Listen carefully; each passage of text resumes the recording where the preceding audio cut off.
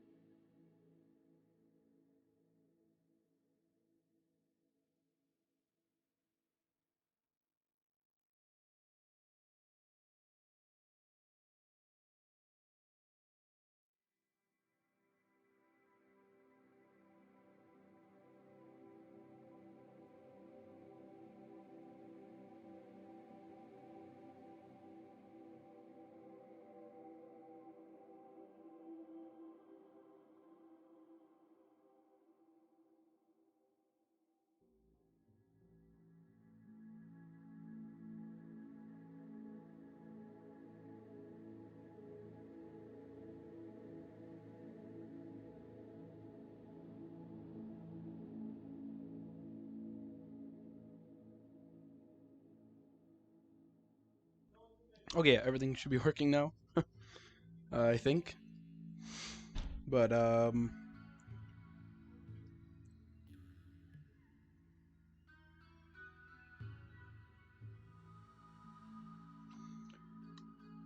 thanks, Nate. I mean, I don't know. I guess people will follow if they want to follow. Um, I'm just trying to get out there. But yeah, I mean, thanks again for the compliment. Yeah, speaking of like that message thing though, I mean, like for some reason my like Twitter is being weird too, because usually I tweet when I'm going live too, and for some reason it says, "Oh, your internet connection's being like, oh, check your internet connection. We can't." Yeah, but like it'll be like, "Oh, check your internet connection because we can't send this tweet," and then I can go on stream and watch my chat and like do like stream manager on my phone. So obviously it's not my internet. So yeah, I couldn't send out a like starting stream tweet. You're playing MC Dungeons? No, I played that. It's pretty fun.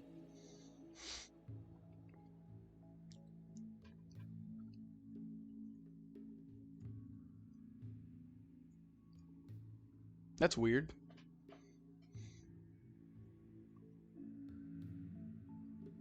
Well, I mean, how many people are you following? Could it be like that? Like it's reached like a limit, or is it just broken? Because I don't know.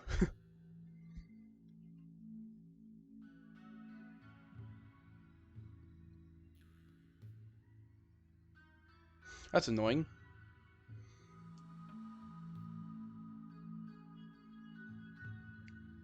And I mean, like, it's not that big of a deal, but I mean, technically, that would hurt my viewership because if somebody didn't know I was live or something, or like they don't have notifications, so even if they checked, I wouldn't even be there, so they just forget about me.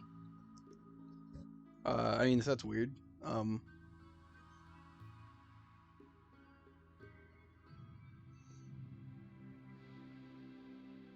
I mean, either way, I'm here, and you guys are here, so that's good.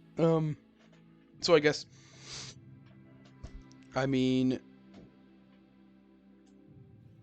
I guess we gotta start the we gotta start the world.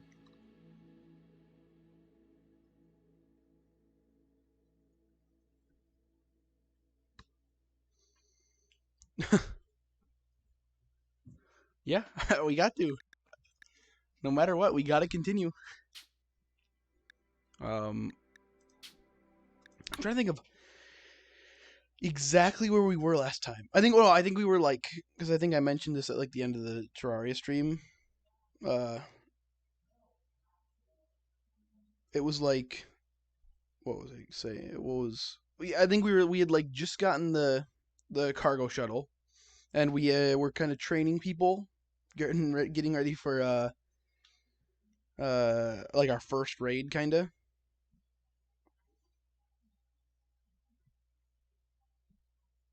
Because I think I have one person who's training constantly to be. Oh wait, no, it was um.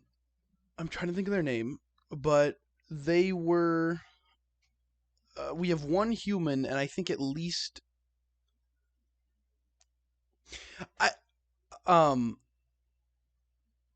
what's RimWorld?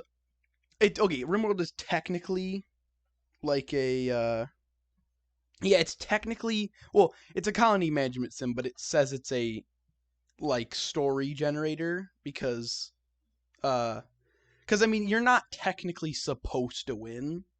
You don't need to win or anything. It's just obviously it's a game, so you want to win. Um yeah. But yeah, no. But back to what um back to what yeah, Nate was saying. I think I don't know, like it seems like every time there's like one, I just find like a mod that I say, "Oh, this would be like," cuz like since I started oh, I got to connect to stream. But like since we started doing this interactive world, um I don't know, I just find like certain mods and I'm like, "Oh, that'd be interesting on stream." Or that'd be not interesting, but that'd be like helpful. I haven't added anything since I started streaming RimWorld that is like any different than my mods I had before. It's just um I just add like quality of life mods and stuff. Like I think I added one that well, I just added certain stuff like I think I remember. Oh, I remember adding. Maybe this was my other one, but I added like some like HUD mod so you get more information on the screen, and I added some mod where you can give people better orders. So like you can tell them to only harvest fully grown crops and stuff like that. So I haven't added anything crazy. I just add quality of life stuff. Um.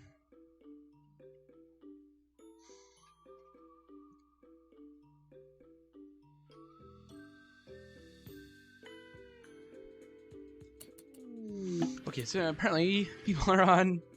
Okay, yeah. So buying works. One piece of human meat. The tournament. What was I gonna do? Oh yeah, that. Did I send someone yet on that tournament? Also, why do I have no power? Oh, it's a solar flare. I was gonna say. Um.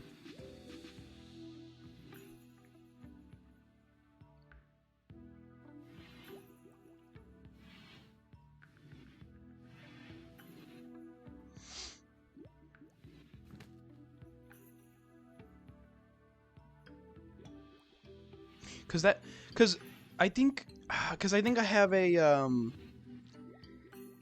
have a mod that it's like the vanilla factions expanded, and there's like a medieval colony or a medieval faction, and they host tournaments, but they never specify because they're hosting an archery tournament, so you need high accuracy and low mental break threshold, but they never specify that you have to use guns or that you have to use bows, so you can just send somebody with the gun and they'll win the tournament. And I guess there's a tournament going on, which would actually be very useful. Well, not everything you can buy, because there is modded stuff. So you can do that. Oh, what was that? What was the command that was really useful? That would let you look at. It would let you look at what, like modded items. You could search like a word, because that was useful.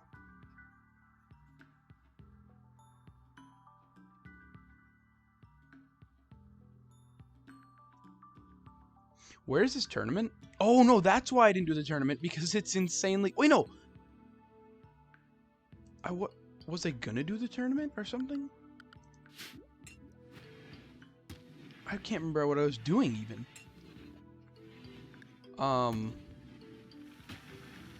Thanks for the animal bed. Actually, that'd be useful. I haven't made one. So I guess I'll just replace one of the animal beds with it. Or one of the sleeping spots with one.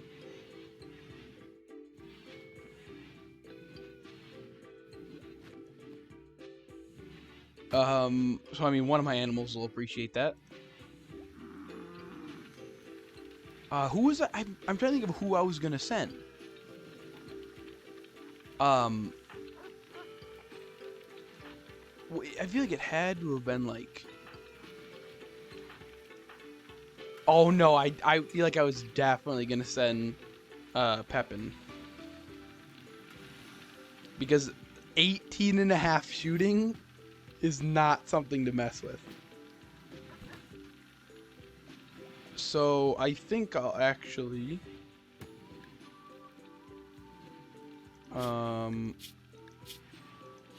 mean, I'm just gonna have to try, I guess. I'll try to send oh,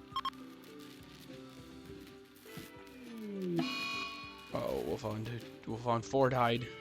Blood loss? What did he get hit by? He attacked a wild boar and got a horrific wound. What? Gross.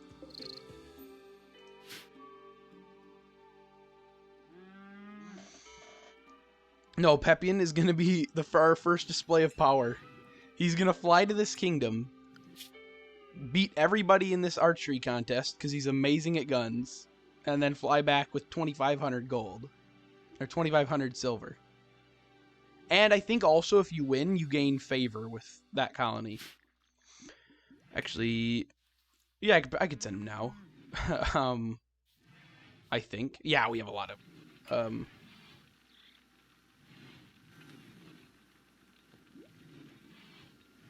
yeah, so let's get rid of these messages. A lot of major break risks and minor ones. The Arctic Fox appreciates the bed.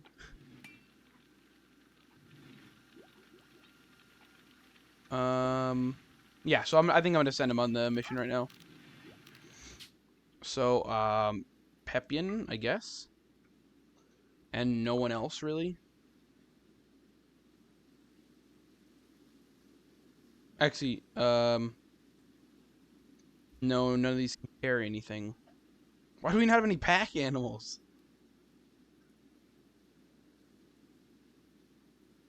None of them were trained. But yeah, I'll send Pepian and I guess just some food and some fuel.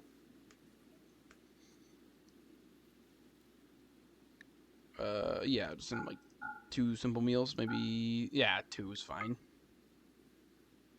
Yeah, so he will show the people of this world what type of firepower we have.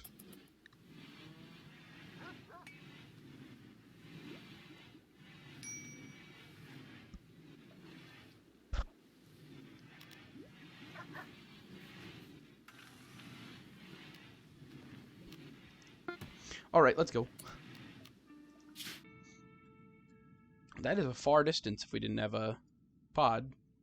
And then I think tournaments, because they're modded, they're not designed to work with this. So if I have to... For tournaments, I have to send it to, like, the tile next to wherever they are. Or else it just doesn't send right. So Pepian will spend a very short amount of time traveling.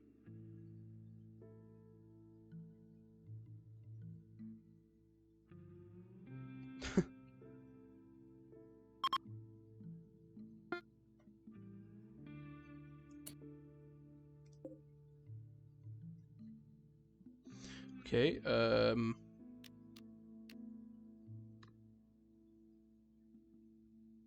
well, yeah, and being a mod is, like, a lot of work that I don't want to just throw on somebody and say, okay, you're a mod now.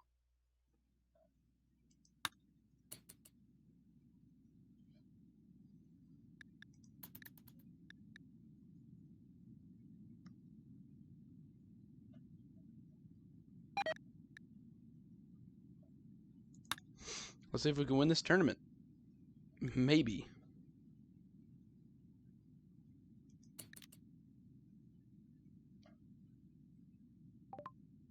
All right. Yes, participate. Peppian, your odds are excellent. He won the tournament, and we got alpaca meat. Nice. So Peppian is now a successful.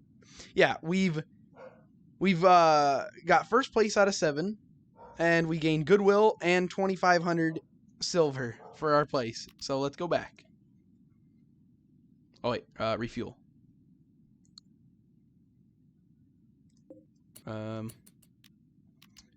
Refuel, launch. More major break risks. Nice.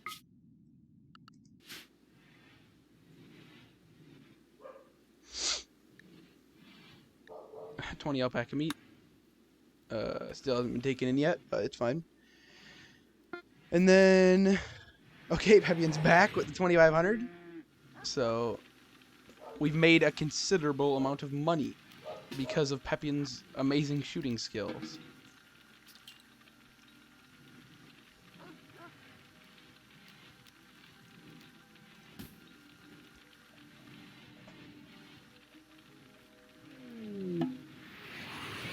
Okay, I think who bought me a cowboy hat that one time? I got a cowboy hat from someone. I think it was on the first Interactive RimWorld. Oh no, it matches perfectly. Reese needs to wear this.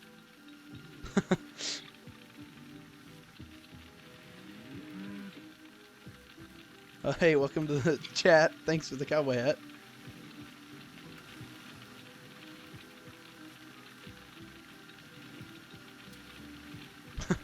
We got a perfect cowboy hat for Reese now. I mean, almost. I think that it matches about as good as you can get it.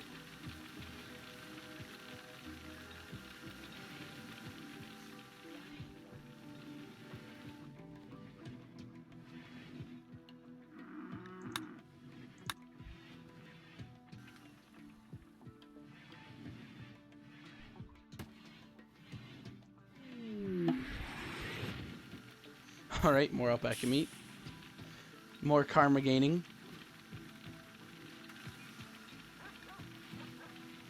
God, I don't like the major break risks. Well, I mean, yeah, they're sleeping in a horrible hospital. So, it's kind of understandable. Oh, yeah, no, the flu hit. So you're doing... Okay, yeah, you're doing good. You're fine. And I don't like how you're doing.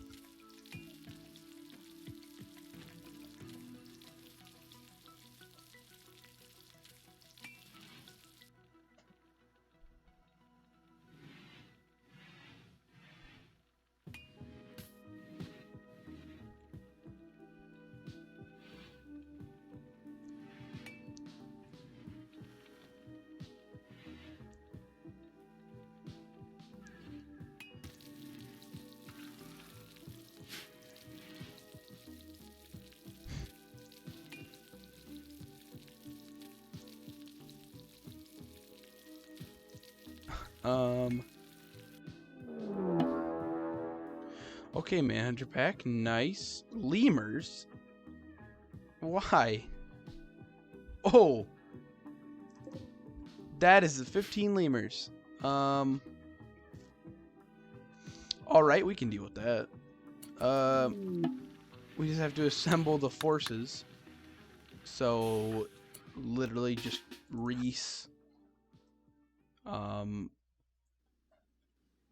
Siberian. And I mean, I think Peppian's busy. He's sleeping, but he's still got to go.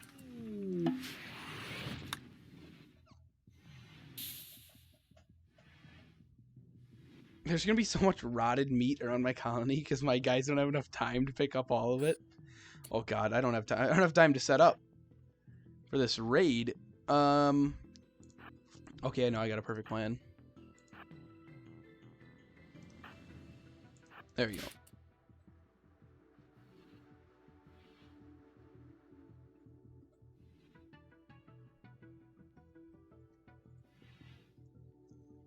Ooh, the first major attack on the table. The disciples of the table god.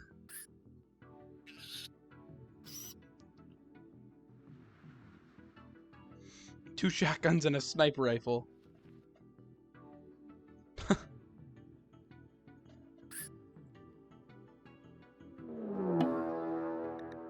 Oh, nice. Okay. Are they gonna attack immediately? No, okay, they're gonna prepare. I was gonna say. No, I was gonna say, because if the lemurs were attacking immediately and those guys, that would have been a big problem. Yeah, but we can take on this. Oh, I forgot that turret. That's gonna help a lot. All right, that's them dealt with. Now we can actually get to the real issue. We will launch a preemptive attack. They are just knights, though, so they have no ranged weapons, really, which is it's going to help a lot. Actually, I should just launch the attack from here. We can shoot him from here, I think. Or there's a building in the way. No, we can hit that. Oh no, the range on this gun isn't actually that good. So I guess if we go like here.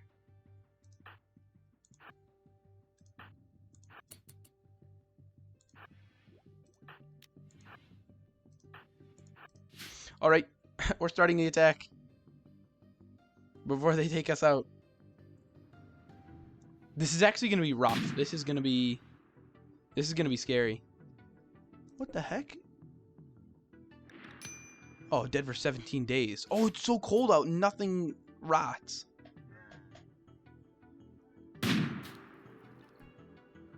All right, 1 person down.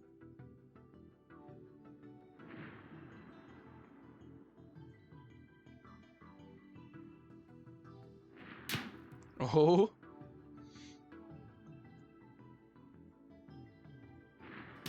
These guys are trying to steal our tables. Little they know they're working against two they're working against 2 androids trained in nothing but fighting since the day where they were born. And 1 guy who was a man in black, so he was obviously good at fighting. But apparently he can't hit a shot right now. And where did James get that meat? There's so much alpaca meat everywhere that he's taking it up from everything.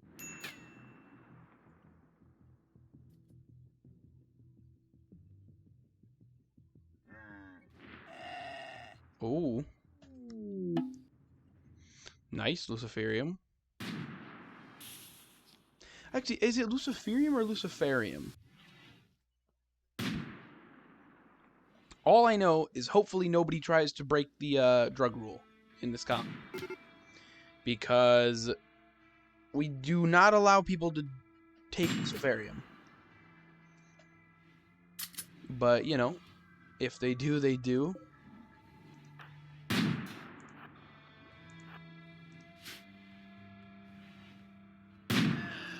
Oh, wrong creature to shoot. Almost.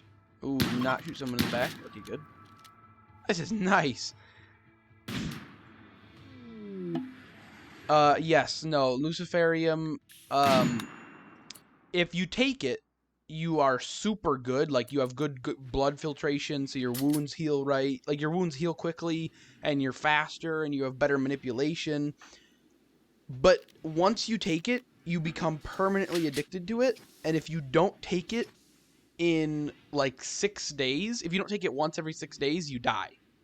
No matter what. So the moment you take 1 Luciferium, you're addicted to it for the rest of your life. And it's also very hard to really... It's hard to come by if you're not actively seeking it. So if somebody takes it early or mid-game, they're dead, basically. They're just dead. Which is why I would not recommend it unless you're really prepared. Okay, nice. Fractal enhancements, which means I'm assuming Reese took the first one, if I remember correctly. Yes. Nice. So it's starting to scale. Reese is starting to scale and become completely inhuman. Well, I mean, he's already inhuman. He's an android. But he's gonna become too inhuman. She's up. She's grabbing her weapon. Oh no, she died again. That was almost bad. These guys have anything? They don't really have anything good on them. I don't want any of this. They're knights, and I don't want... you know, Reese is probably going to be our main fighter, even though he is only a tier... It's going to be bad, though, because if anything... Like... If anything really bad happens to Reese, we can't help him. Because... to get advanced legs, to get advanced legs installed on you, you need to be at least a tier 3 android, and he's a tier 1. So when he loses a limb, like he lost a leg during that Alpha Beaver attack, he can't get... The only thing he can get is it's called like a basic replacement leg for android, and it works at 95% efficiency. So technically, every time Reese goes down or loses a limb, he becomes permanently weaker. Though, with the fractal enhancements, obviously he can exceed his weaknesses. I mean, even if all the parts he had were replaced with weaker versions of themselves, if he was maxed out on fractal enhancements, he'd still be completely overpowered. It's just... He'd be more overpowered if we could replace him with better stuff.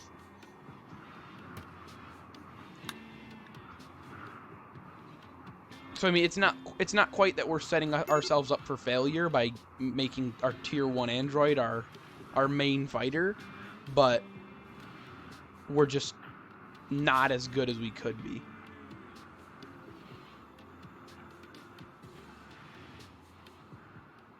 You know, and then the speed and the learning and the manipulation are what's going to help him.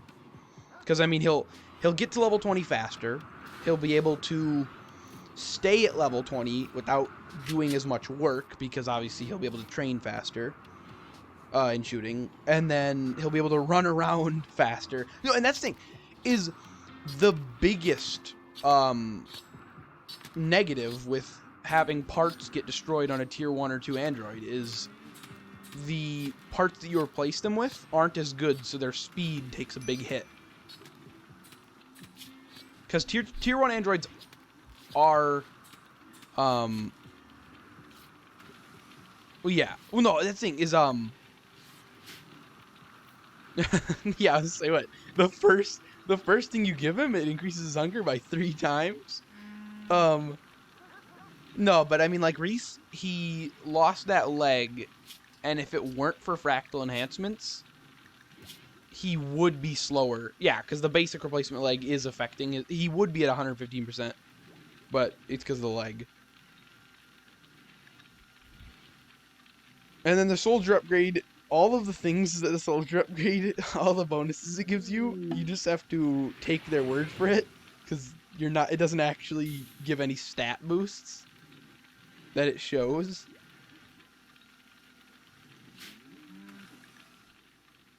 Now we have 193 hay. Actually, that'll help for the animals. So they don't have to eat as much stuff during winter.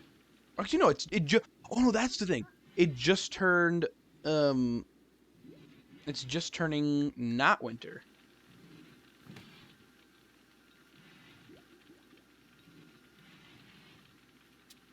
So we're getting slowly back into the whole rhythm of things, because we're gonna start being able to make food. Actually, ooh, I didn't check on that. We're very low on food. Wait. I gotta select these, or else I just forget about stuff and I don't prepare. Okay, so we only have 15 not emergency meals. So we should actually go hunting. Okay, Red Ver is in a daze. That's fine. Actually, who's good at talking? Not you. Actually, I don't think anybody in my colony is good at talking.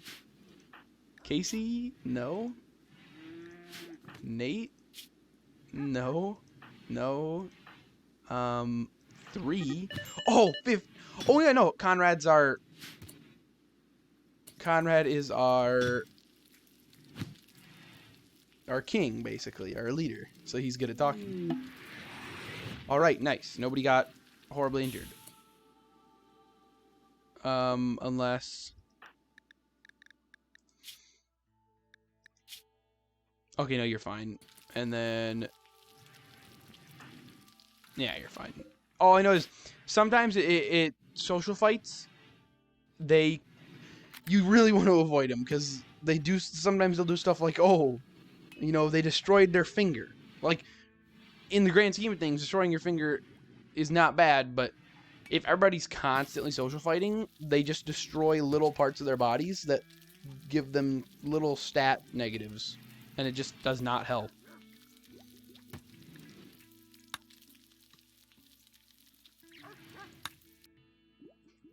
Or like the worst ones are like they might lose an eye in a social fight, and then that is really hard to replace. Oh, smoke leaf joints. I thought I read smoke leaf. Like I thought, I don't know why. I just read it and then was expecting, oh, it's just smoke leaf, but no, it's smoke leaf joints. And a summer hat. Nice. And more hay. God, my people don't have enough time to bring all this stuff in.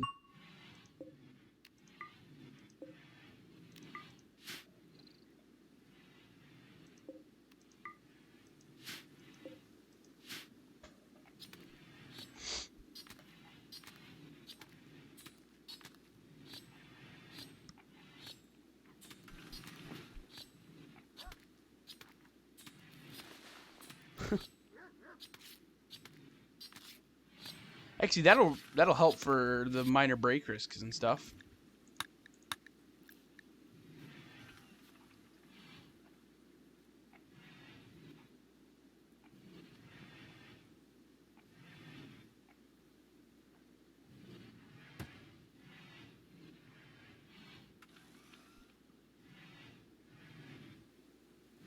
And I guess the panther hates Monkey Boy trying to train him. It is sprinting away.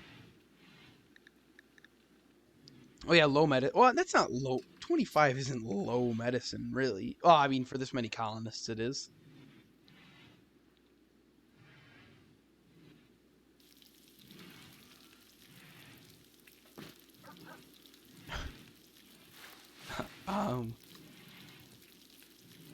But I mean, we got. I don't know. We're doing good. We have.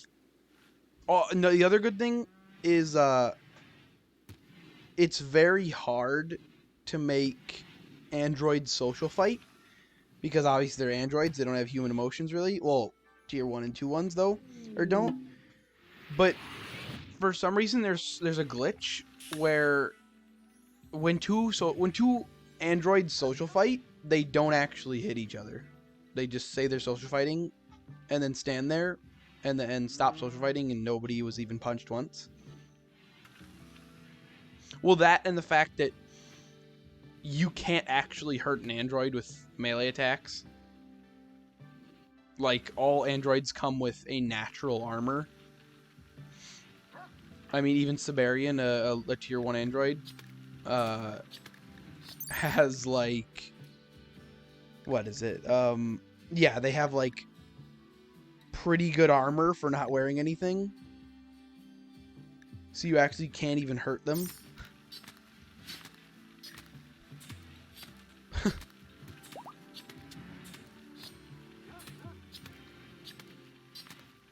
But, I mean, I will never stop saying it.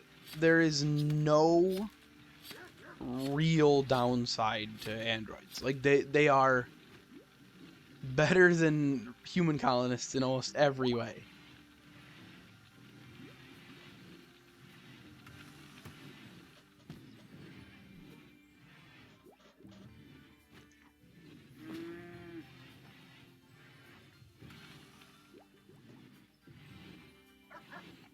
No, it can't die. But see, that statement doesn't make sense. It's a god. It can't die. We might die, but it won't die. It will continue on.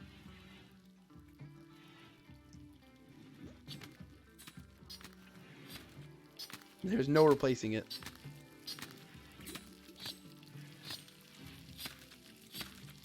Table God is immortal.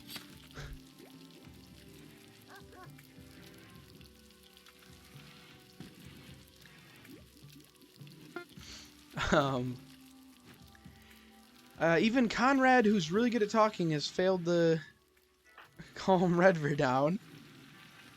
Redver, why do you have this gun? I guess I didn't really need anybody else to have it. So, whatever, that's fine.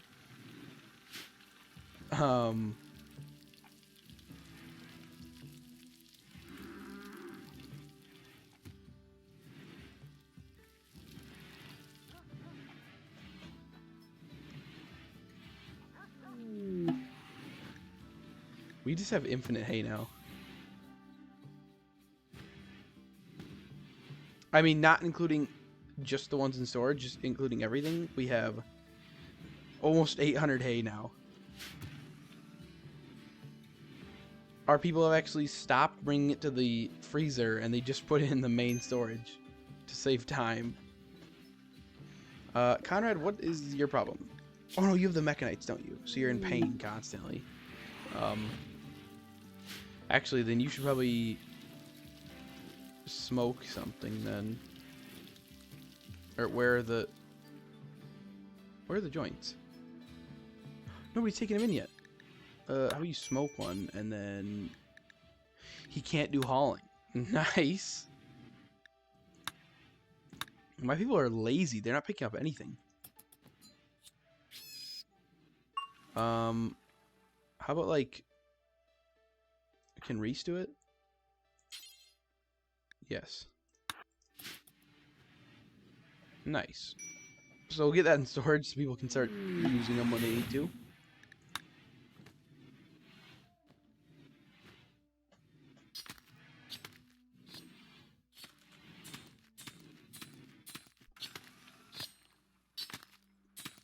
We're eating lemur.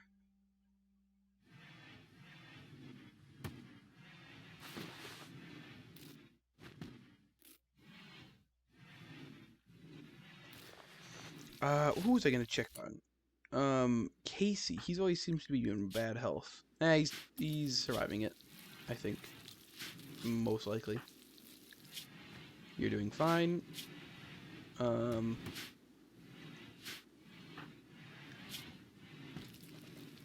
Yeah, you're doing great. I mean, I think everybody's gonna survive that.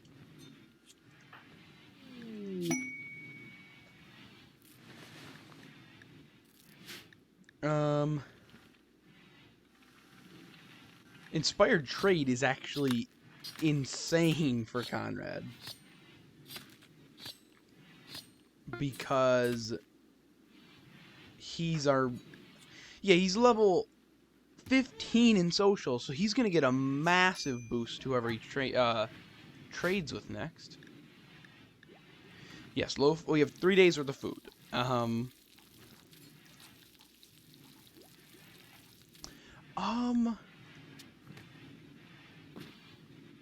I don't know. Let's check it out.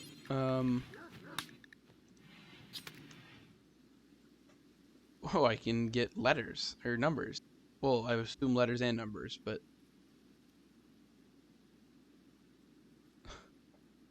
okay. See ya. Hope you had a good time.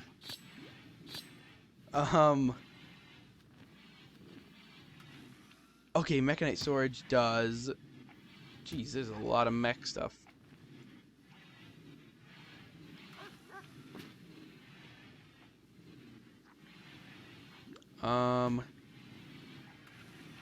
Mechanite. Where's mechanite storage? Oh no, crew. Oh, mechanite.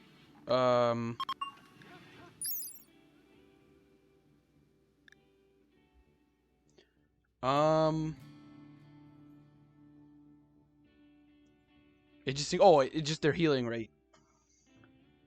Oh.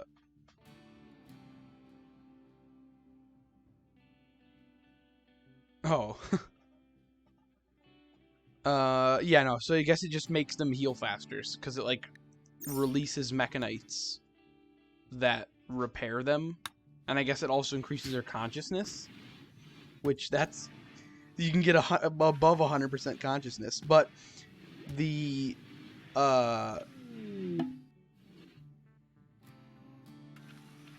yeah, like obviously the different levels of mechanite storage require higher and higher level mechanite or androids.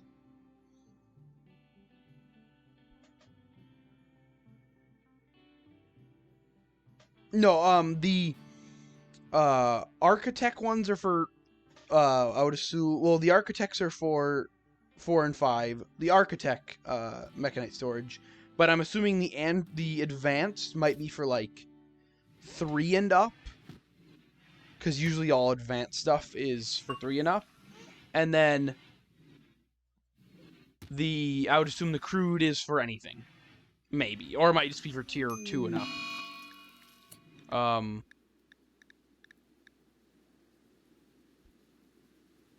So it depends which one you buy. But I don't know if you can get crude mechanite storage for... Okay, see ya. See ya for real this time, maybe.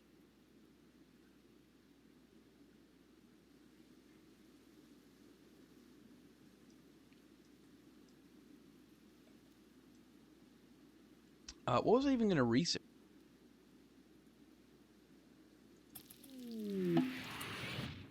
I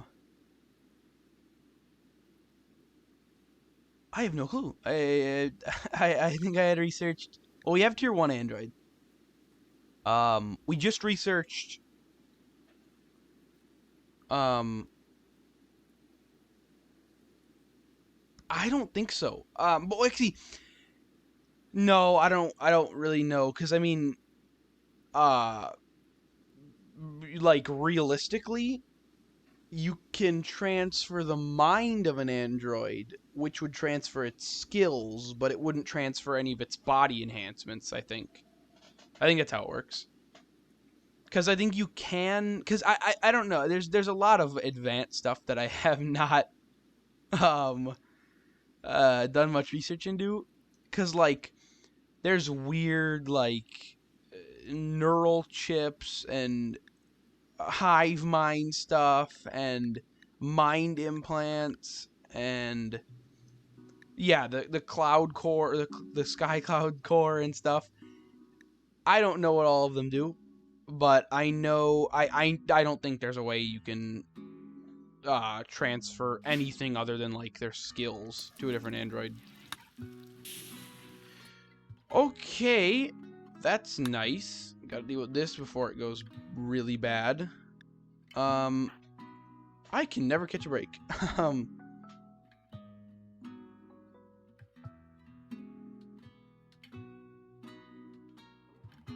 Well, yeah, I mean, like, I feel like, I mean, end all be like at the end all, I would definitely want to, you know, maybe put Reese's mind into a tier 4 android. That'd be nice. Because then, well, actually, no, maybe not put his mind into it, but maybe I can, like, clone his mind and put it into another one, so we can have Reese and a tier 4. And they'd be the same skill level, but obviously they wouldn't have the fractal enhancements like Reese does. Is this person good at medical? No, they suck at it, so you gotta go heal quick before you die. Conrad, Casey, and Redver. Oh, this is... Can it get worse? Like, Conrad is still recovering from the fibrous mechanites. Wait, is X... No, that's a stone part. They can never get a break. Okay, wait. Slight pause. Casey, Redver, and Conrad, because Pepin is already going. So, who's the best at medical? Klein. Oh yeah, obviously Klein's like the master. Klein is literally like the master healer. So he'll go. Okay, guys, he'll do. I guess he'll heal Redver, Conrad, and then Casey, and then Pepin. Wait, yeah, no, I don't have any other beds. Why is Klein so slow? Who knows?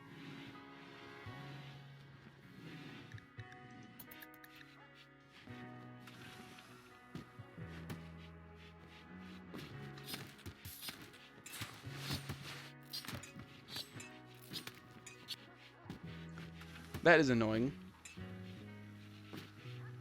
The fact that he picks up the medicine, but he doesn't...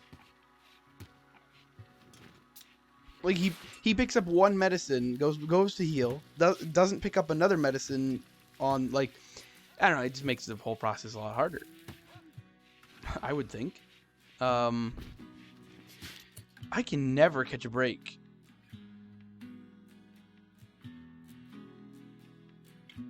I mean, I don't know. I think we're actually medicine. If Reese, okay, what does Reese do? Oh no, Reese is good at doctoring. Actually, no. If Reese was better at doctoring, that's what I do. I think. So I mean, if I put everything down a priority, and then if Reese didn't, no, that's fine actually. Or maybe do this too. But if Reese was better at medicine, he could just stop training whenever he's training and help people out with medicine. So then, because I mean, Klein is obviously a person, so he has to sleep and everything. So he can't be working on medical 24/7. But Reese, and then Reese also could heal people on the field too, if they got injured. Okay, so his plague's doing good. Conrad's is doing good, I think. Casey's is not doing good, but his immune system is busy, and Pepin's isn't doing good either. But they did just receive treatment because they were being treated, because Conrad and Redver were being treated. Alright, nice. Now we have that. So Reese should get... Oh no, Monkey Boy's got it. Why out of anything to pick up? You all of a sudden decide to start picking stuff up now? Alright, Reese. Use that so you can actually help people. So people stop dying. Okay, only one level?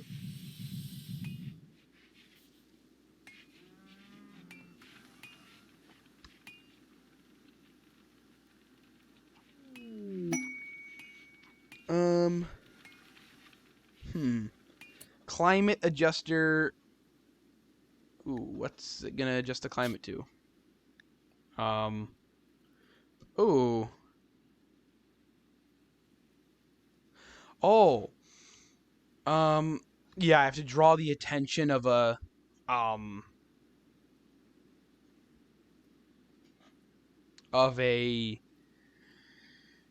robot cluster.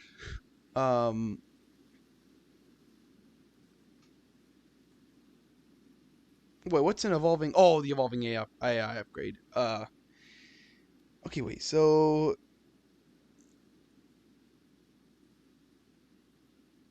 ooh, no, I can't handle that.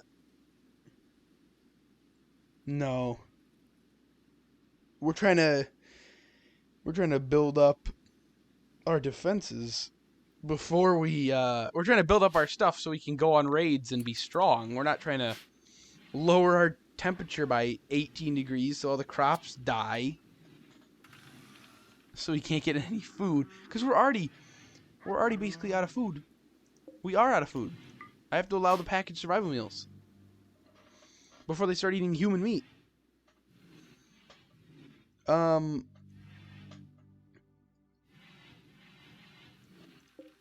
And nobody's planting. Well, I guess it's not that good of temperature to plant, so that's why they're not planting. But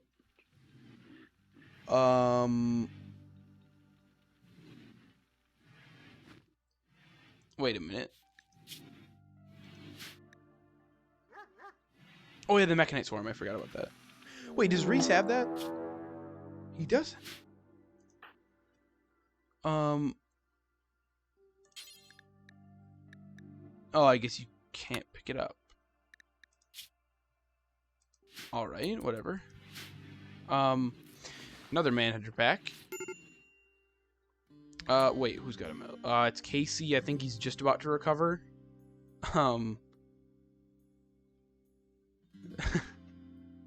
you know, that's the thing. Is like I don't want my other people eating human meat, but Nate needs to. It's like I don't want to, because the other guys don't need to, but Nate obviously needs to be happy.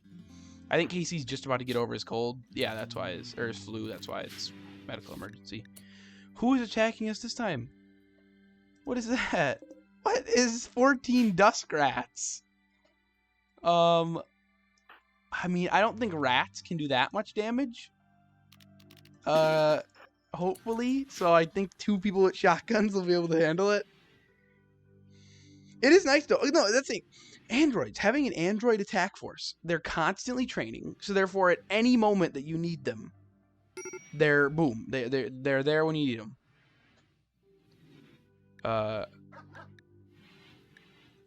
Redvert, you need to smoke something. Apparently we have smoked a lot of joints. There's not many left. I mean, yeah, my colony's not very happy, but yeah, but I mean, anytime I need defense, Siberian and Reese are just constantly there. Also, wait, I got Siberian. What, are you just blind? That's why you didn't shoot.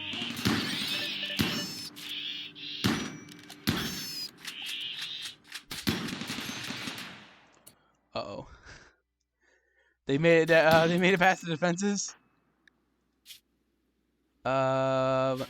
Can you try to get up, maybe? They're not gonna hurt James, obviously.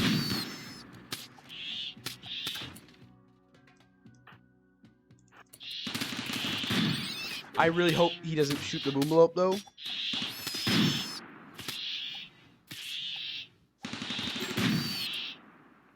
Who shot him? The turret shot James. Okay, nothing got broken. Nothing got broken. Turret, can you not? The Panther got shot. James got shot.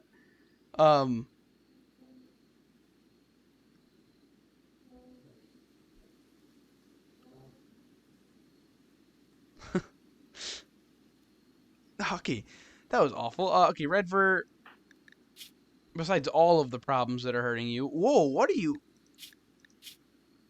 Oh, super. I was gonna say super immune because I'm like, you just do well with everything, I guess. I don't know. I guess I was kind of confused. Is he still alive? Redvert, can you? You can't. Oh, you can't shoot it. All right, now maybe just hit the rat.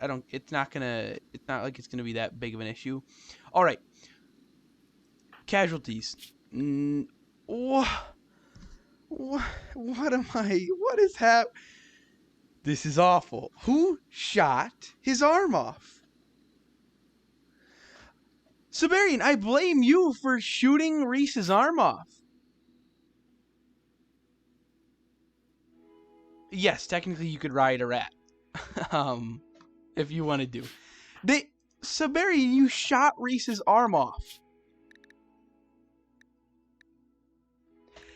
Siberian's buckshot pellet narrowly missed the rat and blew his arm off.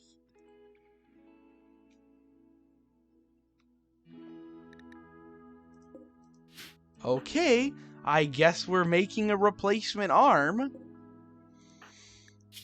Yeah, he just got Oh, okay. How is that even possible? No, yeah, how is it Siberian almost shot both of his arms off. I mean, luckily, obviously, the fractal enhancement, no matter what, will make him better than he would be. James, though, I'm worried about James. Nothing is permanent, which is very good. Reese should rest, because, I mean, and he's not going to bleed out or anything. Siberian, you need to get better at training and not shoot your friend's arms off. Oh, no, he is bleeding. And who is still fighting? Redbird. It's not Redbird. It's a. Oh, there's 2 rats. Keith, you have an axe. You have an axe.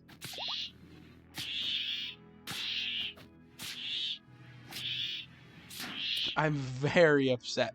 And you have a gun.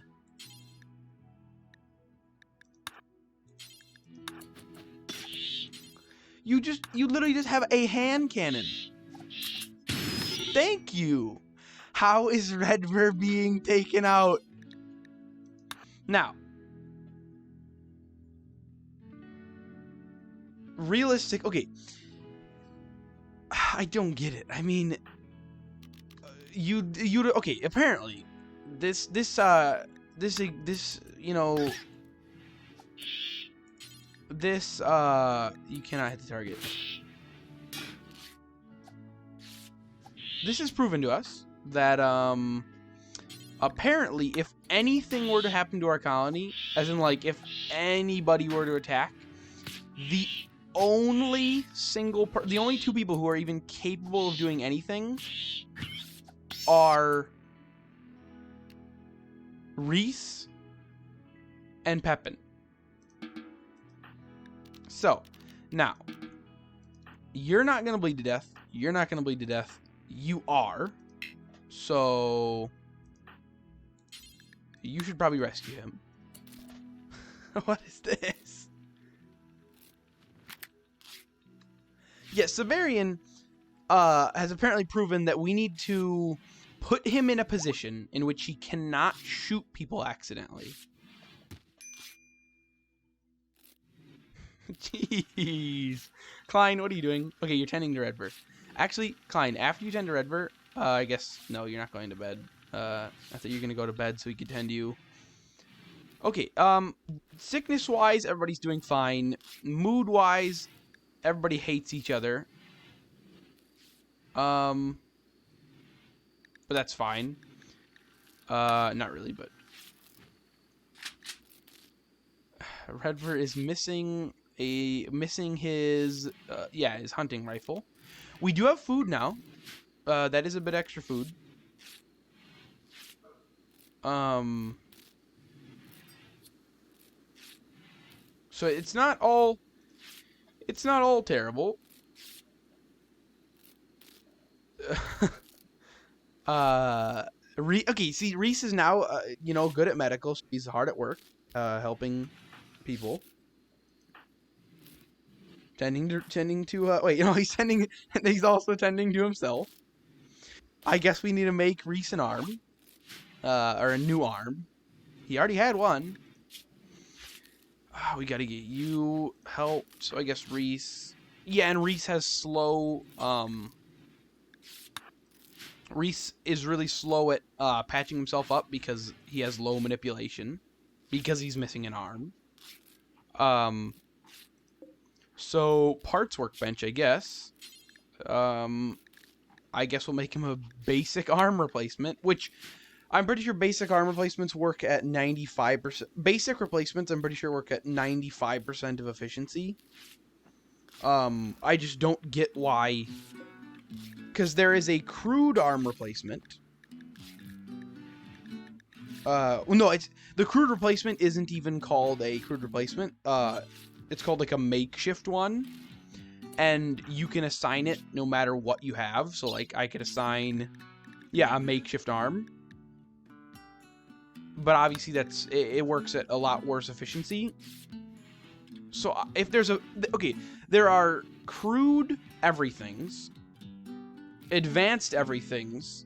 There are crude everythings, advanced everythings, but there's not basic internal parts. Like there's like basic arm and leg replacements for androids, but there's no like, unless your android is a tier 3 or above, there's no way to fully heal it to what it was before an injury happened, which is just seems like a forgetfulness on whoever made the mod. Like,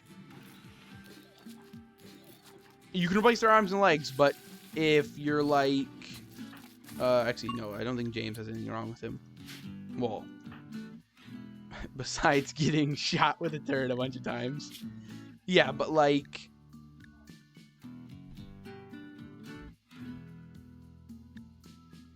I don't know. All I know is like, if your android gets like its heat sink, but like if your android gets like its heatsink destroyed, the only thing you can replace it with is either a crude heatsink or an advanced heatsink. So you can't, and crude heatsinks suck, and advanced heatsinks can't be put into tier 1 or 2 androids. So therefore, the only thing you can use or you can do with the tier 1 or 2 android is just give it a crappy replacement. There's no like medium tier heatsinks that you can replace it with.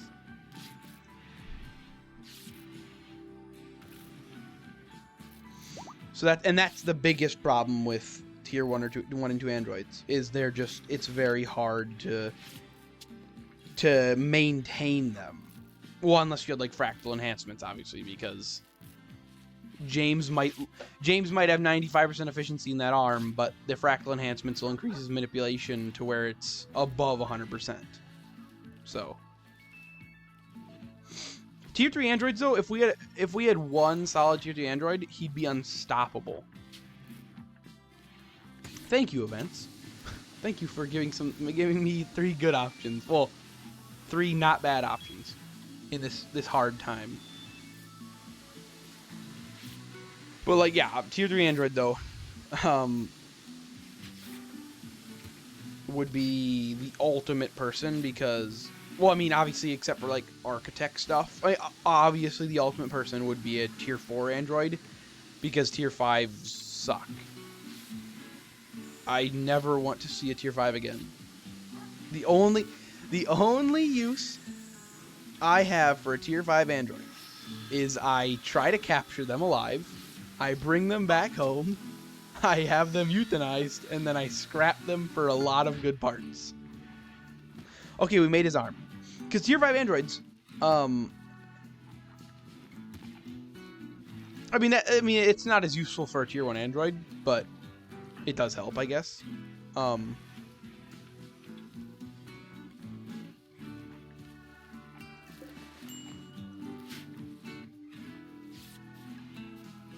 But what was I going to say?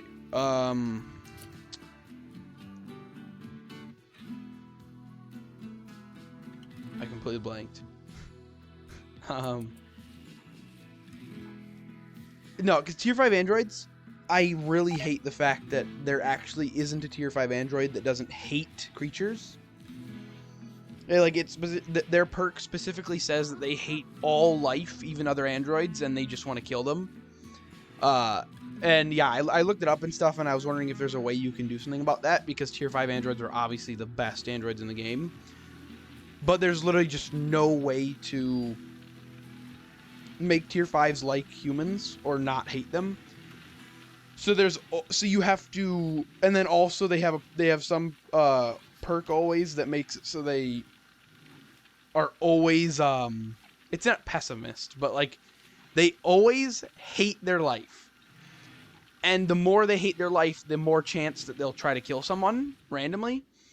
So you need to give them a perfect room with perfect everything and satisfy all of their needs, or else they'll kill somebody. So I'd rather just, yeah, intolerant. But yeah, I'd rather just bring them home, scrap them, and use their parts to make like a tier 4 android or something, or just something. It's like, or like, you can make like 5 tier 1 androids off of the scraps that a tier 5 android gives you. And the 5 tier 1 androids aren't gonna kill your people randomly. Because also, it's very hard. Oh, another man in black. Dallas. Half of my colony is made up by men in black. What are you good at? Ooh. Do we want him? I don't think we want him. He sucks at everything. He's a pet. No, he's gonna break constantly. What decision do we come to? Because we don't actually like people. Our colony isn't about saving people. It's about honoring the table gods. And this guy's gonna slow us down from honoring them. So, I mean, I don't want to make any executive decisions, but, I'm just saying, he's gonna slow us down.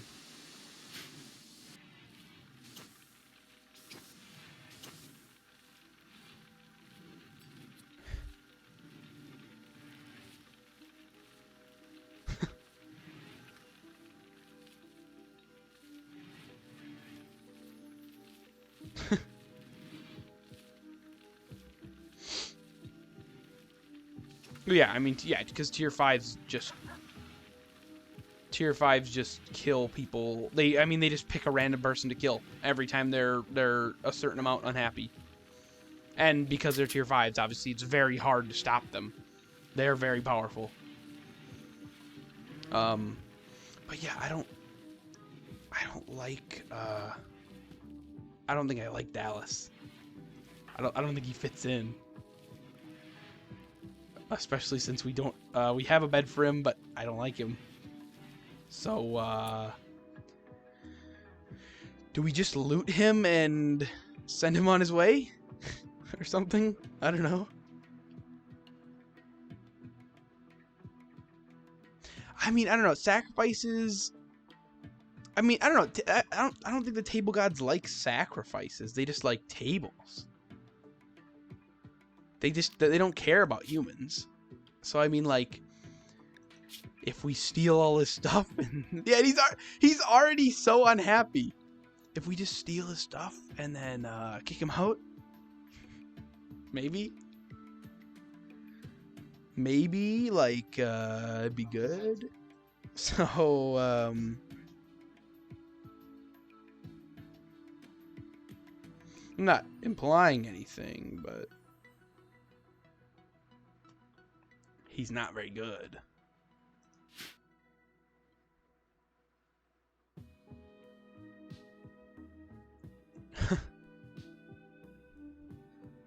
Well, okay. In the rightfulness of the table gods, this man, I accuse this man of potentially slowing down our operations in trying to get the greatest table empire possible. And that's just not a risk I'm willing to take. So I say we steal his stuff. We give him like one meal. Maybe we'll give him like, actually no, I think he has meals on him. We're not gonna outright kill this man, because I mean the table gods, I don't think they really care about people. So I say we have him keep like 3 of his meals. We take his medicine. We take his armor. We take his gun.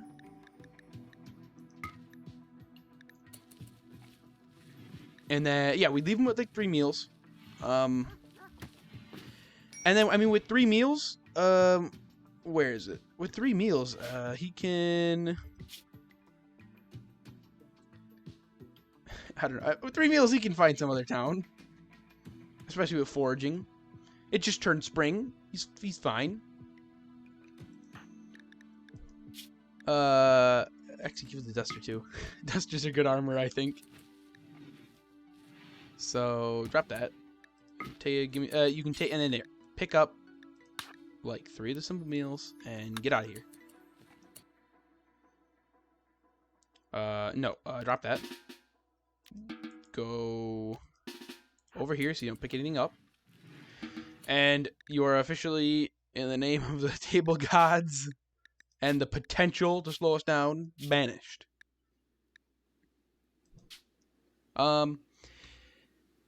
Yeah, no, and that's the thing is people, and that's the thing is that's how you can tell if you're being fair, because the colonists aren't gonna be that sad because obviously they know that he's not really that bad off, so because no, that does happen is if you banish a colonist when you know they're gonna die,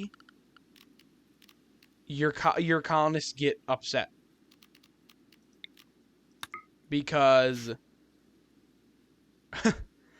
if you banish somebody who's has a like okay on my other file I was gonna banish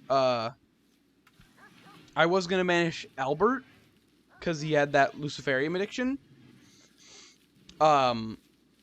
But because he had the Luciferium addiction, it means that he was 100% going to die if we sent him off on his own. So my colonists were going to get the same mood debuff for banishing him as they would if we would have just murdered him right there. Because technically by sending him out, I was murdering him, and the game recognizes that and punishes you for it. Nice, 10 gold. We can put that... Actually, I don't know what grand project we're going to put that into. I mean, obviously a table or something like that. But that's the one problem with gold is you need, technically for building, 1 gold is worth the same as, or 10 gold is worth the same as 1 gold, or 1 of anything else. Because building with silver or gold is a, like, 10-to-1 ratio. So, like, if a table would take 25 gold, or 25 wood to build, it takes 250 gold to build. But obviously, it's a lot more expensive of a table.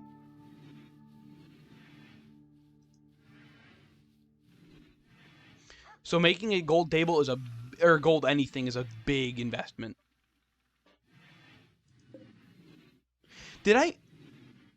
How did you do that? How do you uninstall a designated spot? It's not an actual item.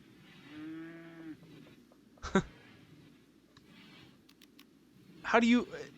Am I supposed to... Yeah, I was gonna say, it deconstructs instantly because it's not made of anything. Ooh, a cow wool. I didn't know cows made wool. I mean, it depends on the type of cow, but...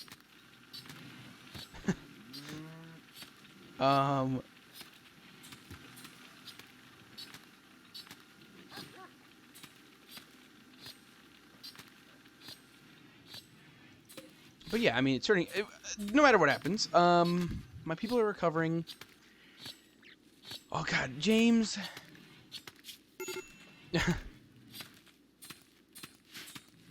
Yeah, but like, I mean, it's cow wool. It would, if it was cow leather, it'd say cow leather. But it's cow wool. But either way, what is it? You guys are fine. Actually, are you fine? KCO is really bad. Ooh. Is he getting tended to? No, tended into. I don't like that as much. You're good. I think everybody's pretty good. But yeah, low food, low medicine is our main issues. We're starting to plant again, which is fine. What was I gonna say? Yeah, I mean overall, it's spring starting. We're starting to plant again. We can start doing stuff outside more, sending people on missions. They'll be able to go outside for longer because they can eat better. James is going to take a long time to repair from that turret fire. He almost died, and that would have really sucked because he was our main cook. He's so slow, but he just has to heal. It's fine. Oh, we got to get Reese that arm. And who is it? Who's our best? Keith, you're the. I was gonna say I was trying to remember who was the best at Android stuff. Hey, welcome to stream.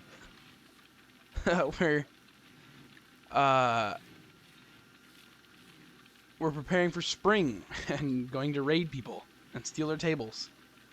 That was really I don't get it. How do you almost shoot 2 arms off? Like, how do you accidentally shoot both of somebody's arms off? They're in completely different spots in your body. So we gotta put his right arm back, and hopefully he'll repair.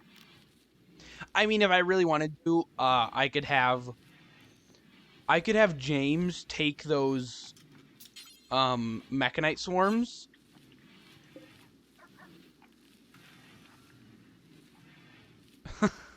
No, but I mean, they're androids. I don't think they can make human decisions. I mean, they don't get mad, really. Oh wait, no. Oh, that's kinetic out. Oh, I thought it was because usually mechanites they heal you.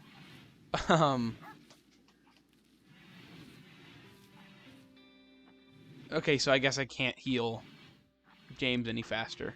So James is just gonna have to be a long and, brutal healing session. Everybody's having major break risks because their lives suck and they have diseases. Yeah, I thought it was like the mechanite bank that you put in your androids and it'd increase your healing factor. But then I remembered.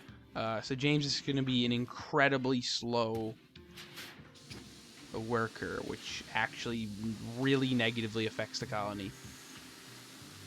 Because it's going to take him a long time to cook. We are getting his arm put back on. Keith is always on the job. Why are you doing it in that bed? That was almost very risky. You didn't do it in the Android upgrade station. Alright, Reese, you have your arm back. Or somewhat like your arm.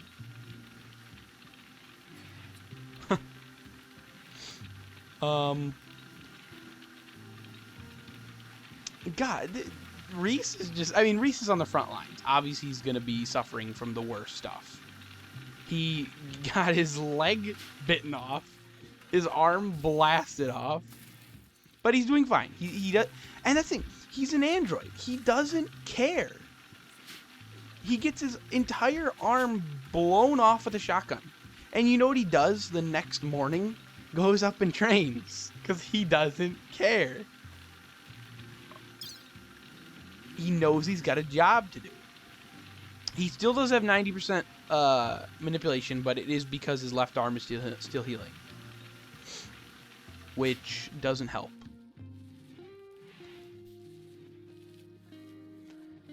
We can't afford Android healing kits because they're like 50 steel each and like components, I think. You don't even make them here, do you? Oh, you do. Oh no, maybe it's a smithy. Where do you make? I have no clue how you make Android healing kits. I guess we haven't researched it. But either way, he's doing fine. The androids of the colony are doing great. I mean, okay. In reality, big thinking here. We could just, okay. Between you and me, so the rest of the disciples don't hear.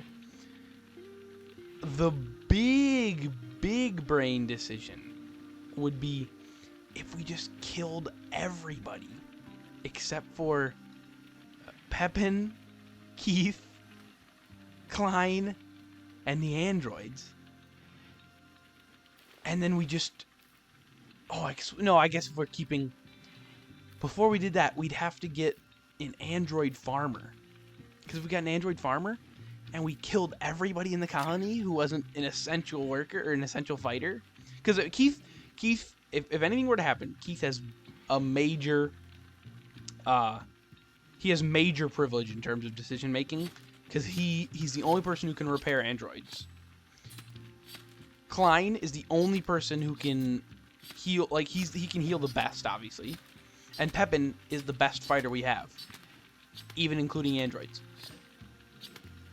So, if we somehow got an android farmer, and we killed everybody except for, if we killed every human except for, or we banished every human except for Pepin, Klein, and Keith, we could just have an entire colony full of android fighters who recharged at, like, recharging pods instead of eating food, so they no longer require food. And then just have the one android farmer cook the food for Pepin, Keith, and Klein. And then obviously you'd build up a stockpile of food, because obviously these fields are way too big. I mean, even this one rice plant field is easily big enough to feed 3 people. So you could just stock up food, and then when you needed to send the androids on, like, some big mission for fighting, well, the androids and Pepin, you just give them food, send them out, and then they'd be fine. Everything would be great. Though it's just slightly, you know, not beneficial for my human colonists. So, but I mean, if we prepared for something like that and we set it up, like, if we purposely, you know, I mean, okay, obviously androids are the future due to their fighting ability. So, I mean, like, if someone were to, you know, if they just happen to, I don't know, research geothermal power, and then we got a geothermal generator, and we had that power the recharge pods for the androids, if someone happened to do that, we could have the androids no longer require food forever. And Pepin is at a medical emergency because he's about to get over the plague. So he's fine. Redver is fine. Well, I mean, he's super immune. And then Casey is fine.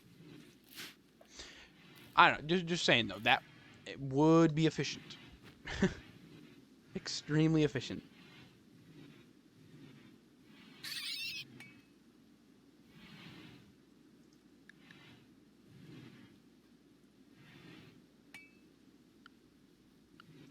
What isn't efficient is the fact that I need to go hunting now because we're out of food. And Reese is James is in no condition to butcher food. To get us meat, which sucks. So I guess it's deer. We're eating deer until we can get... We're eating deer until we can harvest crops, I guess.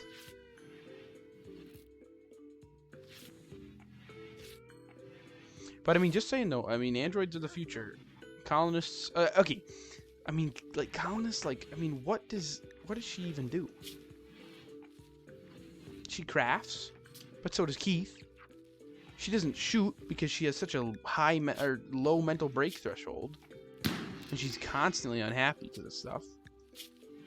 She's rivals with more than half the people in this entire colony. She hates Nate. Nate is their least favorite person in the world. And Nate doesn't even care. Nate doesn't mind her. Okay, actually, what is up with her? Reese. And Reese is talking with her about fighting terrorists. That's fine. Yeah, but she hates everyone in the colony. Yeah, no, she hates specifically Nate. But she hates everybody in the colony, and they don't even hate her. Like, James is the only person with a slightly negative opinion. Or I guess, Jeremiah doesn't like her either. But I don't get it. She hates everybody. So every time she interacts, okay, that's probably why she breaks so often. She hates people, so they probably insult her when she insults them, and then she gets a negative debuff, and then she just breaks so often, and she hates everybody. I'm like, Casey, what does Casey do? Casey farms, does animals. I mean, like, I'm just saying, if we just had a colonist who was good at farming and animals, we could replace everybody. We could replace every human in the colony. Because, I mean, what is it? Monkey Boy, actually, Monkey Boy's cool. I think I'd keep Monkey Boy. Oh no, Monkey Boy I'd keep, because he's good with animals. So, if I just got rid of everybody, if I get rid of every human, except for Pepin, Klein, Keith, and Monkey Boy, we'd be eating half as much food, and we'd be getting twice as much work done. But the only way we can do that, is if we get at least one really good android farmer. And the only way we're gonna get one really good android farmer is if we either capture, we'd have to buy or capture an android, because you cannot make an android that has above 10 of a skill. It just does not happen. Especially not a tier 1 or 2 android. So, the only way we'd be able to start the android replacement project, the android uprising, would be... Oh no, I forgot. I'd have to keep Conrad, because he's our leader. Unless we replaced Conrad. Unless we got somebody who was just as good of a leader. Just saying.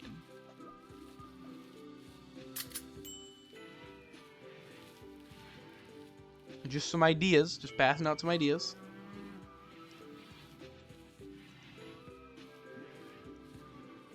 Because, I mean, James just needs to heal. He's just very injured. Yeah, if they would have destroyed some... Because I think heat sinks are technically lungs. So, they almost destroy his right lung. Either way, though, I mean, we're doing good. It's just, we have so many... And then also, the biggest problem of our colony is that diseases. They make people unable to work for so long. Because they're just constantly bedridden. Why do people suck so bad in this game? But, I'm not saying it's off the table, but I'm not saying it's a plan with the whole Android uprising. It's not off the table, but it's not a definite plan. Definitely not.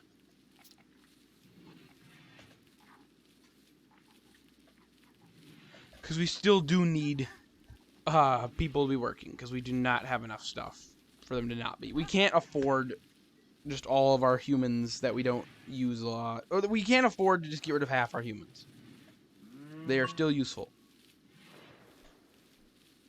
Ooh, Monkey Boy. Smart. Monkey Boy's smart now. He's doing some reading.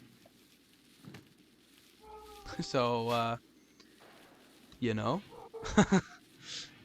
He's good. He's smart now. Anyway, yeah, so we just gotta, just keep training. Reese can't go fighting until I guess he fully heals, kinda, because he'll just have a small debuff if he does.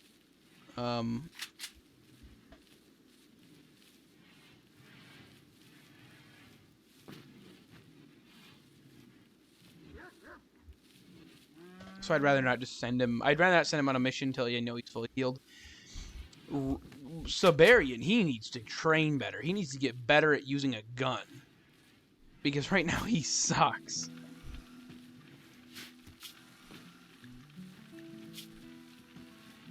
He's level 10 in shooting, but blowing people's arms off is not... It is not becoming of a level 10 shooter.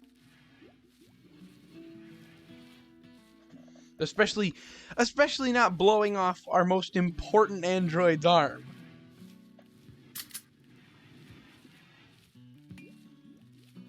It doesn't make you look very good.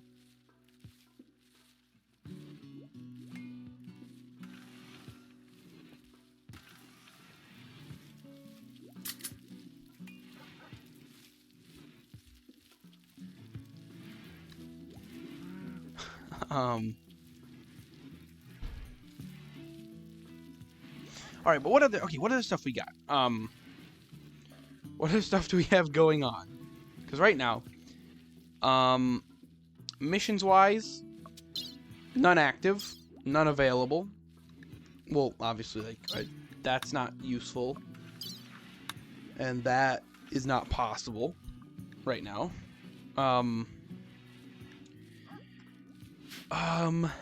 We don't have a big enough military. We don't nearly have a big enough military to actually start, like, okay, because at some point, we can start actually invading, like, full-on colonies and faction bases. It's just, they might have 10, 20 people defending the place. And obviously we can't take out 10 or 20 people. I mean 10 or 20 people who don't have guns, or who have guns. We can take off, we could easily take 10 tribals, I think. But 10 people with, you know, good guns, good armor, that's not gonna happen. So once we have that, we can start launching invasions on, you know, obviously this colony, definitely. These guys, I guess, aren't angry at us, but if they have tables, they have tables. It doesn't matter. I mean, we could, at some point, we could launch an attack on the Empire itself. It's just, it's all up to the amount of people we have and their skills. And right now, we do have people with good skills. We just don't have a lot. They just don't have good, you know, weapons or armor. Actually, weapons are the biggest thing. Like, if I had if all three of these people had, you know, some charged sniper rifles, I'd send them on big missions right now. Because they can charge sniper rifles. They can destroy people if you use them right. So if we had that, obviously I could send people on missions.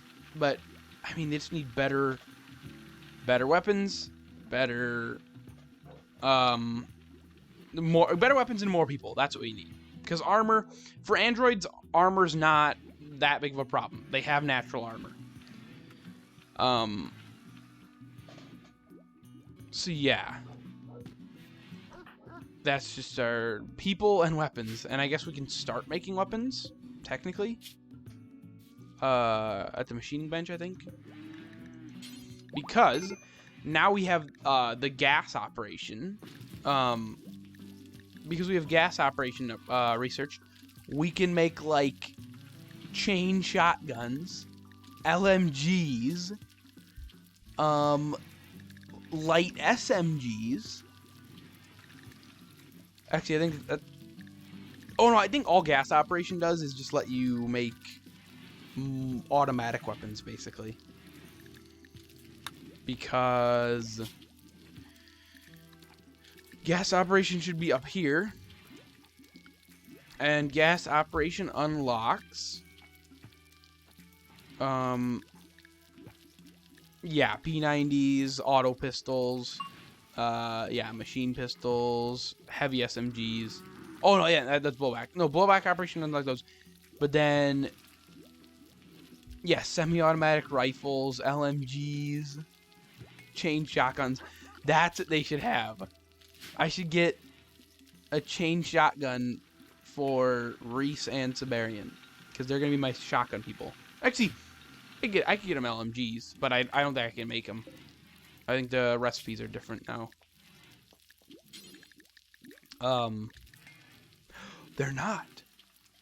We can make two. We can make 2 LMGs for Reese and Siberian, and they can take people out.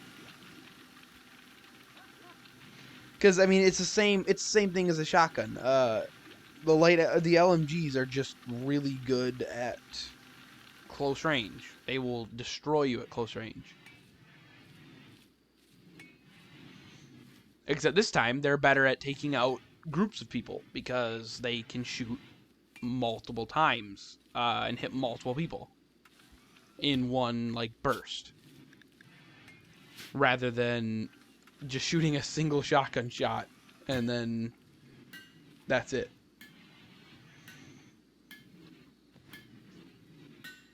It's just gonna, I guess, take a while, a long time. That is a long research time or building time. So I mean, they'll get built. It'll be fine. Hopefully, you know, sometime this year we can get geothermal researched, because once we get geothermal, first thing I'll be doing is building a geothermal generator here. Or here. Or here. Oh no, I think I was gonna build it there. So I'll build a geothermal generator there. And then build an android pod for every one of my androids so they no longer have to eat food. And I guess this guy's angry, so we'll have to take... Oh, we'll see. We'll go for a round 2 on the adventures of Reese and Siberian, and not trying to shoot Reese's arm off. So don't shoot Reese's arm off. Nice. That's what I want to see from my people. I don't want these, you know, self-caused casualties. Yeah, that was good. 1 shot each, insta-dead. That's how everything should go. You shouldn't be, like, missing shots and shooting your people's arms off.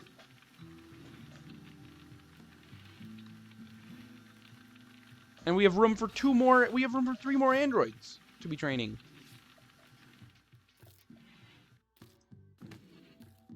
We could be doing so good. We just need better... We just need longer work days, I guess, because... I mean, that's why. We just need an android farmer. That's it. Android farmer, and we'd be set. Because I'd make it so he didn't do anything but farm. So he'd be farming day and night, planting day and night, doing everything, cutting trees day and night if we need wood. So we wouldn't... Because, I mean... One android farmer can probably do the same amount of work as probably, I'd say... I mean, obviously the answer would be like, they can probably do the same amount of work as two normal farmer or two human farmers, but I'd say 2.5 at least, because just sheer work, they can work, you know, the 12 hours of the day when the person... okay, because an android farmer can work the 12 hours a day that the human might be eating, showering, and sleeping and stuff like that, or doing recreation activities. And then also work for the 12 hours a day that the worker might be, or the human might be working. But then also, if you take into account, like, anything bad happens to the... You know, if the colonist gets sick... then obviously they're not going to be working at all, basically, for multiple days. And androids can never get sick. So, I mean... It's just better. If we got one android farmer, he could replace at least 2 of our normal farmers, and we only have like 2 real farmers. Oh, I guess 3. But also, we got an android farmer, and we get rid of most of our people. We don't have to feed as many people. So we don't need 3 farmers. We only need like 1 or 2. It just makes so much sense.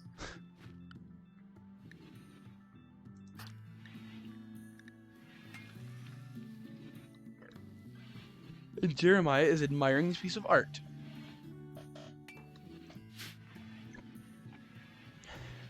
James is just and that's the thing is, if you don't use proper medicine, so like android repair kits or nano kits, androids take so long to heal. And I guess we're out of meat again. Great. Definitely ibex. I guess wild boars. Yeah. Donkeys, yes. Not ripper hounds. Do not want to fight those. I mean, we're gonna have to fight gigantolopes. I don't care. It's just gonna happen.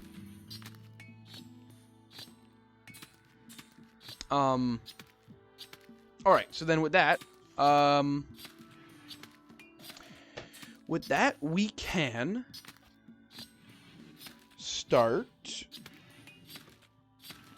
Well, no, we just need meat when you get the first harvest done. James needs to get fully healed, and we can start going like missions.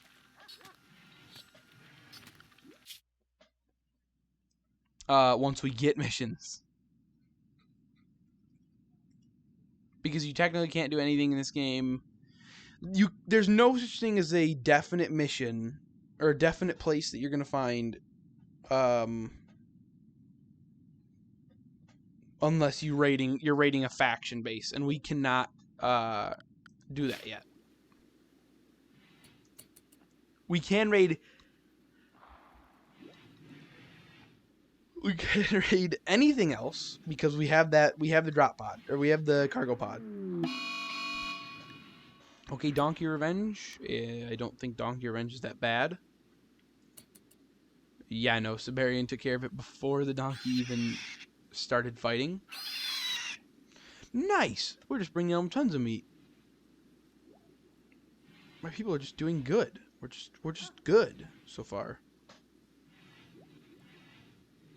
And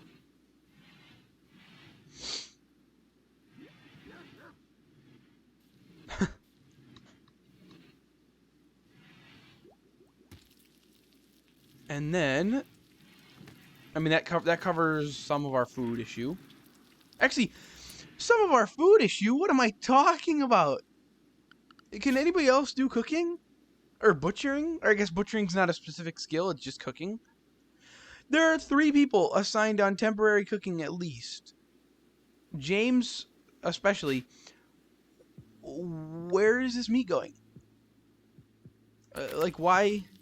Like, what is, Okay, Nate is butchering. Nate, you should actually prioritize butchering. Okay, or just do that, rather than just keep butchering. So Nate should butcher, like, I'm gonna have Nate butcher, like, I don't know, 5 animals or something like that. I guess you just have to walk really long distances to butcher. That's the problem. And James is very slow. Okay, got weapons. What's that? I'll take it. I don't want the hammer, really. Oh, wait, Syntholine. I want the hammer, and I'm gonna deconstruct it. So, I will order the deconstruction of hammers. Because we don't use the hammers anyway. New mission, or new, wait, what are them? Destroy. We don't want to destroy them. Clear all. Only deconstruct hammers. Alright, good.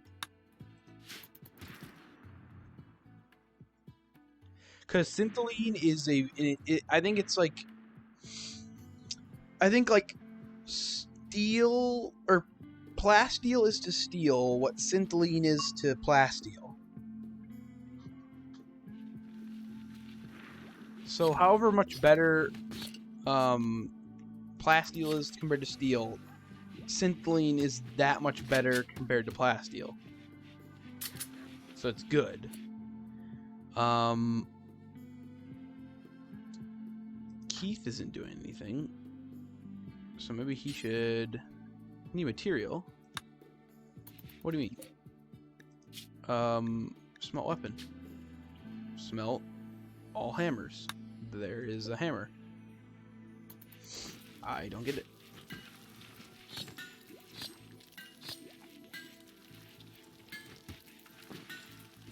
Alright, Nate is hard at work. He's starving to death, so I guess I'll tell him to stop butchering. I didn't know I did that. And then James is cooking. Nice. Okay, Nate's eating human meat. That's fine. We have a lot of meat now. They get the next 4 meals that will be instantly eaten, I'm assuming. Yep. Nate already took one.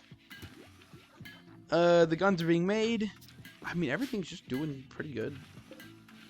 I still don't understand this hammer thing. Unless I, like, do up one. Maybe. What do you mean you need material? I don't get it. Syntholine hammer. Or is Syntholine not, like... Can I not specify? Can Syntholine not be deconstructed?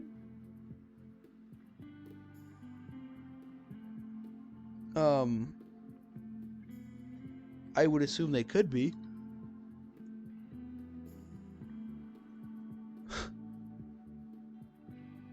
Closer and closer. Okay, I guess we can't deconstruct Syntholine. Or a Syntholine hammer. Actually, how much better of a hammer is that compared to another material? So, like, if I add a bill to make a hammer... Or no, I didn't mean to do that. Okay, if I look at hammers... Okay, so, like, a steel hammer... you know... Okay, 100% penetration... 10 to 30 damage...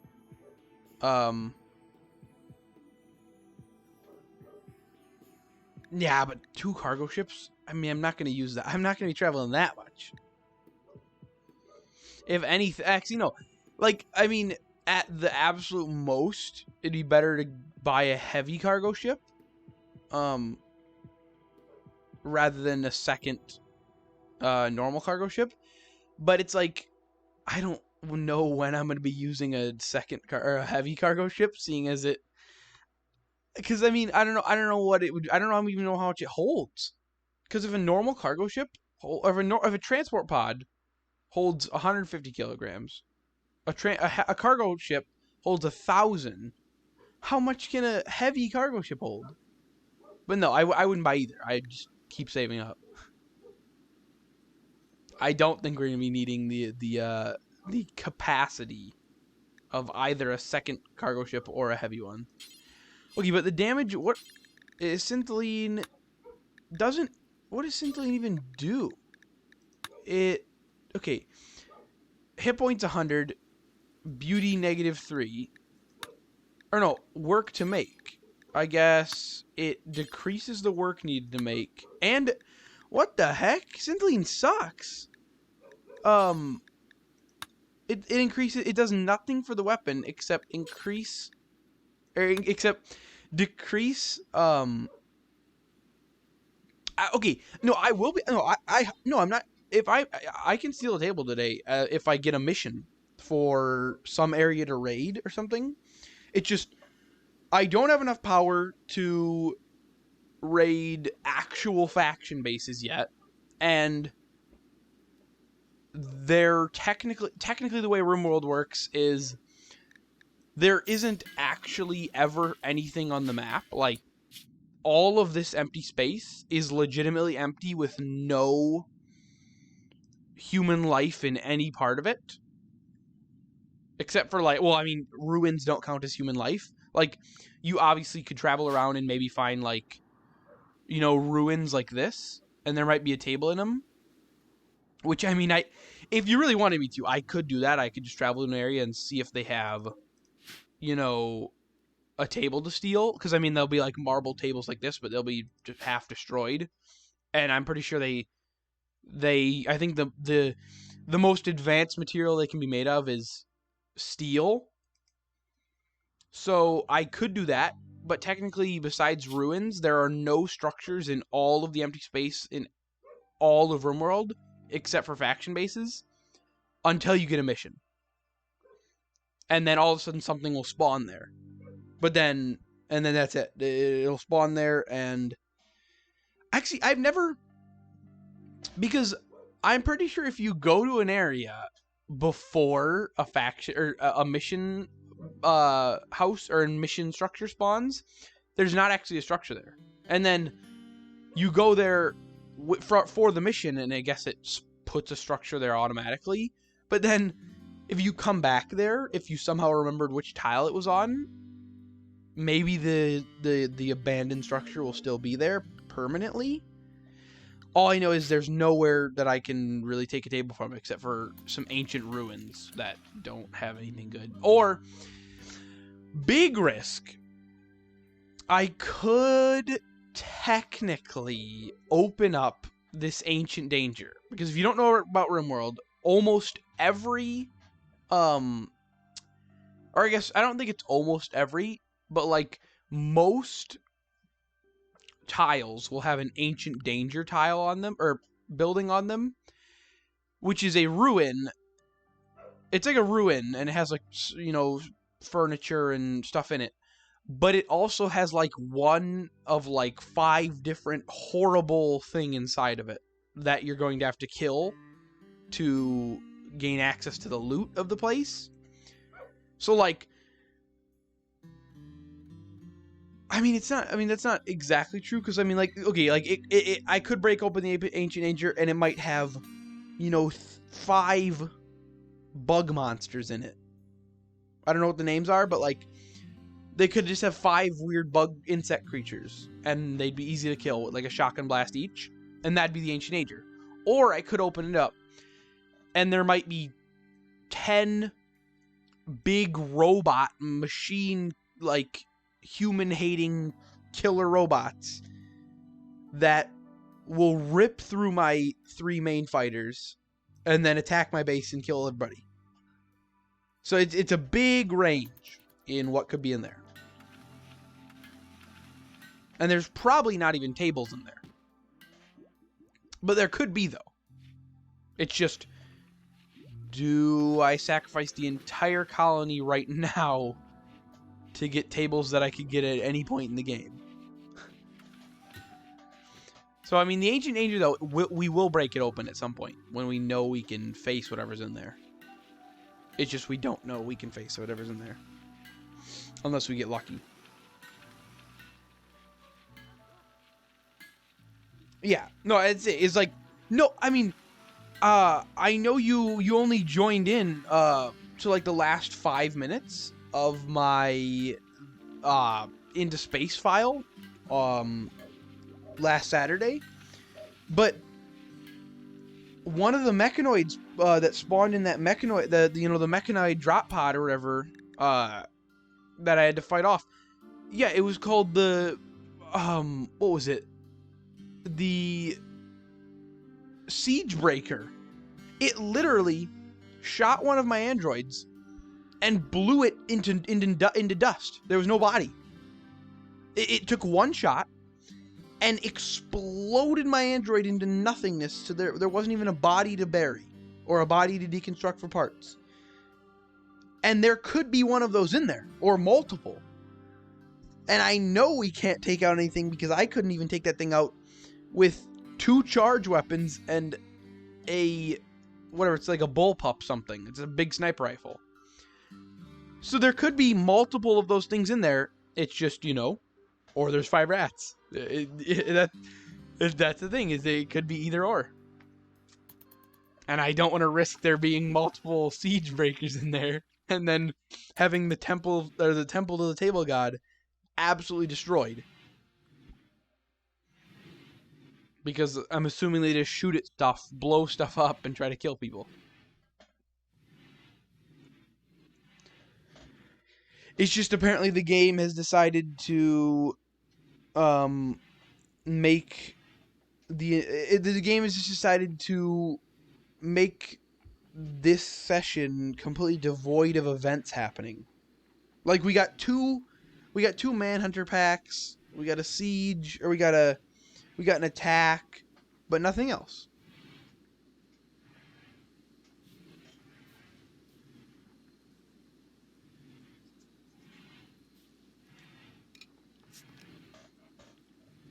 We had nothing super entertaining, or we had nothing fun happen. Like the lemurs got destroyed. The rats disappointed me because they showed just how weak everybody in my colony is, except for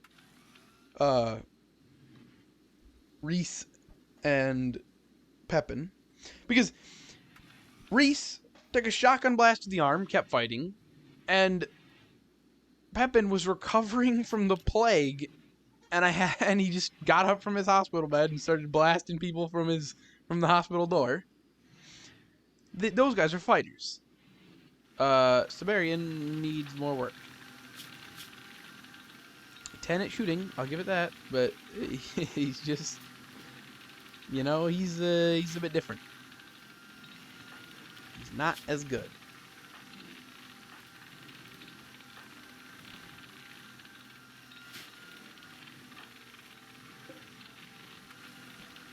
He's not as good, and Reese will always have a reminder of how not as good he is, because there is nothing better we can replace his arm with.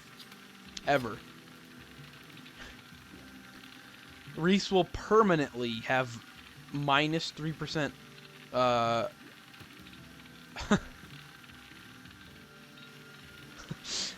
mean, like, you know, the thing is, like, I don't know how Reese can accidentally make such a bad mistake by almost destroying both of his arms, or both of Reese's arms. But for now, Reese will permanently have a negative, or have 3% less manipulation and moving forever, no matter what we do.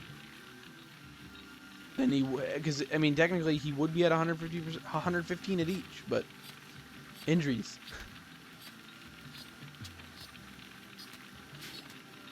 Injuries that, and that's the thing, I mean, if he was a tier 3 android, if Reese was a tier 3 android, he'd be a killer right now. It's just he's not a tier 3 android, so the only thing we can really do is just give him basic replacements. If he was a tier 3 android, we could give him a advanced replacement arm. Can we do that, actually? I can't remember if we can make no, we can only do crude right now. But yeah, we could give him advanced arms so that they'd be better than his original arms, so he could do even more. He'd be if you replaced a tier 3 android's arms with the best that you could put on him, he'd be better than he could ever be. Because the arms are better. But yeah, tier 1 and 2 androids don't have many options. Especially if Reese loses any of his internals. Because the only thing you can put in a tier 1 android for replacements, internal replacements, are crude versions of everything. Like crude mechanite storage, crude battery packs. Actually, that would probably be the worst thing to happen to him, is if his battery pack got... Actually, no, that's not true. The worst thing that could happen to him is if both of his light sensors, which are basically his eyes, got destroyed. Because then he would be permanently...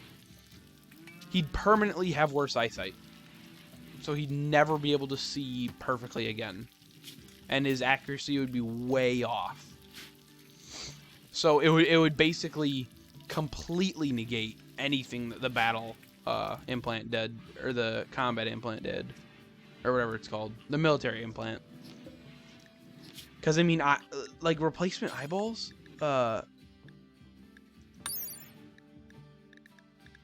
or light sensors, they only work at 70 or 80% efficiency, so he would be permanently only have 80% of his eyesight, which means 80% accuracy compared to what he would have.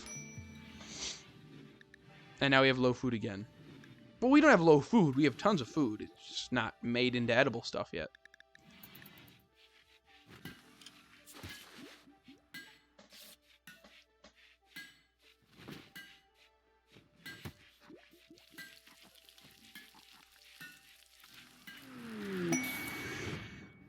Ooh, evolving AI upgrade. I mean, who we put in? We put in Reese. Will Reese be the receiver of this expensive item? Because I mean, we got to make the decision. Like, Reese will never be as good of a fighter, no matter what we put in him. He will never reach his full potential that like a tier 3 could, or even a tier 2. So we got to make the decisions.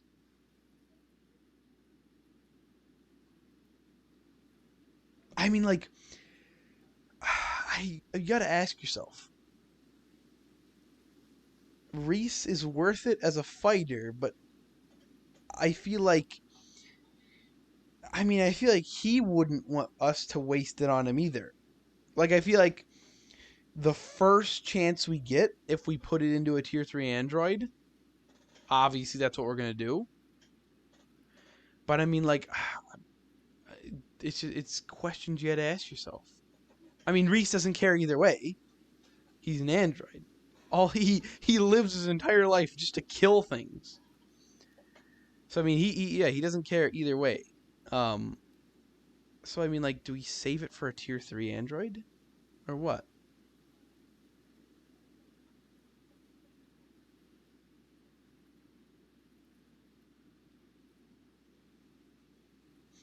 Because I mean, literally just game, game statistics speaking, he will never be as good as a tier 3 android, no matter what we do to him. A tier 3 android will always be slightly better because they can be better.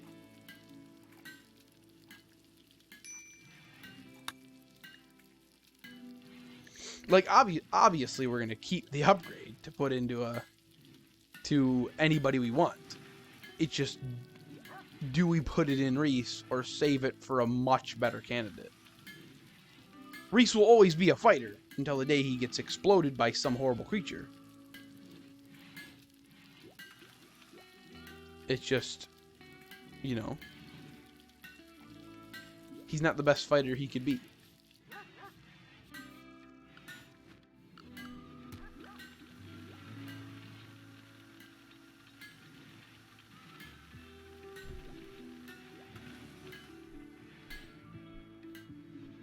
Like, do you keep putting money into a breaking down car?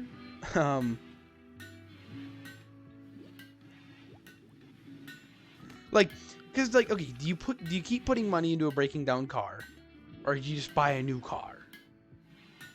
Because at some point, fixing the breaking down car is going to cost you more than buying a new car would have. So I mean, like, I feel like we save. Uh-oh. What? How did? Oh, the alpha beavers, didn't they? Why? What have you done? You don't know what you've done, alpha beavers. You've committed sacrilege against the disciples of the table gods. You have to die now.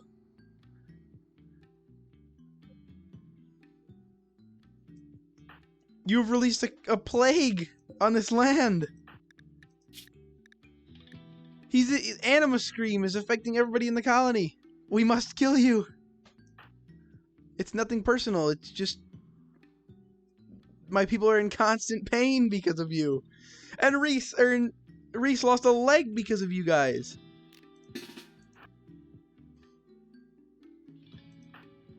Reese. Okay, overall though, I feel like obviously like it wasn't a waste to buy it because it's going to be used at some point. It's just, and obviously buying it now will save you from having to save up for it later on. It's just when, because I mean, you obviously if you were planning on buying it, you would have to buy it at some point.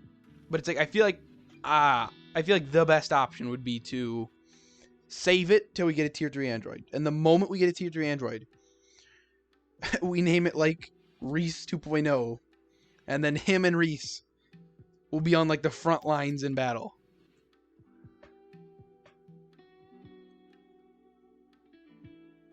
Now, Reese, I'm not saying he should. I mean, Reese is gonna keep getting those. Forgot their name. Reese will keep getting the fractal enhancements because they help him out no matter what. Actually, I was also wondering. No, like it can be installed into him, but like I feel like it'd just be better. It'd be better if we installed it into the one of the best candidates we can get. So we'd save up till we can steal a tier 3 Android because I don't want to buy one and I don't want to make one because they're too expensive. So the moment anybody comes by with like the moment anybody any small trader comes by or something like that and there's a tier 3 Android, I say we just steal it.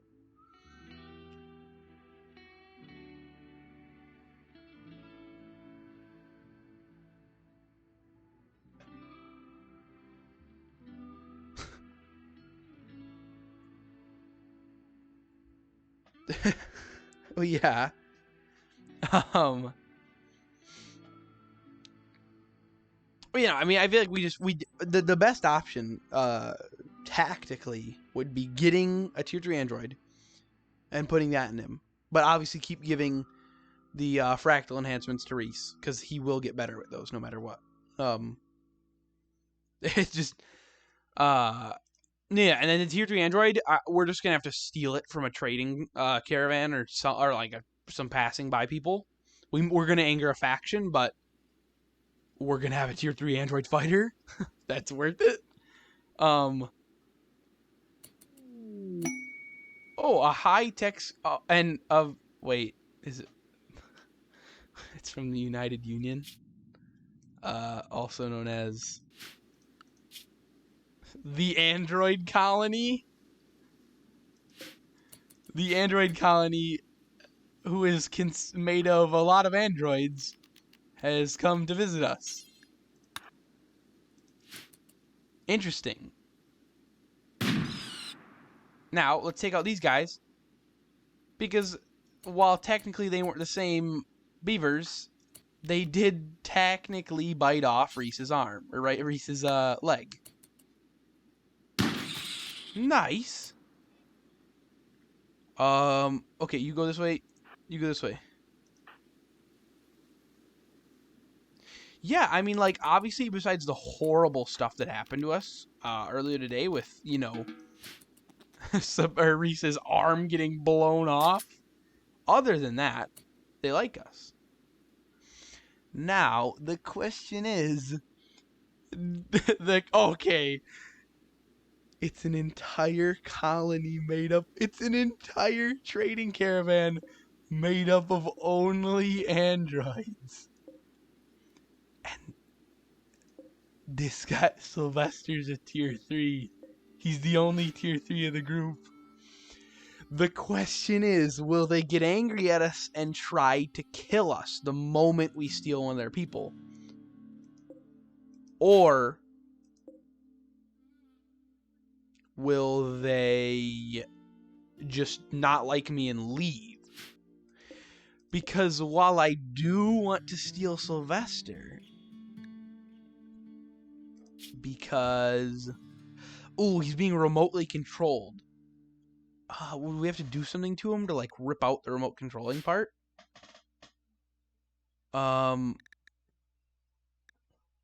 Remotely controlled by Sylvester. I mean, I'd really want to steal him. But I mean, we could save and then see what happens when we try to steal it, and then make our decisions off that. Because I actually don't know what happens when you steal someone's colonist. Why? Why can't you fire at him? Shoot. Why? What is wrong with your eyesight? Take him out. Okay, don't miss. Nice. Siberian, you stay there just in case. Well, yeah, I mean, because I don't think I've ever stolen somebody from a colony. I mean, I don't expect them to react well. I don't really expect them to be like, oh, whatever. You stole one of our colonists and took a really good worker from us that was gonna, help us out. I don't care. It's fine. I don't expect him to react like that. But, gotta try. Who's good at building? I forgot. James is not in any condition to build.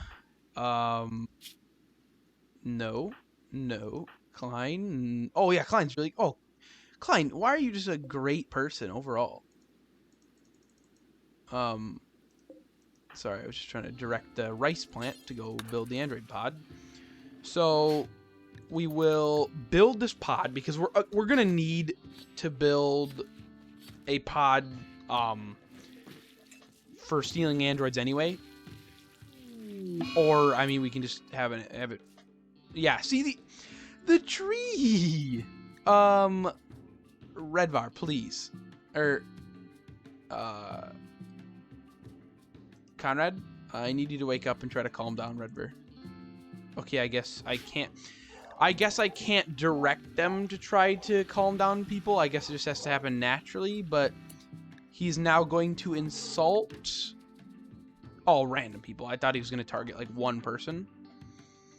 But we'll get the pod made because we're going to have to make it anyway to obviously have more pods for the rest of our androids to charge at or recharge at. So this is going to be used for multiple people. Yeah, so I'm going to build this pod because you can't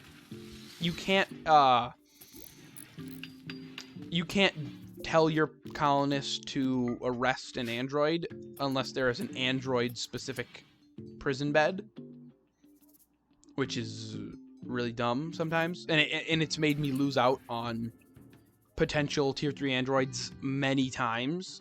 So I should build a prison right now just in case. So I guess I will overwrite the save. And then I would assume Pepin is our best fighter, or our best, like, he's our most intimidating person, so he would probably arrest people the best. Who here is a tier 3? This guy. So I guess we'll try to arrest him, Pepin. Ooh, 60. I'm gonna try. I'm pretty sure 65 will go, unless the RNG is completely against me. But we'll just try to arrest him. See what happens. We can. It does say we can arrest him, so we'll see what happens. I feel like they're just gonna attack us and destroy us. Yes.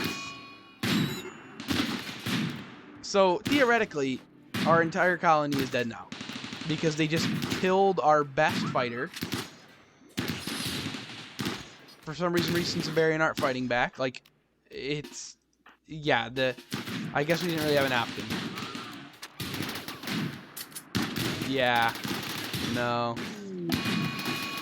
No, it's not... Doesn't work out well. Alright. So we know not to do that.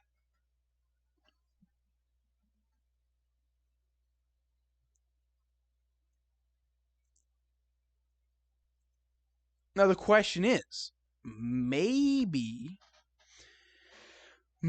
Sylvester is on sale, and we can maybe he's up for selling. Maybe they're trying to sell it, because sometimes they do. The android colony does sell androids sometimes. Though I don't want to buy one, obviously, because the price. Oh, I just thought about this though. Wasn't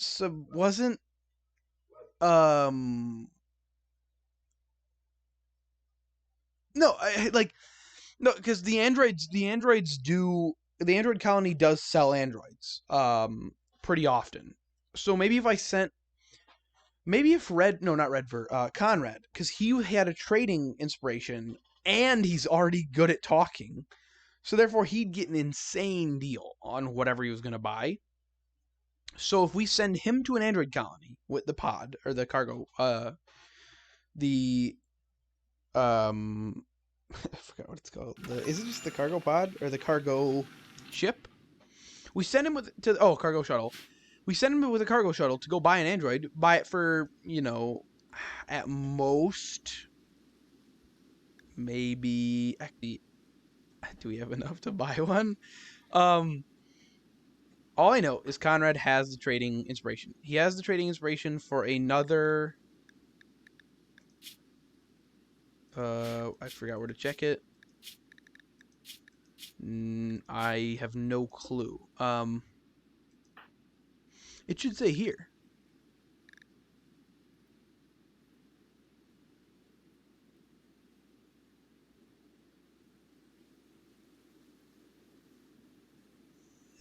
I mean, like,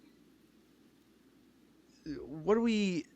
The only thing we really have to sell, we could sell the Luciferium actually. Worth $70 a piece. We could sell mortar shells. It depends on what the android place wants to buy. All I know is Conrad has an inspiration. I don't know for how long, because it should say here how long he has the inspiration for, and it should say somewhere in here, I think. But I guess that doesn't matter. So Conrad, talk with the trader, whoever that is. No, I don't want to operate on this man. Talk with the trader. See if he wants to sell Sylvester. If he doesn't, we can't really do anything, because besides the Empire, the android place is probably the most advanced colony in the game, technology and weapons wise. Okay, they're not up for selling the android, so I say we go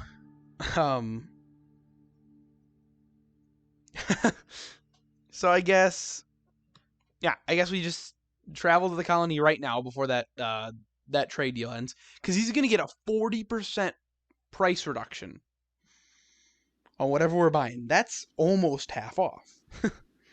So we don't want the Luciferium. We'll sell the Luciferium. It's good money, I guess. We don't want the Panther. That's good money.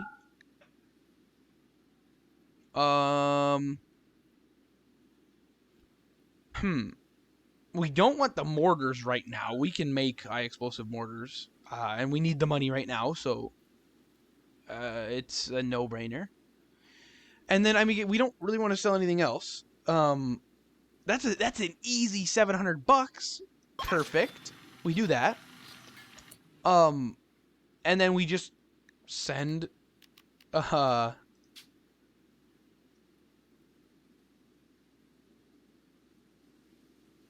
I mean, but we might use it at some point. I don't want to sell stuff that I might use. I knew I was never going to use the Panther was never going to be useful. The Luciferium I was never going to use. The mortars, I'd rather have the money now. But drill arms, I don't really want to sell that. We could use it. I mean, and I'd rather not build another one. So, I mean, I'm just going to keep it because, I mean, we're going to need somebody who's good at mining, because of the amount of... Because if we're going to run an android army, we're going to need a lot of steel and stuff. So we're going to need mining, because mining's the only reliable way to get steel. So yeah, we'll just sell. Or we're not sell. We'll send Conrad with his whip. With, a couple of meals. We don't have... Actually, do we have any meals? We don't have any meals. We don't have anything. Okay, good thing this mission is not going to be a very long mission. We'll send him with... I mean, I guess we'll send him with some venison. No, we're not selling Conrad. Conrad's our leader right now. And nobody wants to buy our other people. So, it's very difficult. That's it. You know, you get so many useless colonists and you can take prisoners and sell prisoners to people. But I don't even remember what the chances are. But, like, some traders who come by your place will be actual, like, you know, they might be, like, a slaver faction who want to buy people and sell people. But they're so rare. I've been playing this game for hundreds of hours in total across all of my files. And I've encountered, I think, at most 2 caravans that have ever come to my base have actually wanted to buy, you know, a prisoner. So it's like, it's never going to happen. Like, realistically. So, it's not, I mean, I don't, nobody ever wants to buy, useless people. Well, technically with the, well, it just in base game, like, in the vanilla without any mods, there's not a faction, but there is a caravan that specifically buys people and sells people. But with the mods there's a Viking faction who will buy and sell people. It's just, I don't think they like me, so they're not going to send any caravans my way. And also I can't trade with them because they don't like me. So I mean, with the mods I have, there's both. There's a faction and a caravan, but neither of them are, and just like getting the, you know, the traveling merchant to sell you the Gatligator, you can't rely on that chance because it's so rare. I can't rely on a caravan to come by to buy or sell people, so I'm just gonna have to rely on other forms of money. So I guess I'll send a pod to the nearest, what was it? The United Union? Was that their name? Because I mean, people are worth a lot. I mean, I can get $3,000 for Pepin. Nobody's gonna buy him because obviously nobody buys people. But it's like I get $3,000 for him. But either way, we'll just bring that and all our money. See what we can get. It's all we can do. And I guess, is this our dog? What do you mean we don't have Hyde? Hyde's not alive. Don't tell me I can sell Hyde. Wait a minute. Okay, I'm sending this guy because they're good. They can go. Don't tell me that Hyde is still a thing. They told me I can still sell the body of Hyde for $0. Hyde's been dead. None of these guys are Hyde. Hyde is not a thing. It is! No! Hyde is still here. Our dog who got killed.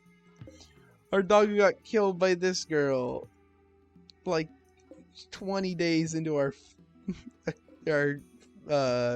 settlement. Because she apparently went mad and butchered him. And he hasn't even decomposed yet. Awful things have happened at this colony. But they should stop happening at some point. Most of the time. Horrible things will still happen. It's RimWorld. You can't prevent horrible things from happening on RimWorld. Yeah, no, it's apparently when they have a mental break, there's I guess one of the types of mental breaks can be a butchering mental break, where all they just do, the only thing they do is just walk up and kill your animals. Ooh. Reese is starting a fight with Redbird. Oh, see? Now that's an android social fight. Reese did not throw a punch, and Redbird, I guess, didn't throw a punch back. Now that is the type of social fighting I want. Nobody throws a punch, and they get less angry because they technically were in a social fight. They release some stress. Okay, so... Oh, I didn't think this through. Oh, no, I can just go here. Wait, I think this is... Yeah, so I can go here. I'll have just enough fuel to go there, and then I have 150 fuel, so I can go... I could probably land here on the way back, if I wanted to. So yeah, we'll trade here. I mean, I would assume that's probably where... Actually, no, I could have gone to, like, here, or here. Actually, I just thought about it. I could probably sell people, at, like, this place, if they liked me. Because they are... This is the Viking... This is one of the Viking factions. I mean,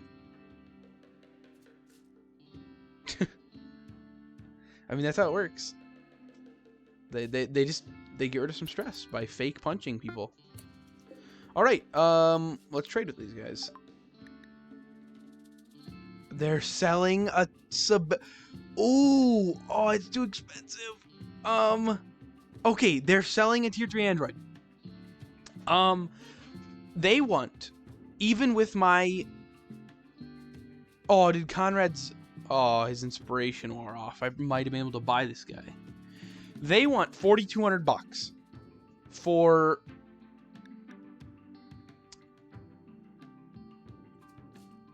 Wait a minute. Are you... This is a slave. This isn't even your person. They want $4,200. I mean... Actually, I never thought about that. Can you just buy silver? Because silver is money in this game. Well, I guess I could sell gold too. Like, I can sell anything you send me. But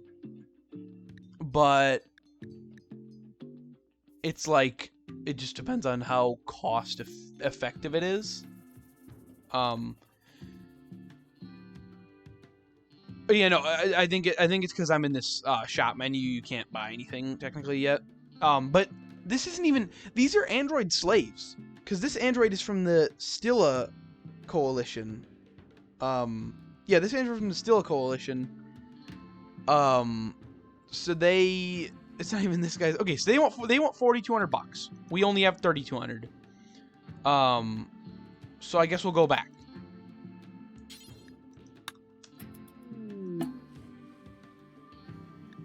Okay, so you... How much does silver cost?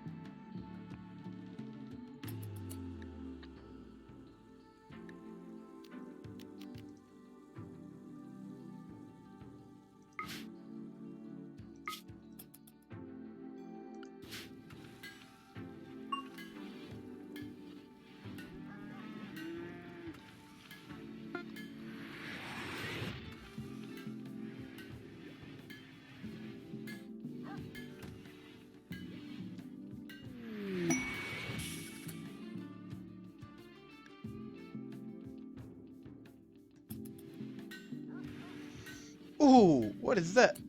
Is silver $5 a piece?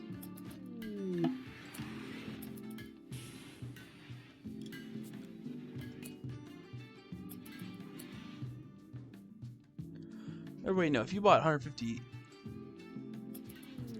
Oh, is it $2 a piece?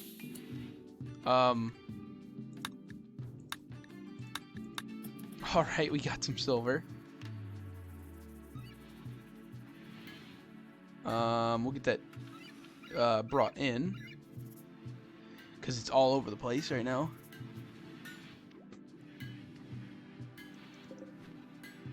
It's marble blocks. This pod should go like here.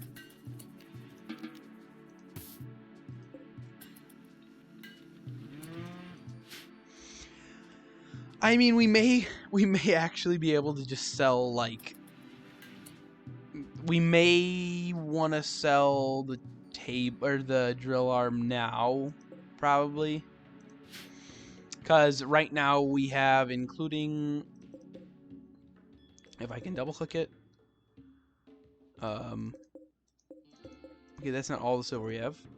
We do not only have 3,400 silver, do not lie. We have, it'll all get, I guess, brought in a little bit.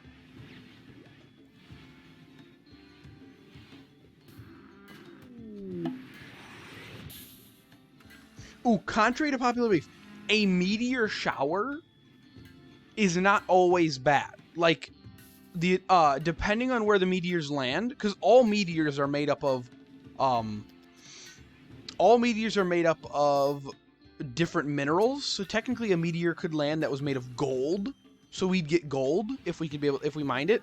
It just depends on where they land. And then an ambrosia sprout, oh great. Ambrosia sprouts are basically just, it's just a type of like really minor drug. So it's basically like smoke leaf, but it's not as useful as probably the minerals from meteor shower. Because they're just annoying to harvest and stuff. It's like a plant that takes a while to grow, and then you have to harvest it at some point. But, okay. Alrighty then. I don't have a good feeling about this. I really, really don't have a good feeling about this. This is gonna be a rough one. This is gonna be like really hope to the table gods that we don't get destroyed. Actually, wait. Big if we, okay, you know, if the people from the United Coalition stay here until those guys attack, the people from the United Coalition will help in the fight, because I'm pretty sure the Unending Conclave, because, okay, wait, United Coalition, yeah, the United Coalition is enemies, or the United Union is enemies with the Unending Conclave, so they will attack them if they are still here when the Unending Conclave attacks. I just need to somehow attract the attention of the Unending Conclave before the United Union leaves. So I'm going to have to send Pepin on a secret mission. So I mean, yeah, if the Union leaves, you could. It's just, I mean, I'm gonna try to bait the I'm gonna try to bait the Unending Coalition, or Unending Coalition to attack, or the Unending Enclave to attack like preemptively, because I'm gonna send Pepin over there to shoot them. Ooh, meteor shower. Was that it, or is it gonna keep falling? Oh no, we got silver, compacted steel,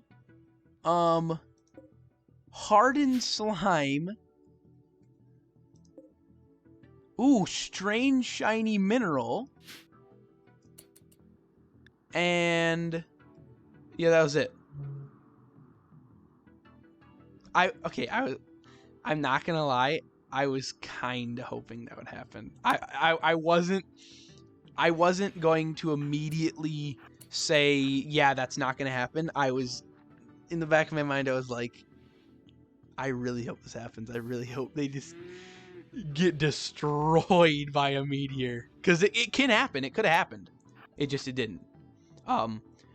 But yeah, either way, I'm going to try to send in Pepin to just do a, you know, secret little shoot some guy with his sniper, maybe get him angry so they attack us preemptively before the Unending Enclave leaves. It's just the Unending Enclave will leave at any point.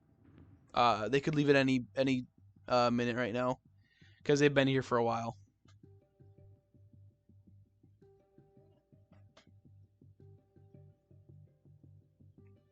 It's just okay. When can I? Okay, I can hit him. So shoot. Oh, great, you can't hit. Now? Oh, nice.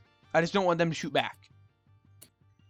Okay, I'm most worried about okay, I get what is oh, that's in the way. I'm most worried by the anti-mech cannon, or I think it's called anti-mech rifle, because it will destroy an android at like close to medium range. Are they attacking? I didn't. No message appeared.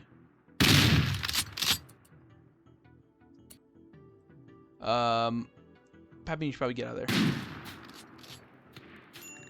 What, get out of here! I didn't say shoot. Maybe they'll start attacking. Pepin. Okay, he's gonna bleed out in 18 hours. That's not dead. Bleeding out is not dead. How far is the range on that thing? Just as good as my rifle. Pepin, no, you suck at medical.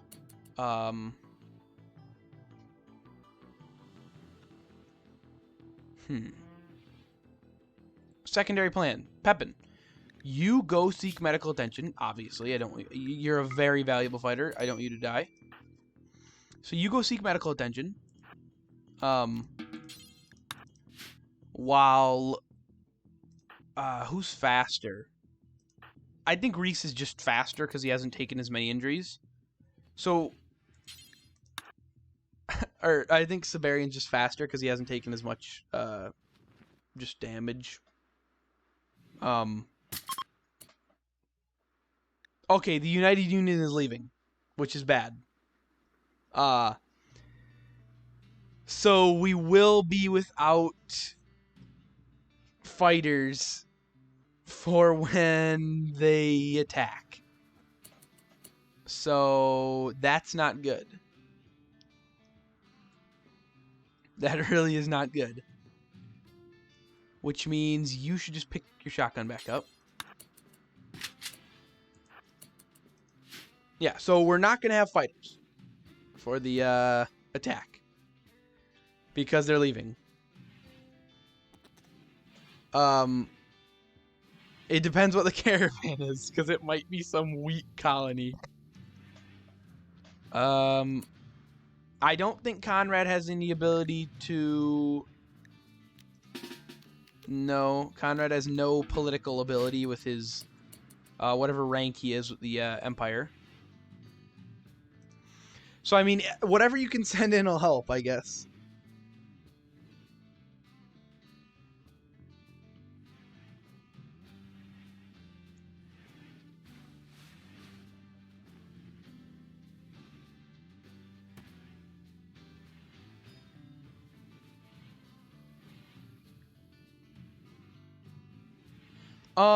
Well, okay, if they like them, yes, but, who likes the Unending Enclave? The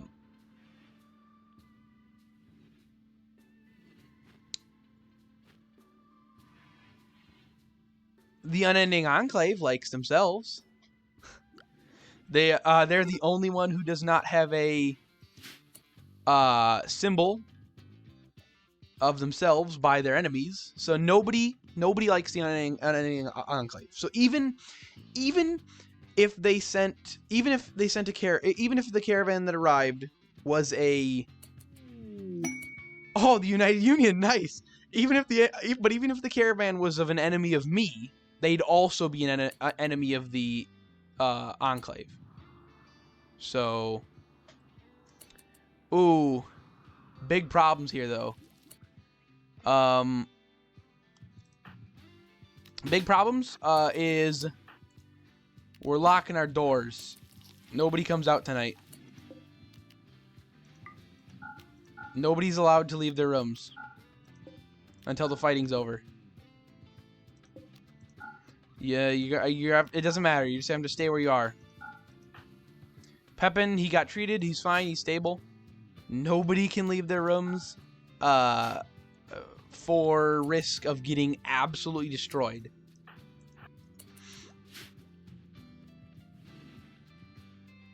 Because they will get absolutely destroyed if they go out there. Somebody's just gonna get blasted in the face with like the anti-mech rifle round. So, I mean, we're just gonna have to stay inside until they might try to burn down our crops, which is a big possibility. Oh wait, oh, you got a melee weapon out. The turret. Okay, great, thank you for doing that. Okay, so he's going after the turret. They killed his mount. Okay, no, we gotta stay inside. No, it doesn't matter. The other people are gonna get here with reinforcements. Because that anti-mech rifle is specifically designed to kill robots. So it doesn't matter. Yeah. He already... Oh, no, he's taking it... Oh, no, okay. So, this guy's dead. They're gonna take out the, They're gonna kill the turret. But the turret is definitely distracting him. This is nice. The turret is distracting him. So it gives time for the, United Union to get here. Nicholas is dead, though. I don't give Nicholas very long.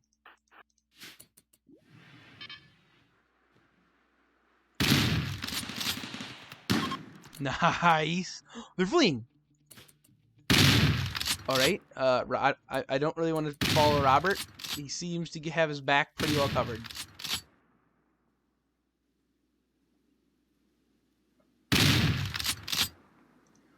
Okay, the only thing that saved us is that they apparently decided to start using melee weapons the moment they got within, like, seeing distance of, you know, the structures at my base. So, what they did bless us with is some new guns, the ability to now scrap. Well, they gave us a dead deer. We'll repair the... Well, we're going to repair the turret, so that's fine. He's dead. 2 tier 2 androids, but as I said, it's almost impossible to... it's almost impossible to capture an attacking android because they just don't die. There's no way to really kill them. Or there's no way to injure them enough to where they fall to the ground and then you can arrest them. Just because, like, okay, nice, we got more silver. Because they just don't die. There's no way they get hurt enough to fall to the ground and not die. So we'll just scrap these guys, and they'll give us more component and everything. I'll have to unlock the doors. The bulk trader will be useful. We'll be able to sell our really excess junky stuff. So, like, where's Conrad? Yeah, so like Conrad, I guess. The only problem is they stopped at the complete wrong side of the base, so they wouldn't have been able to help anyway. Those guys were in a perfect spot, but yeah, so I guess they couldn't have helped anyway.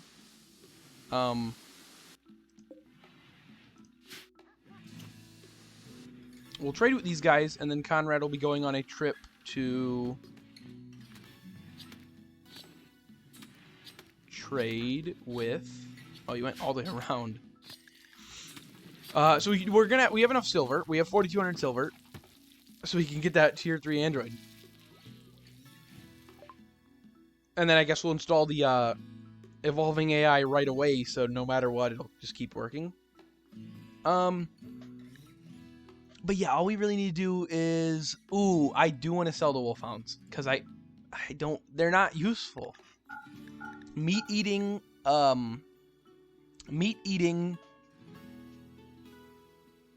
attack animals are very, very hard to use. Because...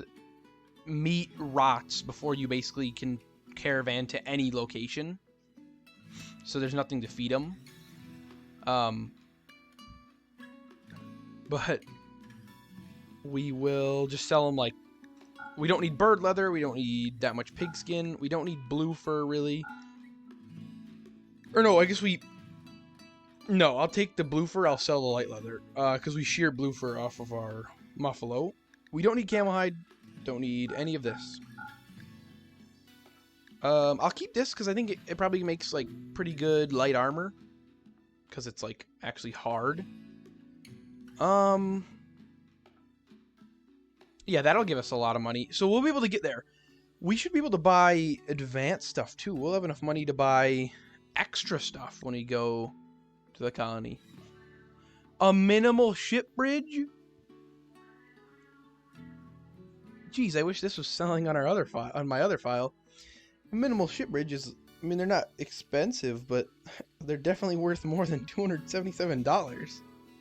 But yeah, we'll sell this. Actually, we'll buy 3 beers just for our people, in case somebody wants them. Oh, they don't have enough silver. Okay, we will keep one of our dogs. Nice. Alright, we have that now. Now, we will send the trade mission right away. Oh, and that we're better friends with the United Union. Maybe they'll help us out one day in our crusade against people who want to keep tables from us. Because something tells me in all Android colony doesn't use tables very much. Because androids don't eat if they have a charging station. So you don't need a table if you don't eat.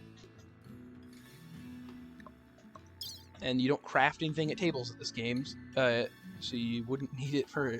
There's no reason you need tables. So Android don't have tables. But... Ooh. We're a bit low on fuel. Well, I mean, we have enough for this trip, but only this trip.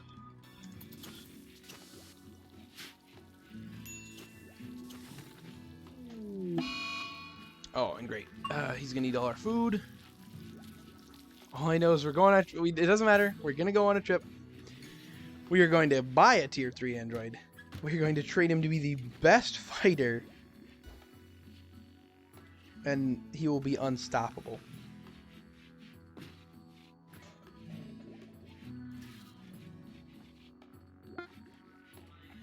Alright, let's go. It's go time. Let's go back to the... I think this was the one we sent it to.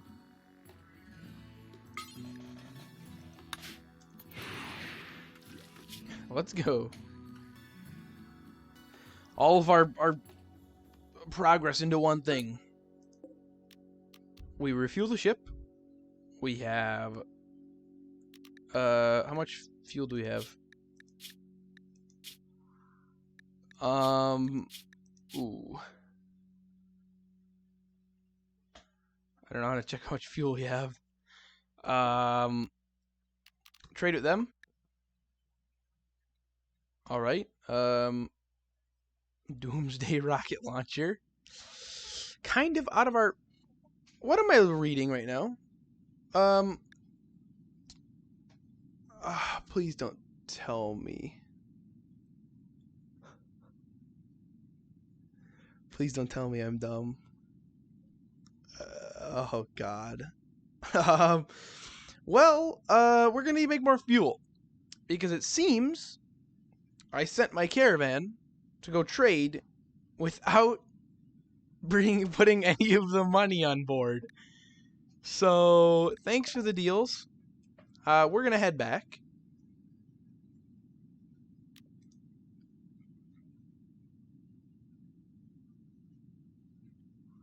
We're gonna head back, make some fuel, and come back.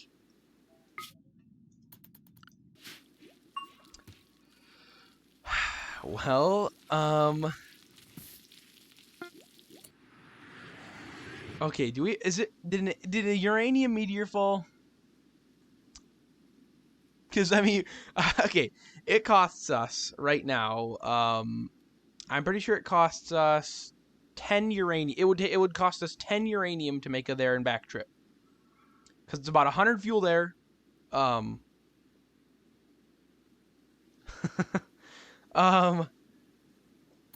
it's about... Yeah, it's about... Because 10 uranium will make 100 fuel. We gotta find a uranium pocket, too, because that's really gonna help. It seems we've deconstructed the dead androids, I think. Because I really hope we weren't dumb enough to bury them. Wait, do I even permit burying androids?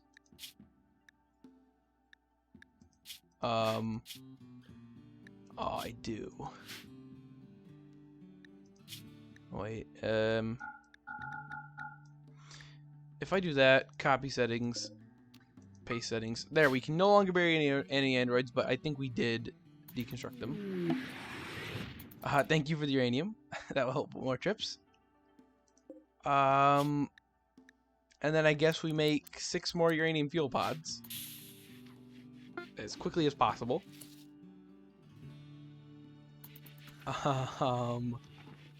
So, okay, you're on a mental break. That's why you're not crafting anything. You're good on sleeping. You need to wake up, eat a meal, and then make those uranium fuel pods right now. You need to make 200 uranium fuel pods, and that's all we need to make it there and back. We now with 30 uranium, we can make 300, or we can make 600 uranium fuel pods.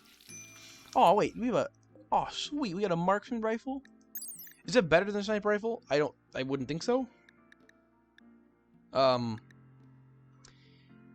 penetration 2.26 versus 2.6. So yeah, the sniper rifle's better. So whenever you get up, well, I guess you're fine. You can get up. Or I guess you're just doing that because you want to. Whenever you're fully healed, he should re-equip his sniper rifle.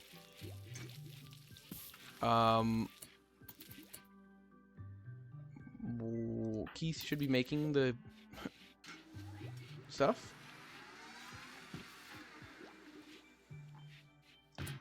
Ooh, is it?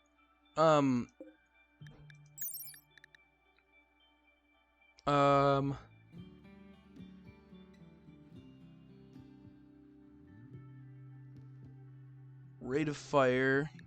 Oh god, where's rate of fire? Not melee damage. Well, I mean, like, warm up. 1.3 seconds.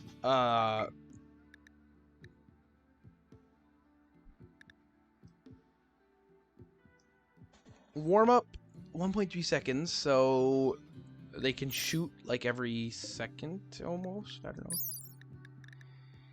know. Ooh, range cooldown.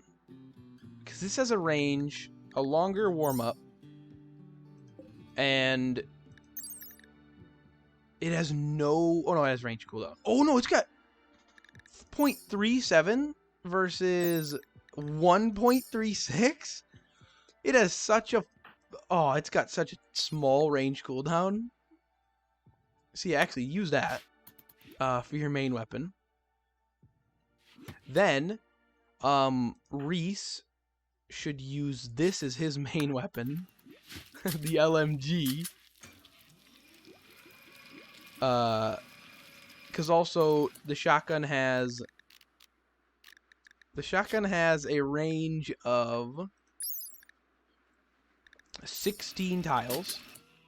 the LMG has a range of 62 tiles. He can shoot anybody within this radius. That's almost as much as a sniper. Oh, that's nice.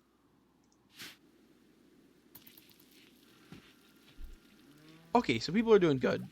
Reese is very slow, though. That LMG is very heavy, but it makes him a big source of firepower. Especially if he's accurate with it. Alright,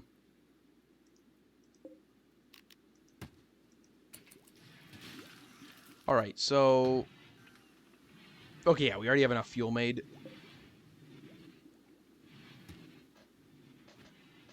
Yeah, it helps. So... Okay, Nate's refueling it. Conrad is eating the meals that he was going to eat on the trip. But it was such a short trip that he didn't need to eat anything. Okay, so this is refueled. We still have 100... Okay, yeah, we have 100. We're good. Well,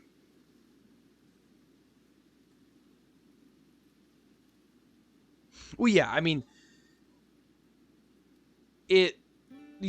Once we get to a position where people are going to be wearing shield belts, I'd hope we're better prepared with more people to be able to break shield belts before they get within melee range. Because, I mean, with sustained sniper fire, I don't think a shield belt's going to stay up for very long, though it depends on the shield belt. We just need more people who are better at fighting. That's why we're going to get this tier 3 android. Because, yeah, the LMG is good. It's just, it has its limitations. So, that's why hopefully Conrad can pick us up this tier 3. And then we can start putting some good stuff on a tier 3 android. Because they can, their tier 3 androids are able to get advanced parts put in them that are better than the parts they started with. Yes, okay. First thing, bring fuel. Second thing, we no longer have meals, so bring venison. We bring enough for a day's worth of venison. Third thing, bottom of the list, all of the money. Except, now, the only way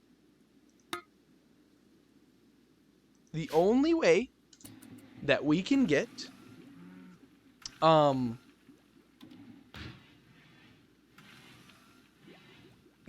like everything, basically everything that's not crude requires like tier 3 or higher, and then the really advanced stuff requires tier 4, but I'm not going to get a tier 4 android for a long time, because if a tier 3 android costs $4,200, yeah, they're serious. They are expensive. But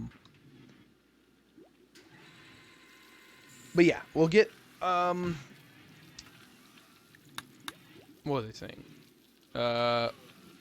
The only way we can mess this up, the only way that we're not gonna have money when we get there, is there is some sort of glitch where, like, sometimes, really rarely, they won't load all of the things you set to load, because, like, I don't know, it might be caused from, like,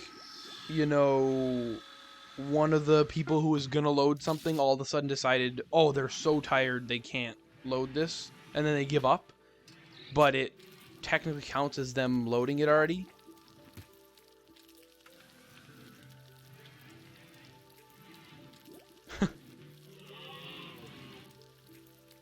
Because what is it?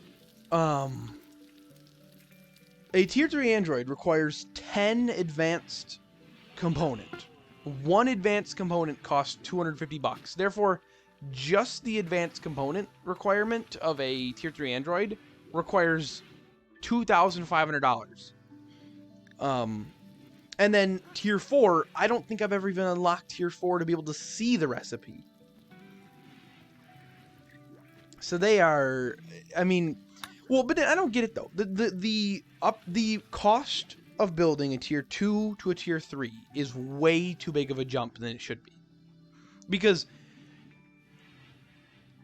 a tier 2 costs like 50 plasteel and like 100 steel. And then like, well, no, oh no, that's tier 4. No, tier 4 are the ones that require the air. Okay, no. So I think I do. I think on my into space file, I do have tier 4s researched, because I do remember. Yeah, they require a persona core, which persona cores, they're like $4,000 a piece, and that's not including any of the other advanced component costs and stuff like that. Something tells me the Guga Alliance is not very advanced. No. Something tells me these guys don't have very rich stuff. It seems like they'd be selling bows and arrows. So not very useful for me right now. Okay, we got half the silver loaded, kinda. Apparently Conrad's the only person who finds it important to load the trade caravan. It's going to get them a nice super soldier. So that's, that's fine. The Google Alliance probably just wants to buy, like, I don't know, some, like, clothing. That is a perfect name for what they are technologically. The Google Alliance is just a bunch of tribals. Okay, we're ready to launch. We're going. I don't think we need money. I don't think the Google Alliance is gonna sell us anything, fantastic. So let's go. And this time we have money. Gotta think. Keep your money on the ship, and then you can buy things. It's crazy. All right. We have all of our money. Okay, so this man is good at, he's just good at everything basically, but I didn't even notice that before. Yeah, no, I mean, I guess Pemmican. Okay, this man is, I didn't even read this before. He's a careful shooter and he's brave. He's literally the perfect fighter. So he takes longer to aim, but he's 150% better at weapon handling, so he'll like never miss. And he's brave, so he'll never like flee when he's being shot at a ton. He'll stand his ground most of the time. Well, twice as often as the other people, because it's negative 50%. So he'll stand his ground twice as much. And he'll be way more accurate. This man, I didn't even read it, but he is perfect. You are being bought today. And then what else do we want? Ooh, too expensive. Okay, what do we have? $1,500 to spend? We can't afford anything. Maybe an advanced mechanite storage? But I don't know. Cuisine implant? What is that even?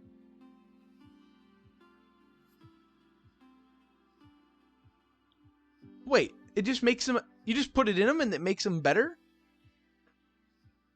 Okay, yes. He has zero... Okay, that is an issue. But he has all the time of the day to train constantly. He can train constantly. He can... once we install the AI thing, he'll slowly get better. So, I mean, it's just, Well, yeah, that too.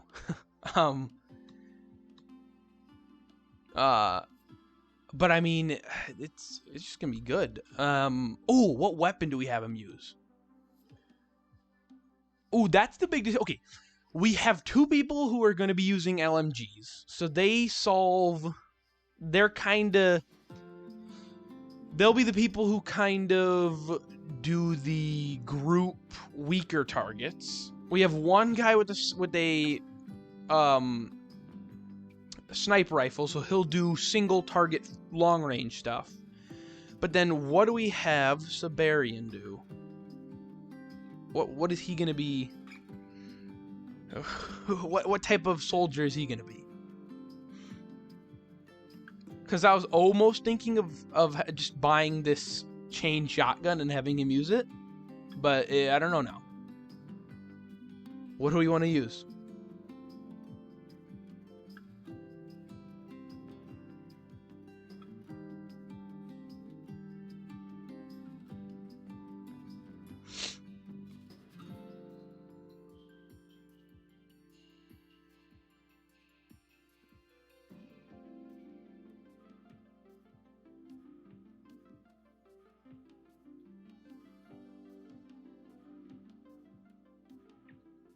Because,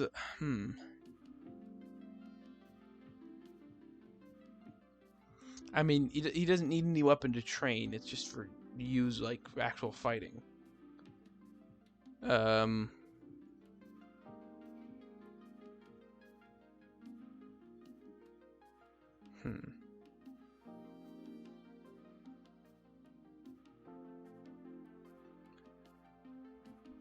I mean, unless we wanted to give him the LMG and give, actually, yeah, that's it. Maybe we could give one of our other people the chain shotgun because we don't have the capability to make one right now. Yeah, so I guess we do, well, yeah, I have experience with chain shotguns. They're the reason why this is the second, chain shotguns are one of the reasons why this is my second Twitch Interactive RimWorld file. Because one man with a chain shotgun ended my entire colony. Yeah, so I guess I'll buy the chain shotgun. Oh, I didn't look at that price. I actually didn't look at that price thing. I thought the chain shotgun was $700. The Doomsday rocket launcher was... Okay, it's single use. Or no. Oh no, one must be... Oh, I thought... Oh, okay, so... Oh no, it's single use, yeah. I don't really want to buy it right now. It's probably good, but it's not something I really want to deal with right now. We don't really need anything else. At least... soon. We got our android. We got the weapon the android's gonna use. So let's just head out while we still have money left. Nice. Let's refuel and go back.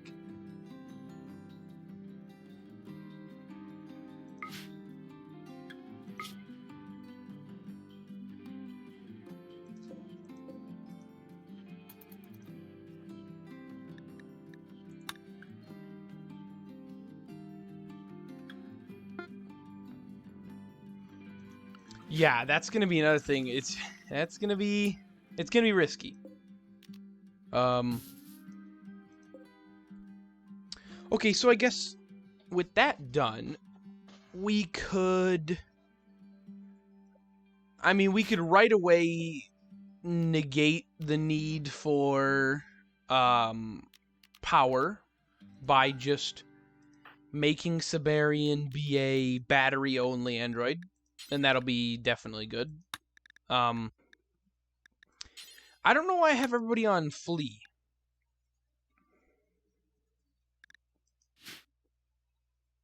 I mean, well, I know it can be used as a oh, thank you, Inhuman. Thank you for the follow. Really helps out. Thanks. What was I saying? Okay, the cargo shuttle can be used as a really good,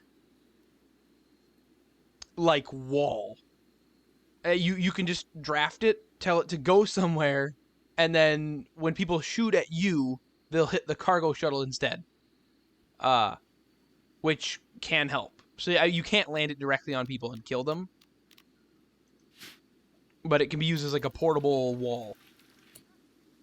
All right, so I guess Conrad should. I guess Conrad will see what the Google Alliance has to trade, but mainly I'm turning Siberian into a all-time fighter, and this is his new bed. It's not connected to power, but we'll get that. We'll get that fixed.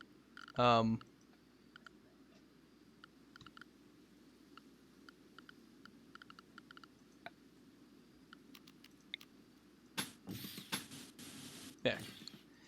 All right.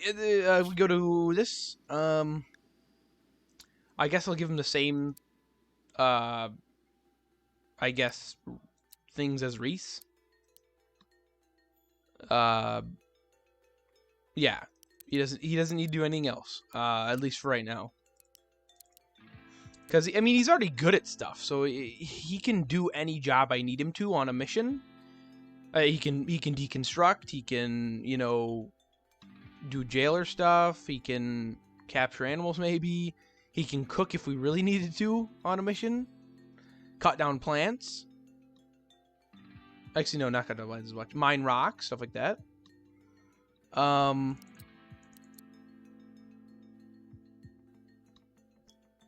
But mostly just hunt. Hunting will be his main priority because hunting. Yeah, actually, I just noticed that. Well, yeah. Two Siberians, one makes up for the other one. That's why we'll have. I think, yeah, actually, Siberian should use. Siberian should use the chain shotgun. He'll be like the close quarters killing people guy. He's also, don't tell him this, but he's kind of expendable. If anything were to happen, I'd rather have Siberian get destroyed and then... Well, I'd rather have... Actually, what do I... Wait a minute. Okay, I guess it doesn't say their names, but Siberian number 55 versus Siberian number 21. I'd rather have Siberian number 55 get exploded and killed rather than Siberian number 21. Because then Siberian number 21 can avenge Siberian number 55. Because he'll actually have a good weapon. So he should get this chain shotgun. And then we didn't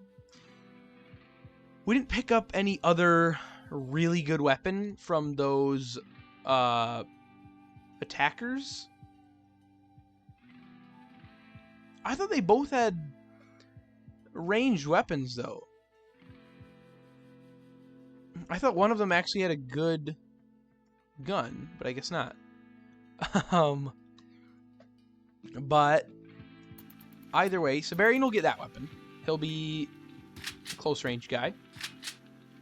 And then, okay, so they have the, yeah, so, you know, 300 pemmican, a bunch of dogs.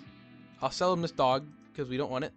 A bunch of dogs, some sugar fame wort.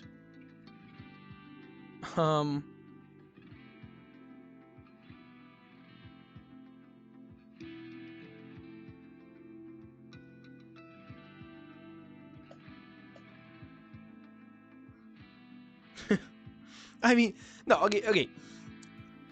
Siberian number 55 has basically disgraced himself to make him just a dispensable charge-in attacker. But he's still a useful attacker because he will have a chain shotgun.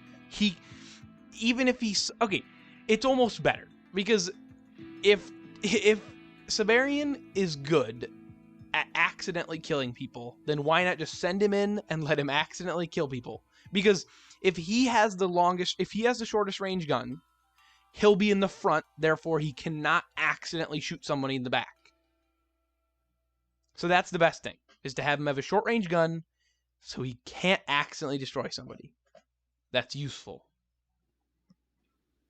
Because you don't need good accuracy if you're up close.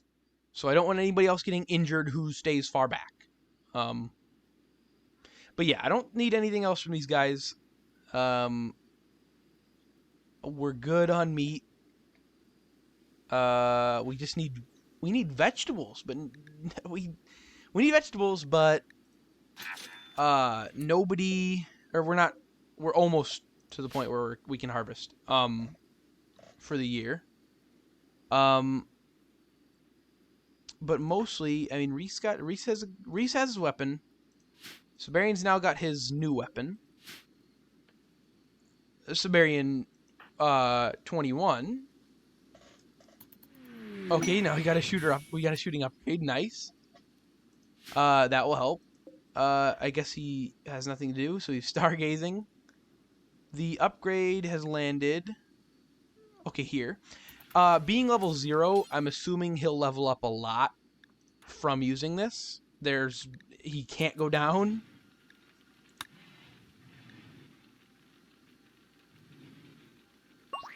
Alright, he's already level 5. So, Siberian, I guess, will equip no weapon. Actually, yeah, well, I'll give him a hunting rifle. And then he will train at the new shooting range. Okay, I guess I already have everything set up. So, oh, is Redver supposed to train? Was I trying to make Redver into a fighter? Am I completely blanking on that? And he's actually supposed to be a good fighter? It's too late. I don't want any more human fighters because they make a lot of mistakes. Yeah. I'm just confused why I have him training. So I'll replace him with Siberian. Oh, it's okay. Now I guess I'm gonna have to do.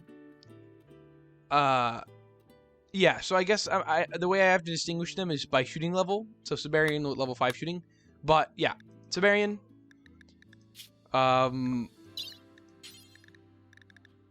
You will get. We need an upgrade kit. I guess we already used. Oh yeah, we used the upgrade kit putting Reese's leg back on. So the moment Keith wakes up, we will be putting.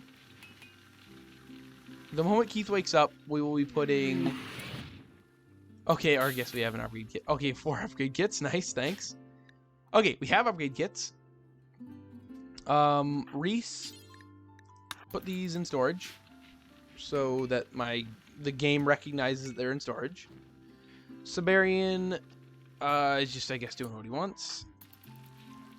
It actually will help with the training upgrade because I'm now thinking about it, and technically tier 3s don't train as well as tier 1s because tier 3s, I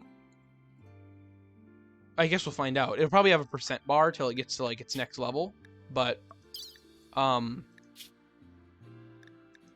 yeah, but tier 3 androids actually have passions about stuff. Like, he's a careful shooter, he's brave, he's ascetic, versus just simple-minded. That's all a tier 1 can ever be. So he actually has needs, kind of. But either way, so he technically can't train as much because he might have to go play chess every once in a while. So it's a slight negative. But either way, we need to get this installed. Oh, I really hope this works. Wait a minute. Crafting 12?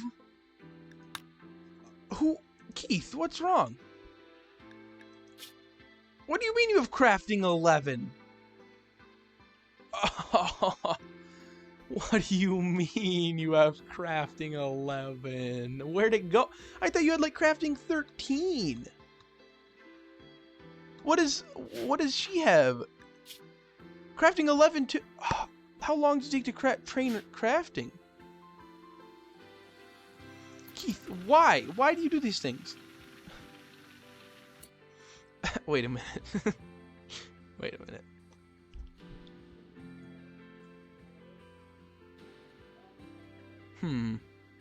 I do have $4,000, but I don't know. Seems kind of like an exploit. It seems kind of you know, abusable to just spend my own money because I'm always in chat, or I'm always sitting there, so I could literally just type like the letter A every half hour and I'd be constantly gaining coins.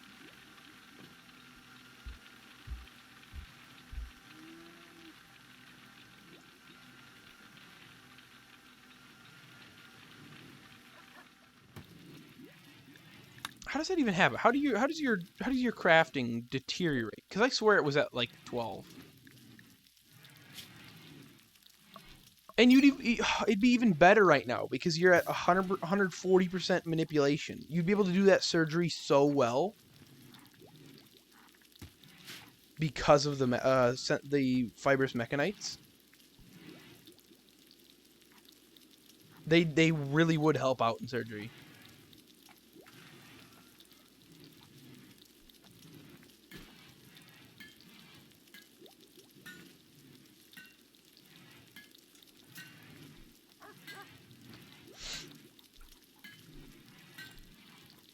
You know, it just can't do it right now. All right, so I mean, I guess he's training as good as he can. He's training. I mean, that's not fast. And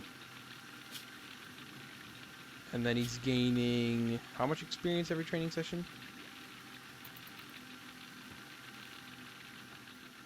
Very slow. I mean, yeah, training is slow. It's not just an instant thing, unless you have a skill trainer.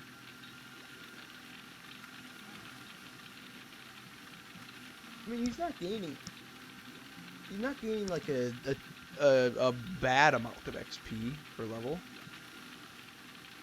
Or per, you know, training session. 500.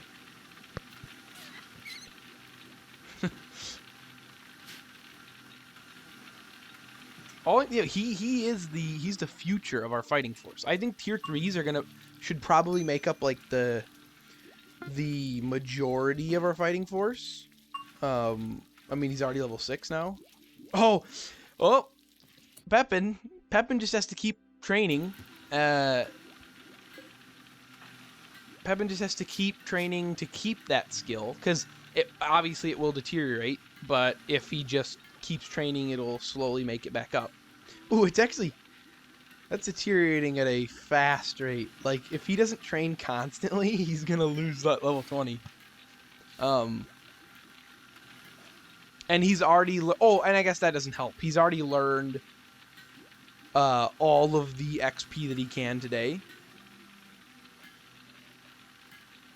So now he only learns 1/5 of the XP he would every training session, which sucks.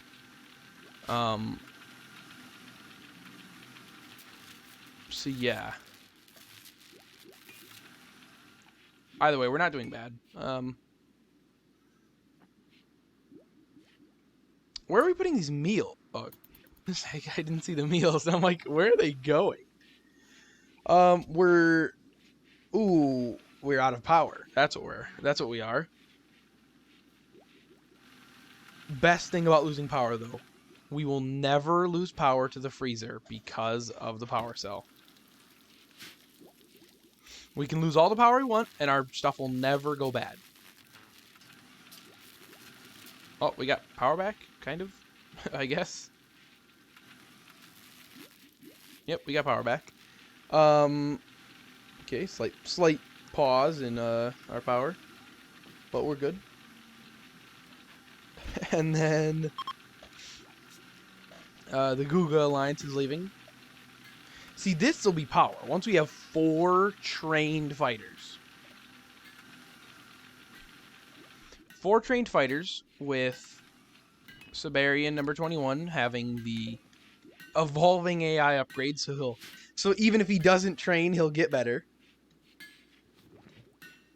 He'll just get naturally better at shooting. Any drugs we can make? I mean, all of our fields are planted. Can we plant like one more with some sort of drug in it? I mean, we could plant smoke leaf. That's about it. I don't want to do tobacco because I feel like it's just more addictive, kind of. Technically. So if we just do like a, I don't know, a field of, what? Oh, it's rocks. Oh, no, not there. Cancel that.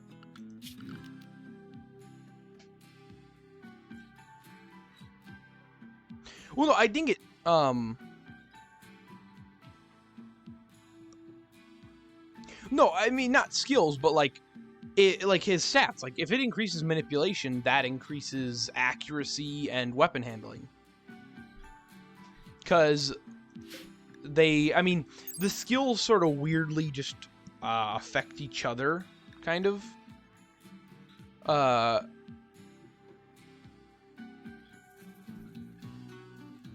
Yeah, so over time, this pawn will slowly become more and more mentally complex, reaching peak efficiency in all it does. Even if that means that he can get to level 20 in every skill he does as fast as possible, I'll take it. Well, yeah, no, because... Wait a minute. What do you mean body part efficiency? Does it make everything in his body at least... Or like, wait, is it like a base of like everything in his body works at 125% efficiency? Or where do you install it, I guess? Like, where are they going to install this, you know, at first that it increases to 125%? All I know is it obviously doesn't stop at 125%. I guess whatever they install it in starts at 125%. I would assume it's like a... Well, it's obviously either a body or a head upgrade. Oh, great. Thanks. I don't know. What do I'll just call you like Jay, because instead of like Jersk. But she's level 12 now. So that's great for her.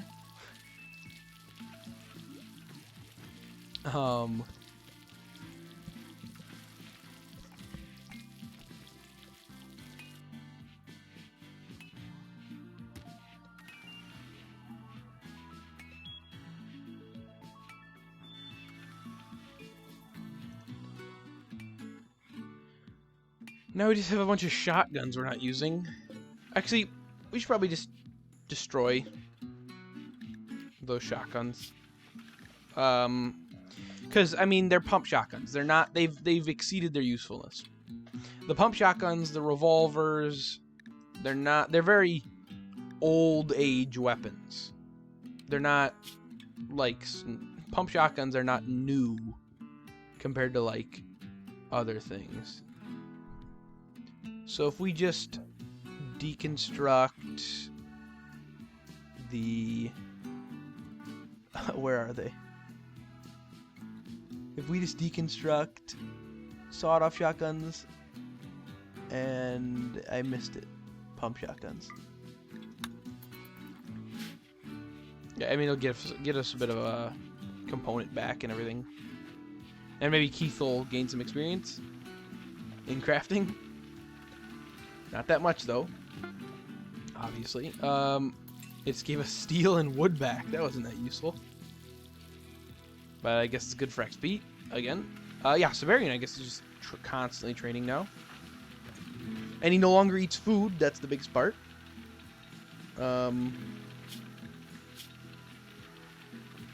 He's already, like, level 6.5. So that's... He's going good, and that's without the upgrade, so...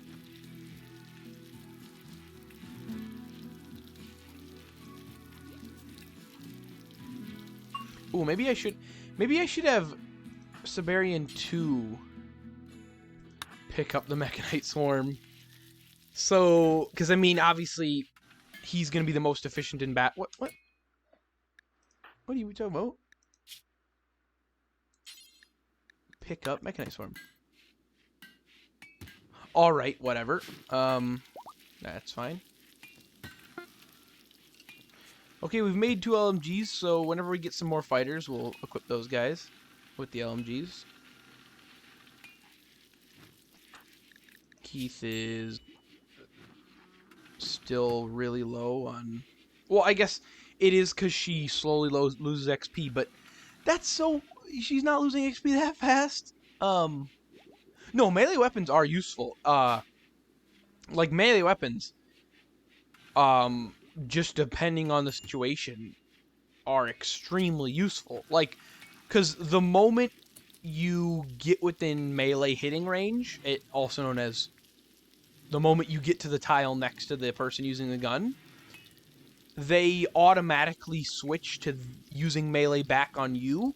So if you can, using a shield belt, which like deflects a certain amount of damage before it recharges, or it needs to be recharged, if you can get a melee person through that, you know, or if you can close the gap on a ranged person and you have a good melee weapon, I don't care what ranged weapon it is, it's not going to do that much melee damage. So you can easily kill, you know, a sniper with a melee weapon. You just have to get it within range, or melee range of it. So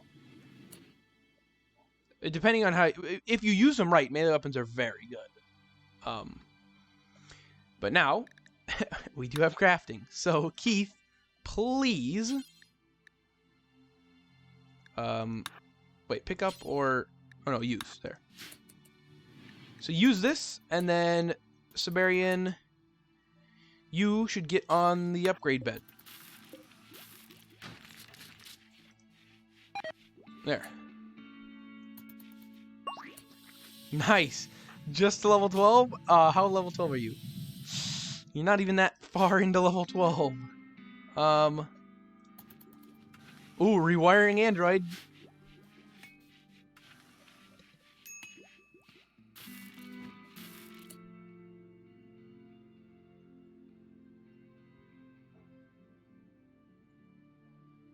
Yeah, I mean, like, melee is useful. You just have to use it right. So that's just the biggest thing. Obviously, it is more useful to be able to kill a melee person before they get to you, but with good enough armor, you can't kill them by the time they get to you unless you have some really good weapons. Like, I mean, just like on my, can't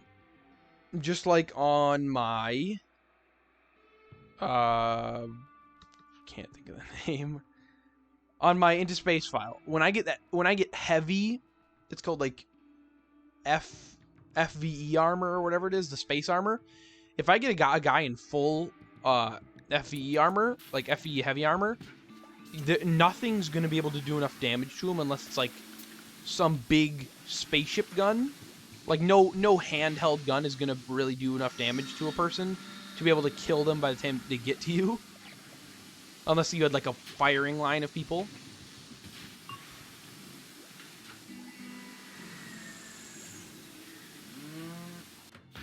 It's successful. We've done it. Siberian 20. What? It's already at 5%? Is this kind of overpowered? What did you sell me? What did you buy for me? Why is it already 5% and he has plus 10% consciousness and manipulation? What the heck? Or maybe it does it in like big bursts. It starts out at 5%. Why not start at 0%? I don't know. But he's already at 5%. So that's big. Wait, is consciousness the thing that affects like XP gain? I would assume, maybe. So like whatever percent your consciousness is at. Ooh, nice. None of those are good, actually, at all. In the slightest. Now, I don't like raid drops because they they get past your defenses. So raid drops are very bad. Well, you bought me the key to the universe, but somebody's here to try to take it. I don't know, because none of those are good. Not at all.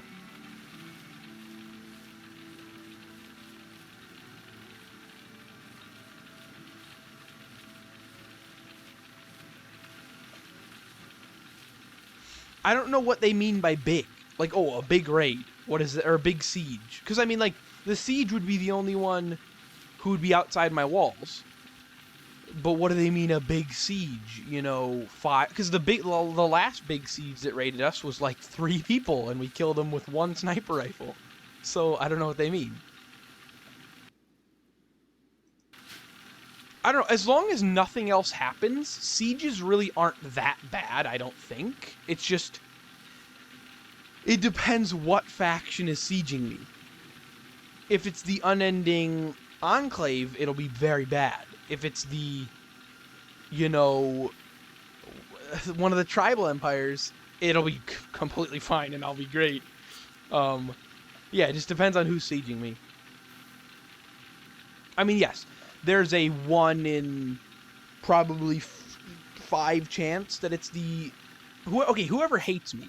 Actually, it can't be tribals, but, like, I mean, there are a lot of factions that hate me, so it could be any one of those. As long as it's not the unending enclave, or, like, maybe the Orion installation, that would suck, too. But we got a new android. We do have a new android. He has a sniper rifle, or he has a hunting rifle. We're not helpless. Actually...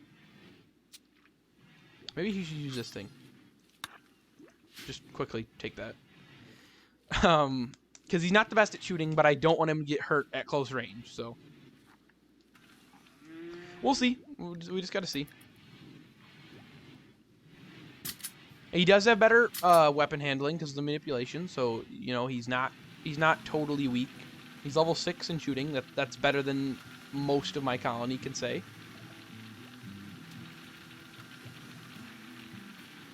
So I'm not gonna argue that much with it. I mean, we got to deal with it. No matter what it is, we have to deal with it. That's it. I don't like. Ooh.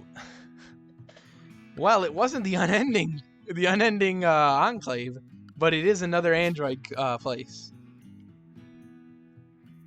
Yeah, I just gotta check on him, see if it is. Oh, who is it? It was... Oh, no, it's just... They're just people. I guess the Stylia Coalition is just a normal... So it could be anybody. It's not just androids. It could be any number of people. So what should happen is you're already eating a meal. So... You will eat this meal.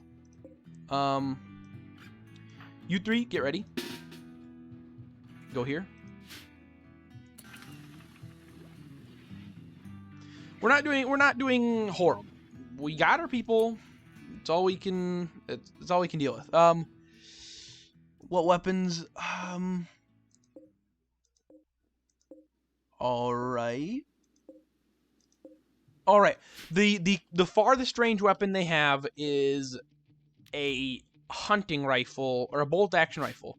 Or I guess some muskets, but I'm not too worried about the muskets.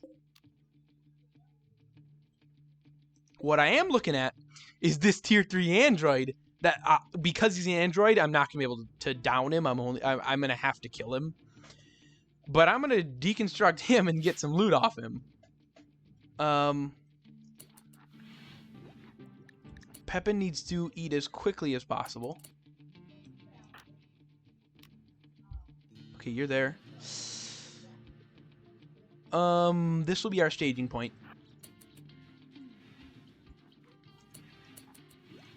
And then also you two. We can do this. It's not a horrible horrible thing. As long as we can get it soon. Okay. They're building they're building it very close up. I guess that one too. But we just have to stop them before they start building the main parts of their weaponry. And then we'll get we will get you to go here, Reese to go here, so in case the enemy get close, we have some cover. So we have some backup fire to help Siberian. Okay, Siberian, you need to take out... What are you doing? You're building... Oh, no, you're building a wooden barricade. Who's building... Which one of you is building... Actually, no, you're a builder. So it doesn't matter what you're building. You're building something. So, Siberian, you need to take out this girl. Because she's trying to build the mortars. Okay. Apparently all they took was one shot to become aggressive. So Siberian, please watch out. Actually, Siberian, take out the person with the hunting rifle.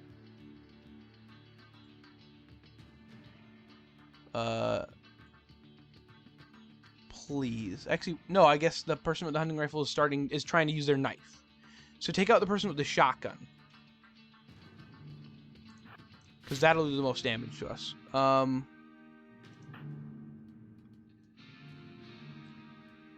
Reese should just go here. Siberian, just go here. And Pepin, I guess just here. That's all we can really do. Okay, good hit.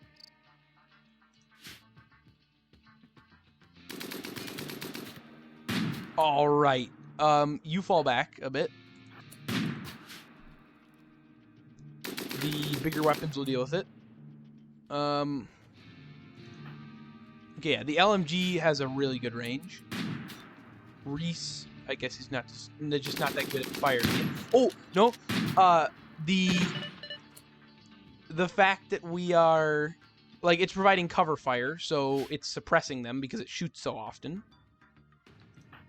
Okay, yeah, you're okay, so we're doing good. We're doing good.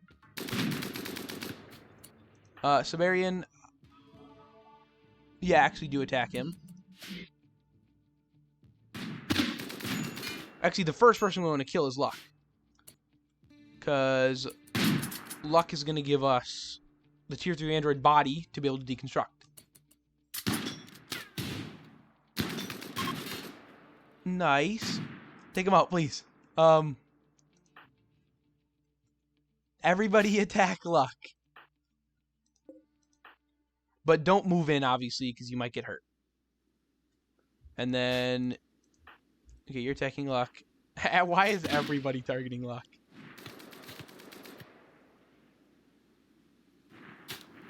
Oh, good hits, good hits. Not enough at all.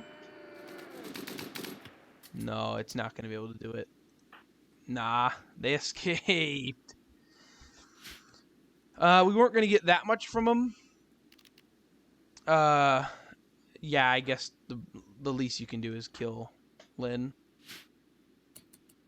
Just to make Luck kind of the only survivor. Okay, so I mean, it just the power that a tier 3 android has because they're so heavily armored. That's what saved him. Okay, that was good. We fended off a big siege. So everybody can go home. You're good. You're good. Okay, so now we know we can do that. We now know we can fend off a big siege and be fine. What gear do they have? Just armor. No armor. No armor. Kind of. You have a ghillie hood, but a tactical vest. I guess the tactical vest is kind of armor.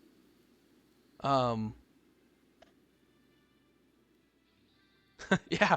Oh, actually, but the thing is, I think the tier 3 is already dead because unless he patches himself up, because he's bleeding out in 9 hours. Yeah, none of these people have that much good stuff. But I mean, we'll just take the pump shotguns and the rifles to sell. Nice. We don't need any more combat handguns. Actually, we'll take combat. We won't take like auto pistols, I guess. Yeah, that was good. I was a lot more worried than I guess I should have been. Turns out Severian is an expert shot. He hit like every single shot he took. Just he's a bit slow because we need to get him a faster weapon.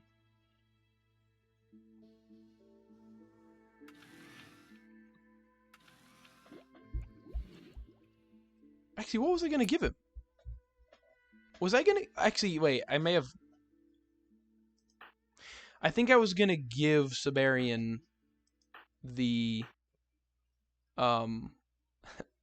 this thing. But now I think I want to give him a better...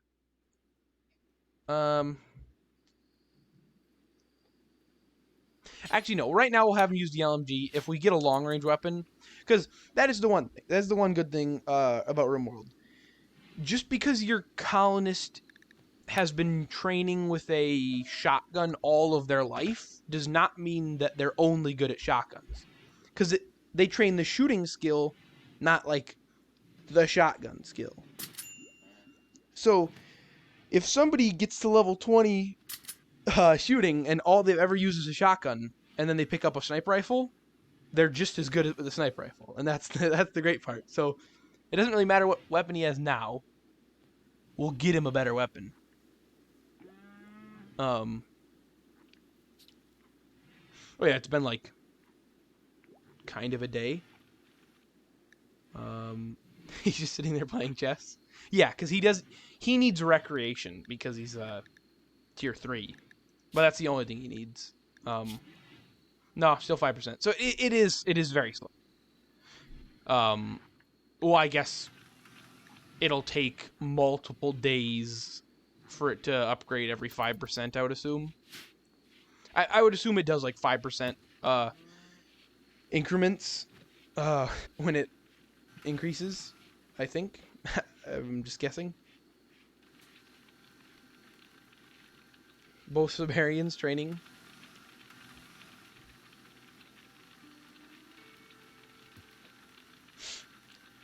And then, I mean, yeah. Already level 7, nice.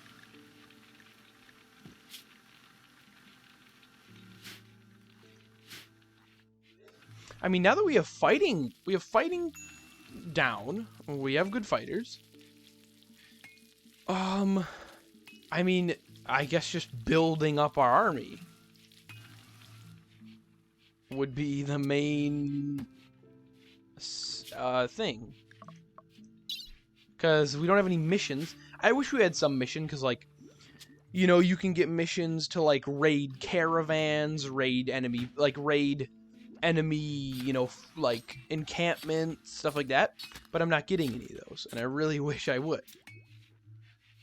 Because those are the fun ones. It's like, oh, you know, raid this place, and they have this loot. Well, they have at least this loot. So then we'll be able to take out the place, you know, take whatever you want, and go. Though I am wondering, I'm kind of wondering how tough a tribal encampment is. Like, can I just raid a tribal place? Is it really gonna have that much? Is a tribal place really gonna be that tough to take out? Or will I just be able to destroy the place, even with 4 people? Because I feel like we can destroy the place with 4 people. We have a lot of people. I just realized. Yeah, I don't think it's 4 people. 4.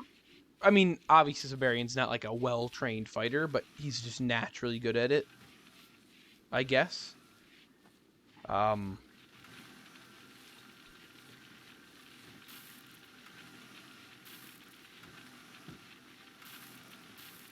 I mean, we might be able to raid one.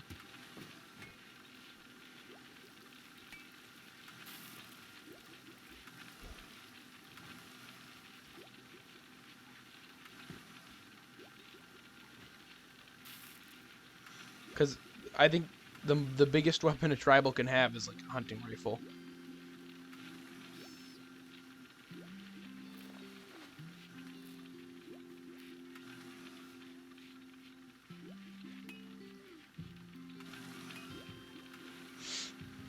I mean, we could just... I don't want to say we can just test it out by going and raiding a tribal camp, but we could.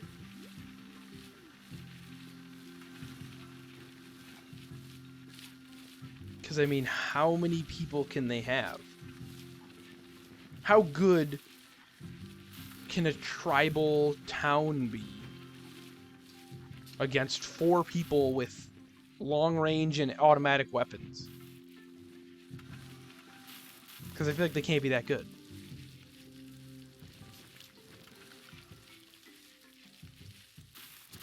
And I really wish we'd have geothermal upgraded already so I could build ACs in each of these guys' rooms without having to worry about the whole power grid going down.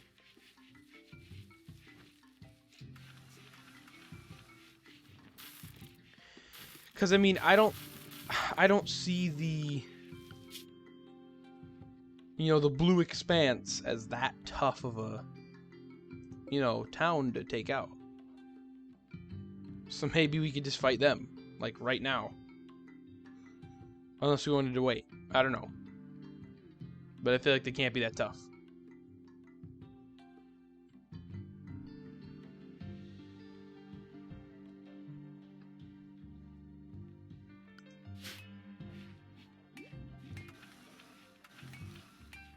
Maybe. I don't know.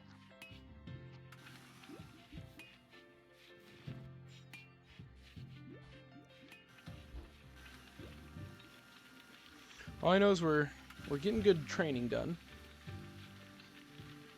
Siberian 21 is getting better. Obviously he's not great right now, but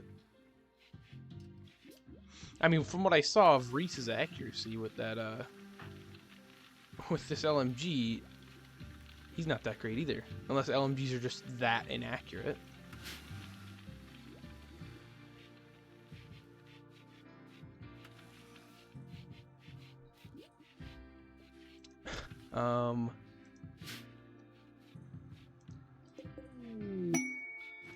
Bulk goods trader.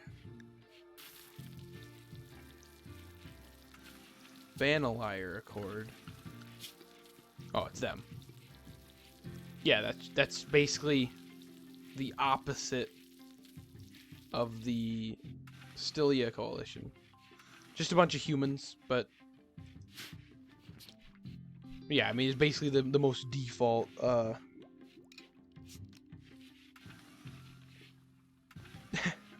How fast is it? Slow. How slow? Slow.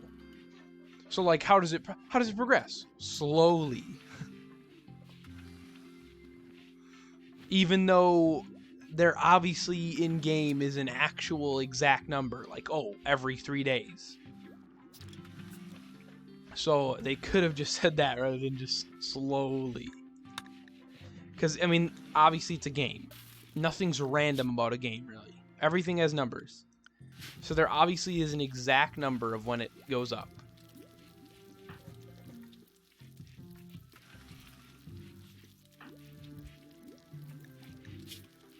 Yeah, still 5%.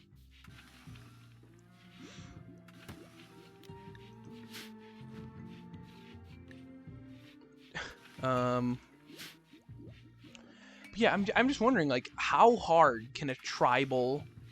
How hard would a raid on a tribal place be? Could it really be that hard? Like, is there that many tribals that they could overwhelm me?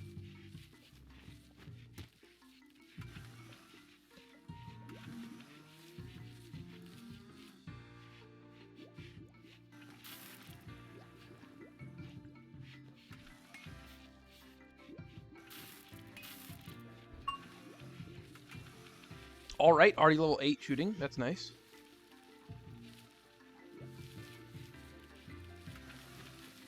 Oh, great. Wait, what do you mean too fast? Like once a week or what?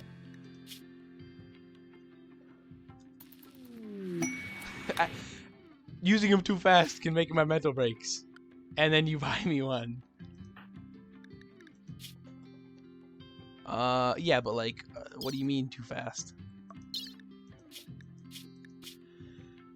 Because I mean, his threshold is as low as anybody I've ever seen. Simple mind plus extremely low expectations.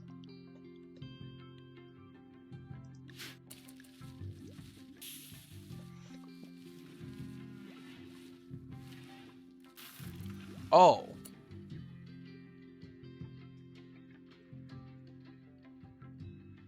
Well, I mean, I think you meant like using too many. Kind of like in this game, using too many of like some sort of drug in a period of time increase, like, to avoid addictions, you have to use them like once every 3 days rather than once a day.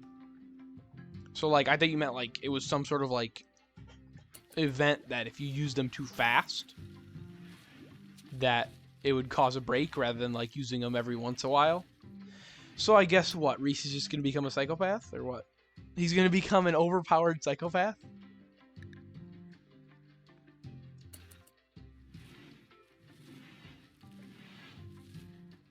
I mean, I guess I'll take it.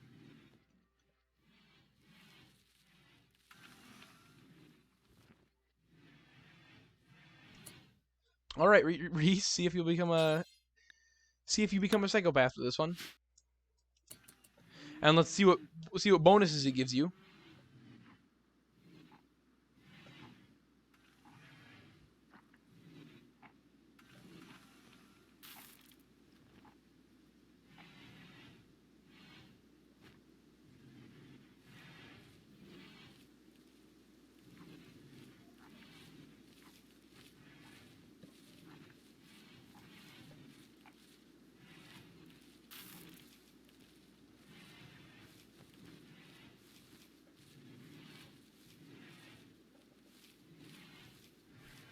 And psychopath. Or, all right, that was a big one. The hunger offset, the work speed, the learning. Oh yeah, I guess. Wait, is it, what is mental break threshold? Like, oh, I guess plus mental break. Okay, I thought it meant like when you add mental break threshold, you'd usually assume like the more of a threshold you have, the more tolerant of it you would be, but it adds a percentage. So now he's, instead of needing instead of needing being so low in mood that instead of needing an 8% low mood to have a chance to have a minor mental break, now he only needs a 13% mood. Okay, so that's what it does. So it makes them more prone to have mental breaks, which is actually perfect that I'm doing it with a tier 1 android, because they have simple-minded, which makes them just always a bit more happy.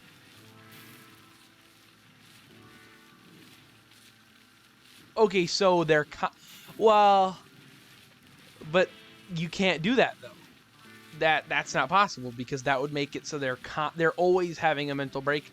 They're always having a mental break. Or I guess technically they'll always have a minor chance to have a mental break, which is very bad and makes them useless because they can't fight if they're having a mental break. So maybe what do I just, have him take like 10 of them and stop, or what? Well, because if they all increase your mental break threshold by 5%, then 20 of them would equal 100. So that's why 20 is the maximum you can use.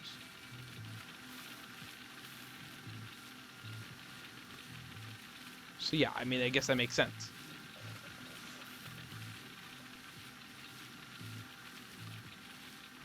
Yeah.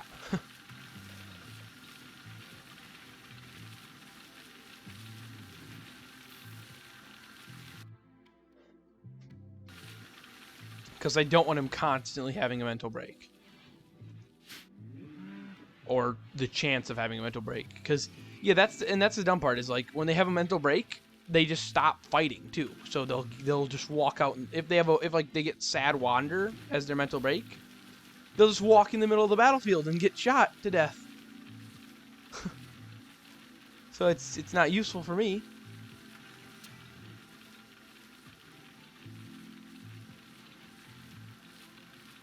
So I guess we'll just train with what he has.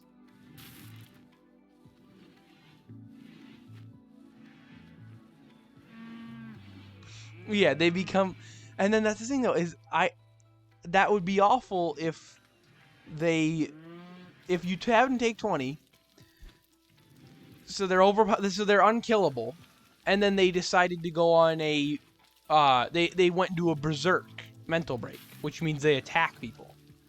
You can't kill them, so they'll just kill your whole colony. So it's actually extremely dangerous to give them 20 then, because they might just kill your entire colony and you can't stop them.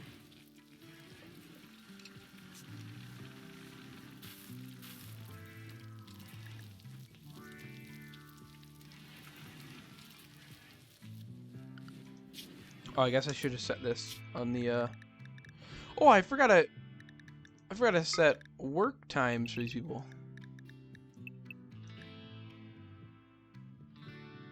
Yeah, because again, I've played for hundreds of hours and I've never seen one. But all androids are under android time. They don't have to sleep. Just do whatever you want all the time.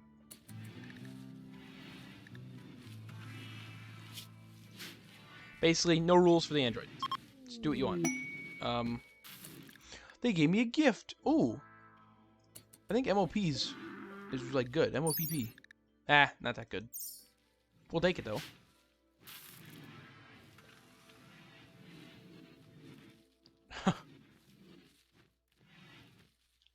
I don't even know what that means.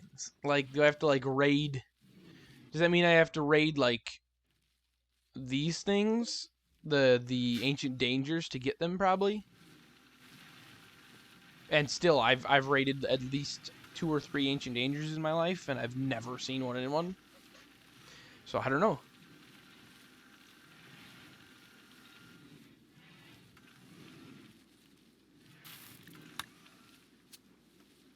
Tattered apparel. So we do need to deal with that.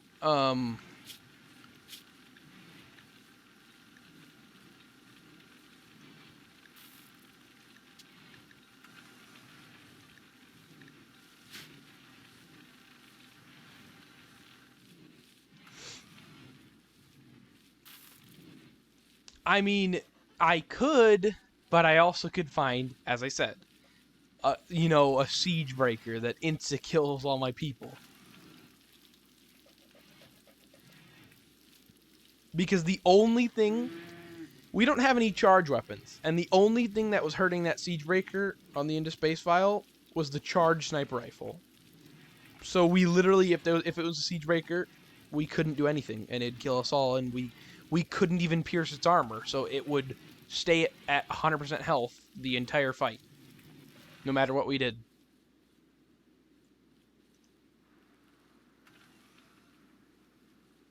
So it makes them absolutely incredibly dangerous.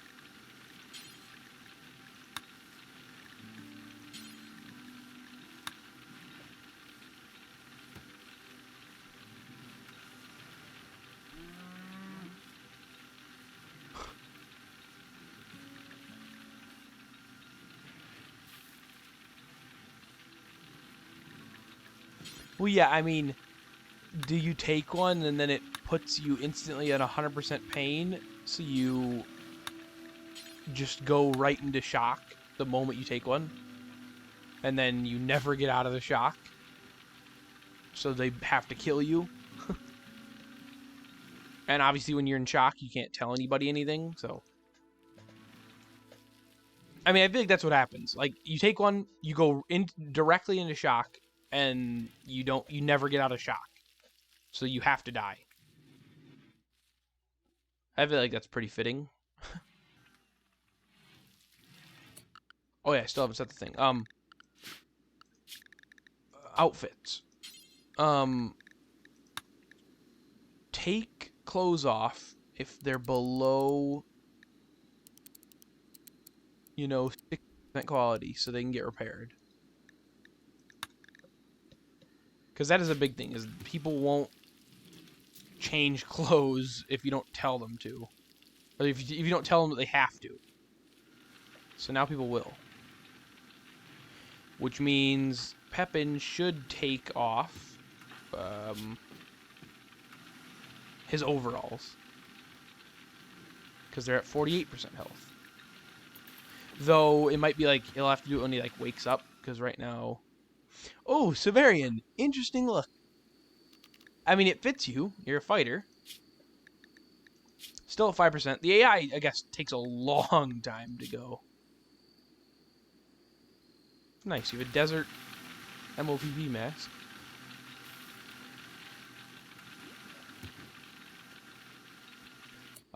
Reese took his armor off, I guess. It was really low. Oh, 48%. Nice. Yep. I took his overalls off.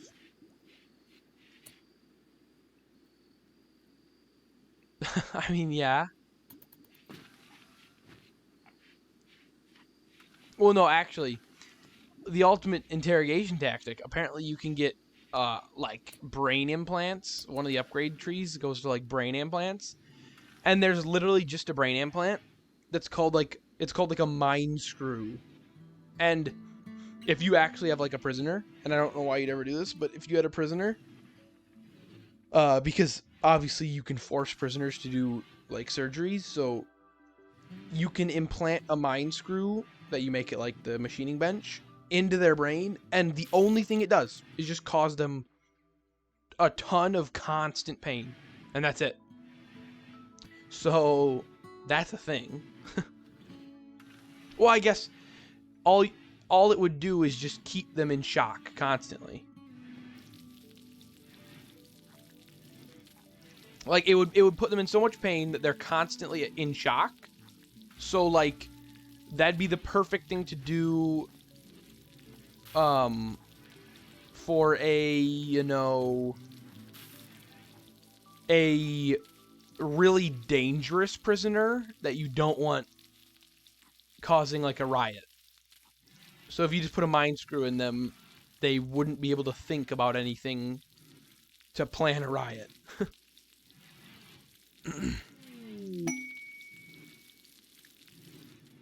That's the only thing I could think of that'd be useful, or that you'd use that for.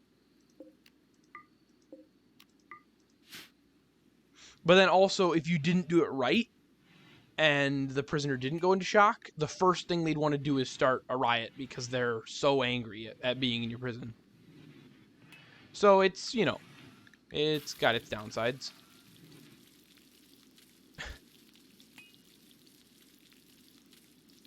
But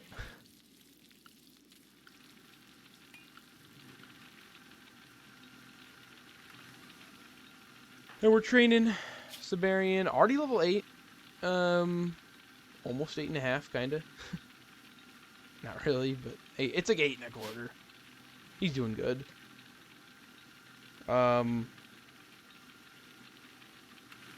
Neural highways.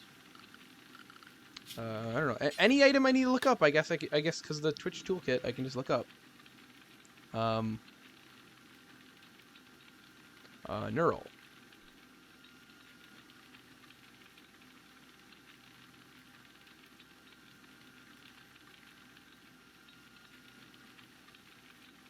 Neural highways, when it loads.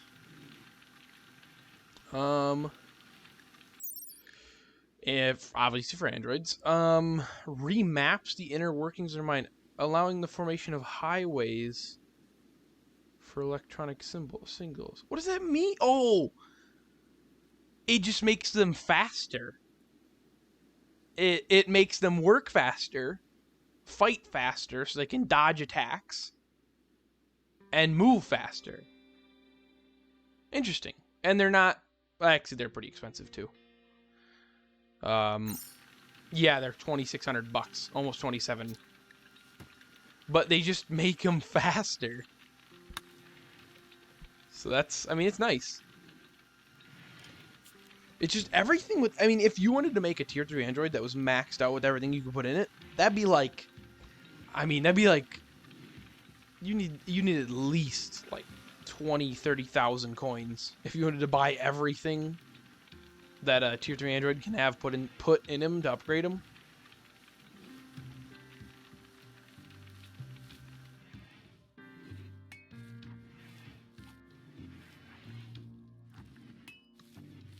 Well, I mean, like, yeah. Like, I mean, apparently market value for Neural Highway is 1,600. And coins, it's 2,600, so. So, I mean, it's like, I don't know, 140% the price, probably. But I guess, well, it's 140% of the price, but I'm pretty sure the game kind of looks at it like, because the market value is 1,600, but I'm pretty sure if I were to try to buy it from a merchant, unless I had a good social skill or social level, I think it would probably cost me somewhere around 2,600. Because if the market value is 1,600, you're not going to be able to sell it for 1,600, and you're not going to be able to buy it for 1,600 because of just how the game works.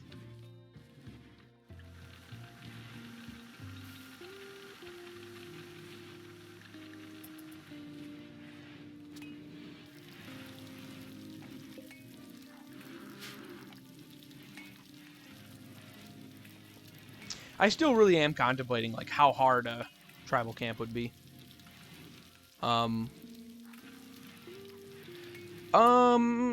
Ooh, high power leg. Oh, I guess I can't make high power legs, but I'm pretty sure.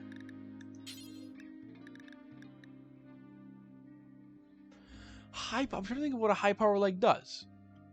All I know is don't buy a hydraulic leg or a crude leg or a basic leg. So, I mean, maybe a high power leg would be useful. Maybe. I just don't know what it does.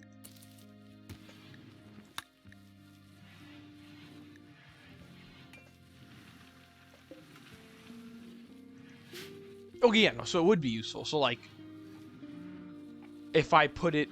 the only person I can put it in is Siberian, 21, so it would just make him faster. Well, because of the... because his other leg isn't a high power leg, it'd make his total movement speed probably 125%, which is still good.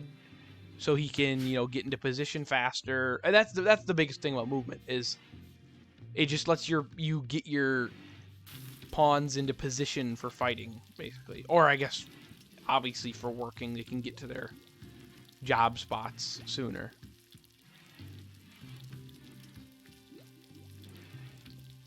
$3,000 coins.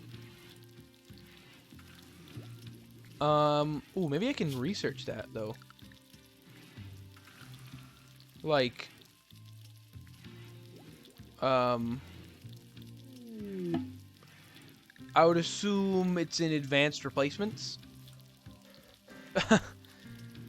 But I need a multi-analyzer, and that's actually, multi-analyzer would probably be the next thing I want to research if I want to advance. If I want to get anywhere, you basically need multi-analyzers. I didn't know I could use my mouse on this screen either. That's pretty dumb. But to get a multi-analyzer, I need to build a high-tech research bench. So,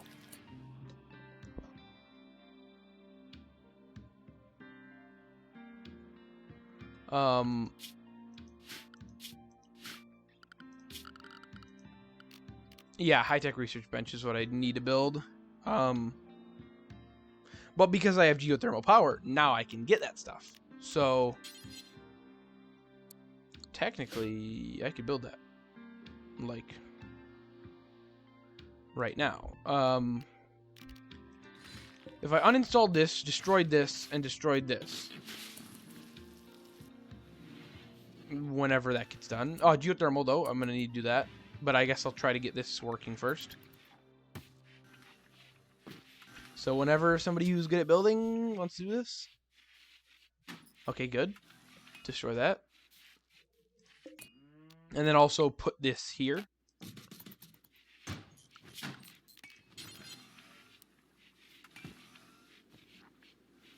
Ooh, there's not much room for it. But build that there. And then move this here. Right, we're actually building this really quick. Oh,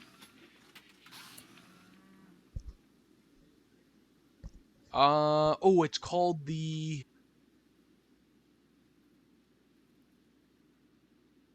like sub something. The sub, or am I completely wrong?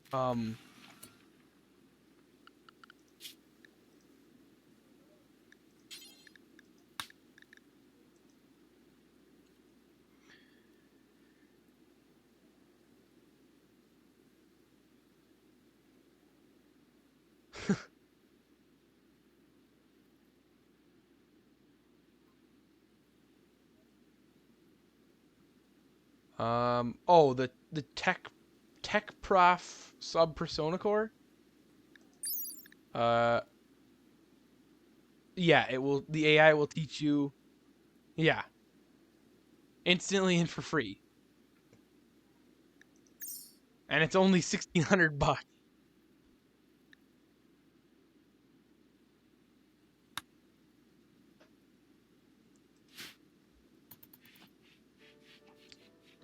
But the question is, what would I use it on?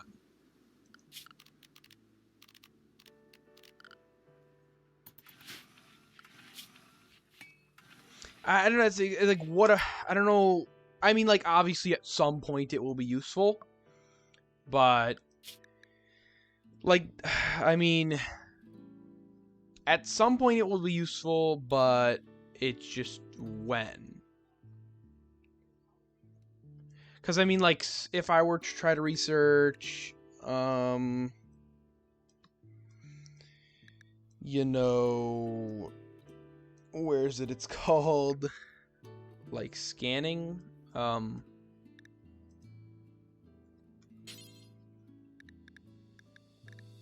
It's not subsurface scanning.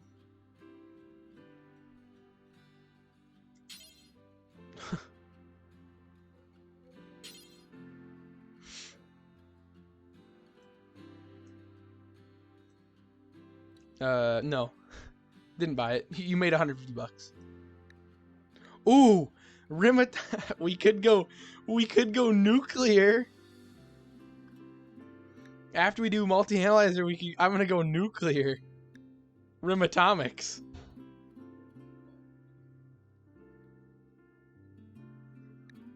We'll get some nuclear missiles. Get tables that way. Oh, well, we got it. We got it for when we want to need it, or when we want to use it. Which, I mean, you know, okay, all things are useful. Everything is useful, it's just when. And that's the problem, is you just don't know when they're going to be useful. Geothermal power, that's going to be useful right now. We don't have enough component, though. Yeah, no, or if there's some, you know, if there's some town or like faction base that we know isn't useful enough to have, it's not useful enough to have tables, but we just don't like it because it keeps attacking us, we can just nuke the base. And, well, actually, we could nuke the base and then maybe send some people there with, you know, radiation gear to look through the rubble, see if there's anything useful. Or like, I feel like there's not just nuclear missiles. I feel like there's, slightly less powerful missiles, maybe. Because I feel like not everything is just instant nuke. Maybe you get some, like, just normal missiles. Maybe.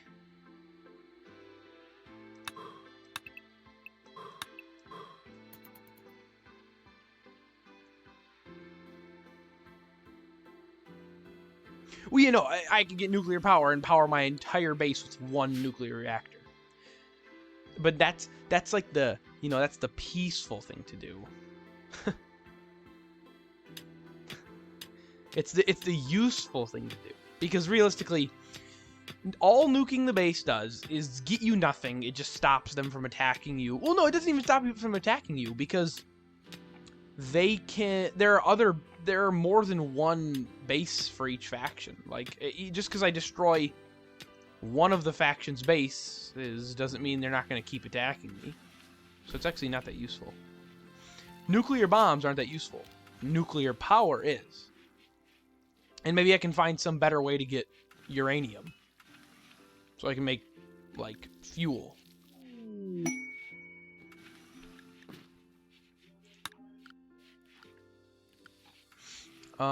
We need the geothermal, though. And we will build it. Oh, where do we build the geothermal? Here? Or here? Nah, this is kind of in the way, kind of. I'll do that second. This will be the first one. We'll build our first geothermal power here. And then also, so it doesn't become a problem. So it doesn't get, like, attacked. We'll do that. There. Just because they will... If a raider sees the geothermal power place, he will burn it down.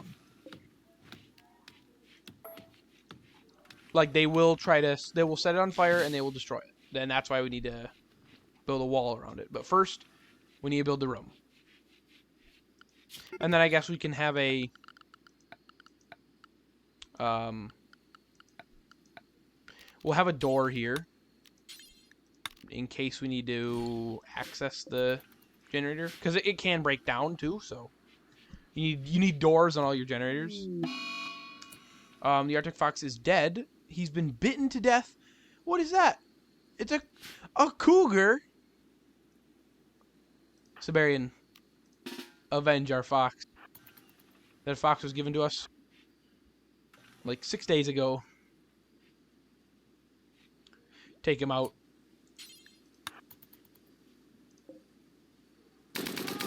Oh. Nice. The game sped up halfway through that. So it was really weird. Oh, we're getting foggy rain, I guess. Well, I guess that's the best of the three. Because hard snow will probably kill the plant. That's dumb. It didn't even tell me... I mean, it probably did tell me that something was hunting the fox. I just didn't see it. It definitely told me that at some point. Alright. Weather is fog.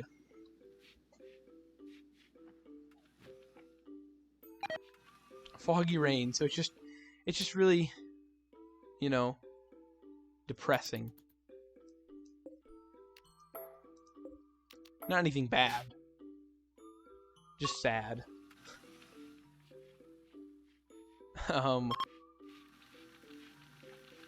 Siberian, already level 30. Or wait, is it the Siberian? Dang it, Siberian! You're getting me confused.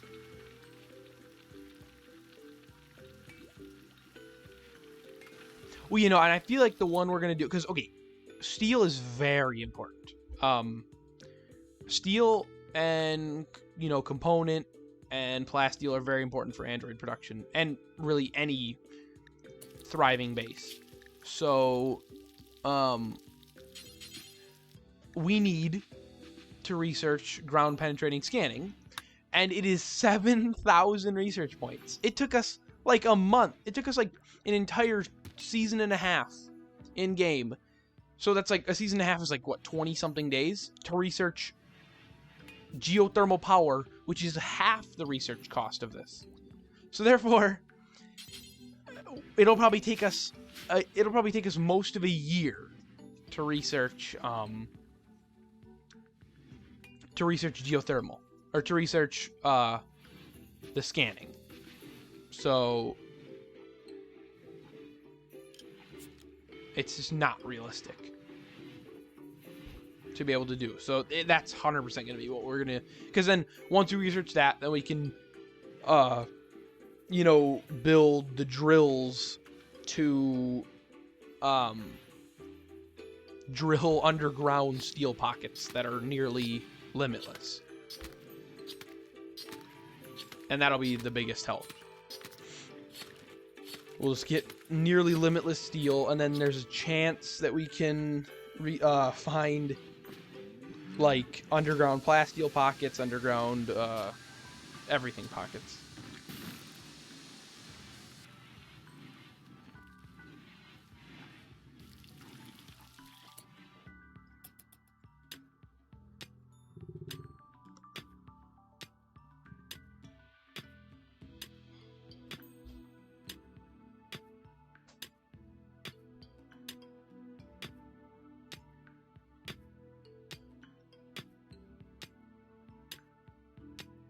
Wait, what is that, like 8 coins every 2 minutes?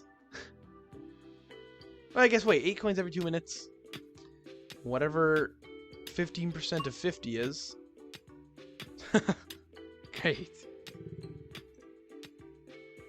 Okay, Siberian's level 9 shooting. Hey, he's getting better. All he has is time.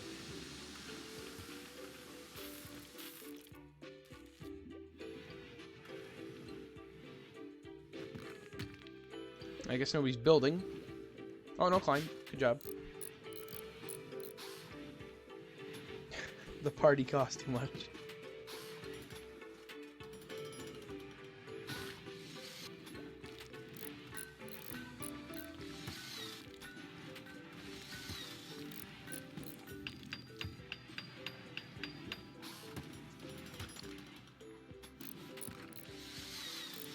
Okay, good. Keith is probably already back to level. No, almost back to level 11 in crafting again, though.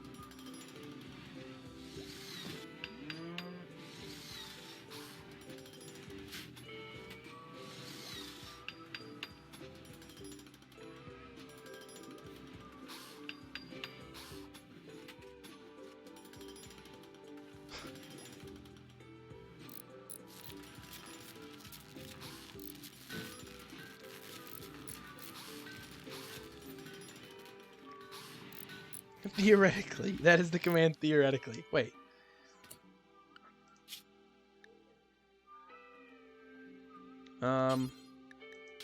Commands. Give coins.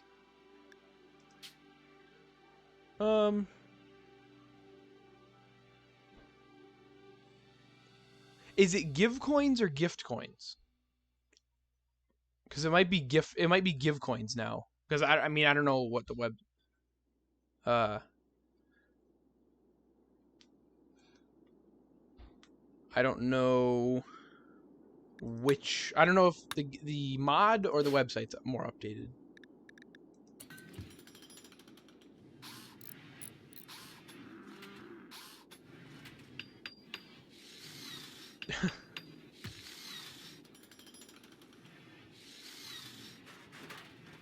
Wait, how do you have so many more coins than when you started with? You had. Did you give any coins? How does that work? I don't know. How does gifting coins work then?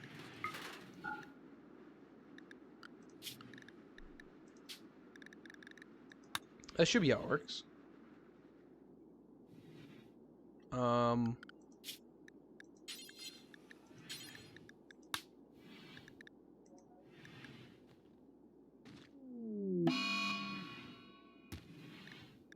Thanks, Keith, for going on a food binge.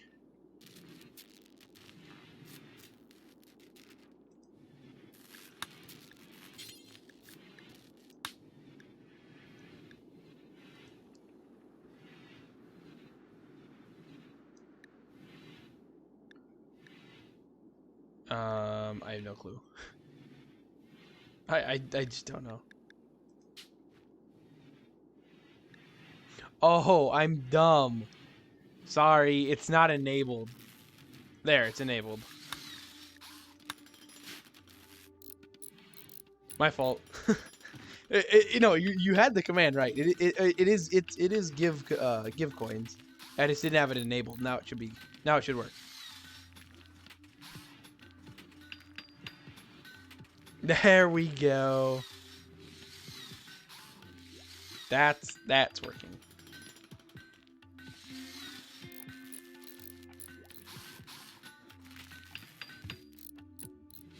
Or lower it. You can do what you want.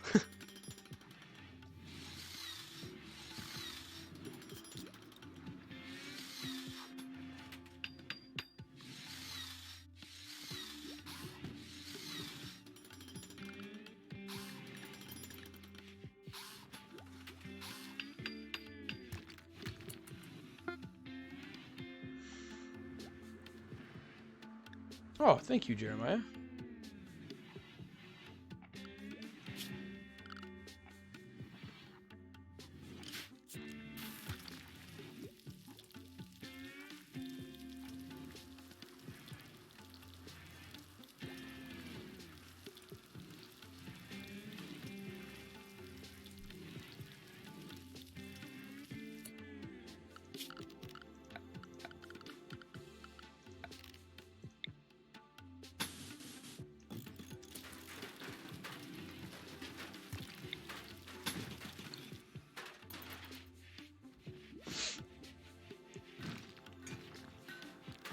All right, let's get this cement built so we can get an official geothermal generator built. And it won't have dirt under it or anything. It'll be nice looking.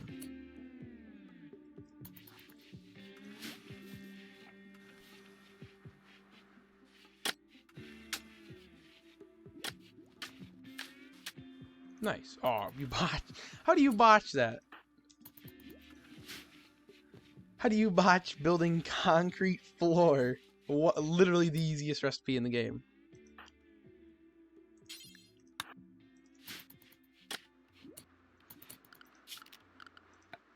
Well, no, I lied. That's not actually the easiest recipe. I forgot what the easiest recipe was. But building concrete floor is very, very low down there for easiest.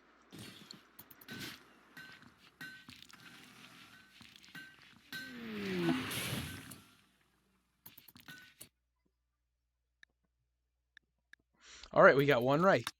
That probably raised your karma by like 0.1%. But it did raise it.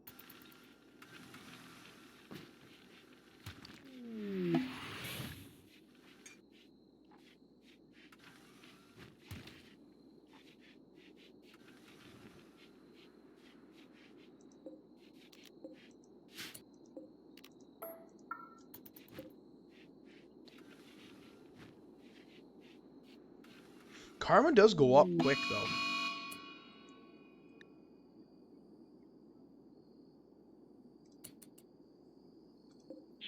though. That's dangerous.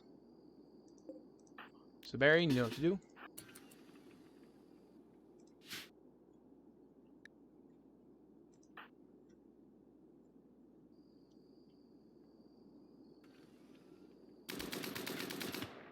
Almost. I guess these are more for suppressibility.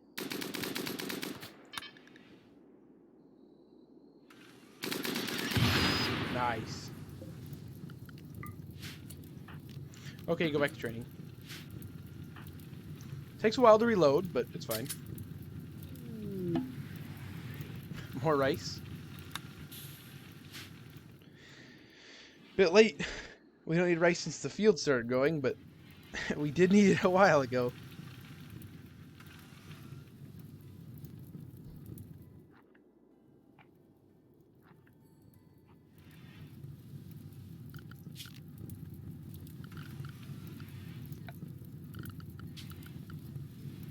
Nice. You know, I'm getting some good options. They're not horrible.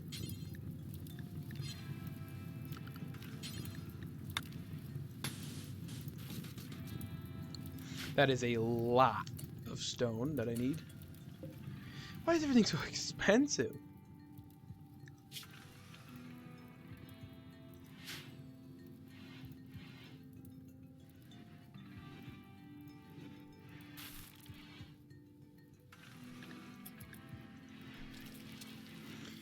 I don't think anybody's recovered from the sensory mechanites yet either. Oh wait, Casey had them. That's what I know. So if Casey has them, or if Casey's recovered, then oh no, I guess everybody did recover. We finally recovered from the sensory mechanites. Oh, let's check. Forgot. Check Siberian. Ooh, 10%. Okay. This is when it, okay, the plus 15% consciousness, plus 15% research speed, and plus 20% global learning factor. It's starting to snowball. That's a big boost from, what was it? Just 10% consciousness? You know, because before it was 10% consciousness, and then, so technically, at 5%, it increased stats by 10%. Now it's already up to 50. It's increasing my stats by a total of 50%. So from 10 to 50, what's the next? 250? I mean, that'd be aggressive. But it like a level 2 evolving AI.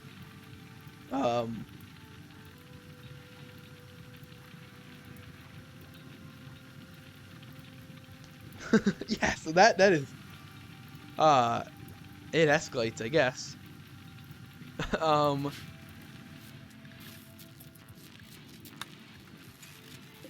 We're doing pretty good. We have no power again because they've decided that building geothermal isn't useful. I do have to make sure this wire network is set up correctly. So because I do not want these. I do not want the ACs running off of the I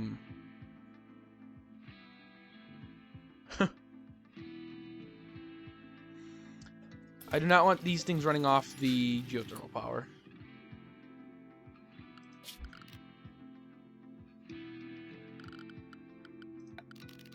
And I gotta build a vent. Just in case, too.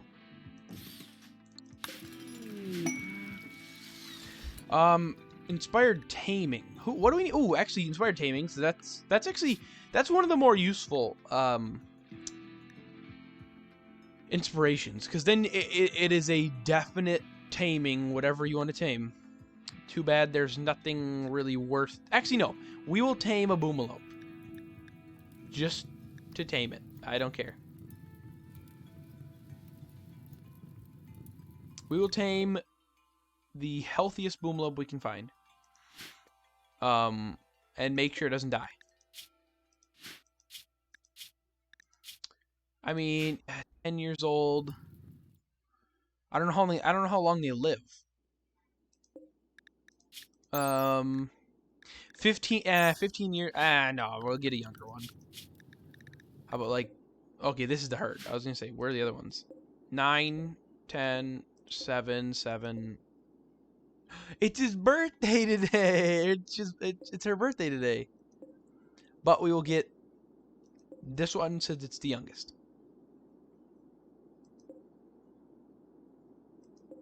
Ooh, but I don't know actually. Can you milk a female or a male boomlope? Because maybe I just want the 10-year-old one. And it's their birthday. So Casey got inspired taming.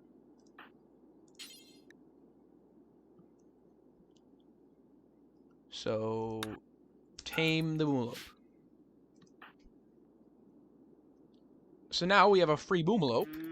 Well, it costs like 5 plant scraps, something like that.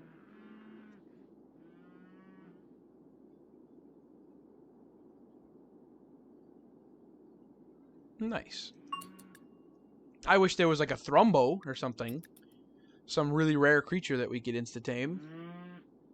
And then sell it for like a ton of loot. Nice, we got a Boomlope. And then I guess it can just wander everywhere. I don't think animals hunt Boomlopes really. Like, they try to avoid them.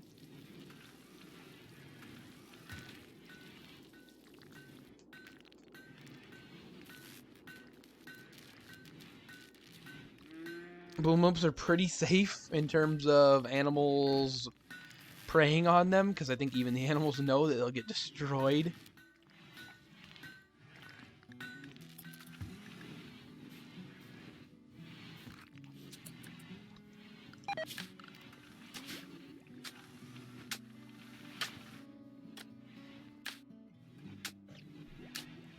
Okay, then, okay, what we're doing next? I mean, I guess just researching. Researching and training, and waiting for somebody to give us a mission. Someone to give us a mission to, you know, go on to use our fighters. Because the only thing we've been doing is using them for defense, and that's boring. We gotta get some mission. It's like, oh, you know, there's some of the one bad, because it's always a bad faction that they do it on, is like, it'll be like, oh, that whatever faction it is has a trading caravan passing by this area. You can raid it, and they'll be there for the next 10 days, so get there while you can. And then you can raid it and steal all their loot. And it's like, that's cool. But, okay, now we have another one. Also good. Now we can research. Actually, if I had one of those on my other world, my Into Space one, I know 100% the instant thing I would use it on. Or if I had two. It is the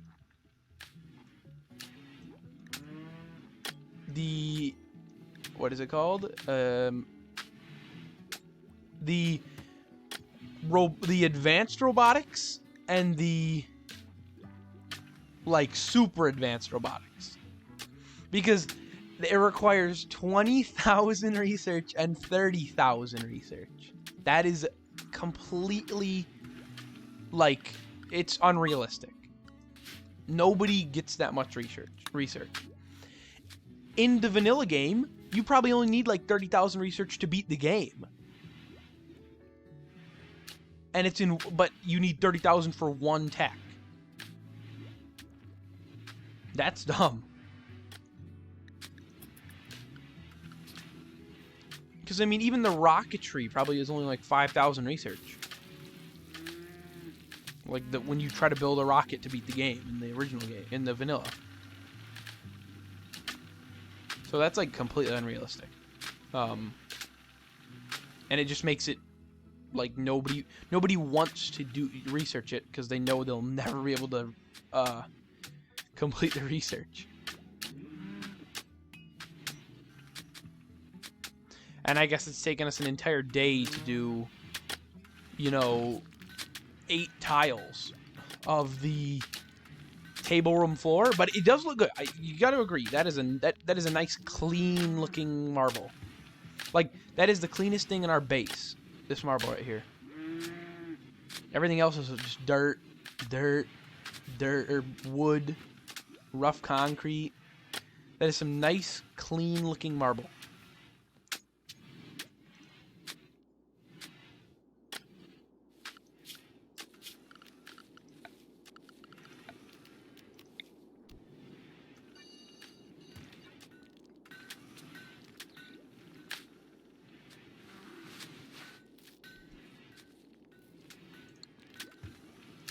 We do have infinite power now, though.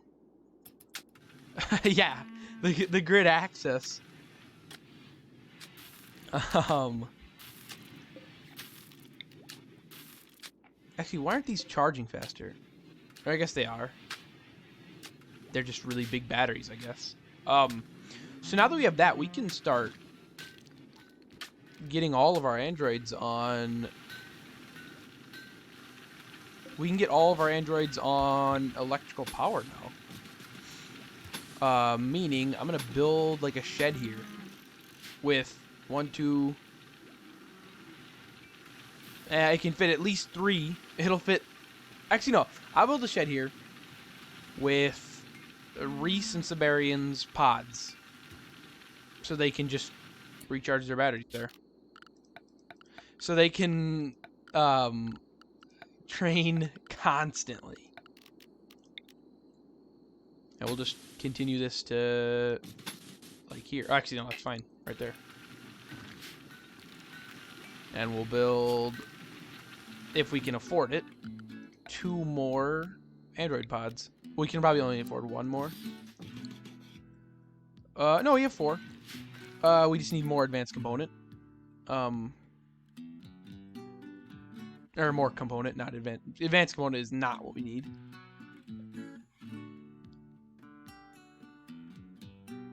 Oh no, there's some here. Oh yeah, we'll get some more.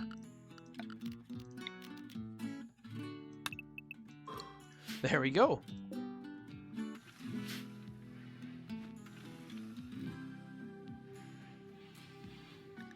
We're doing good. Everything gets delivered right when we ask it to be, but nobody builds it.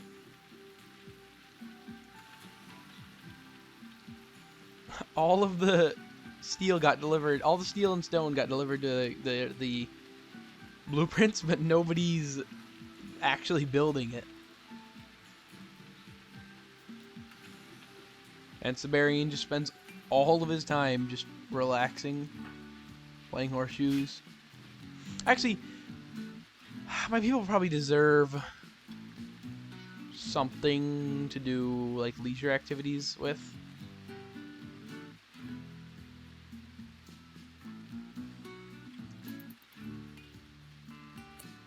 Like, we could build, I don't know, anything in the recreation tab. Like, why don't we give them, like, a poker table or something?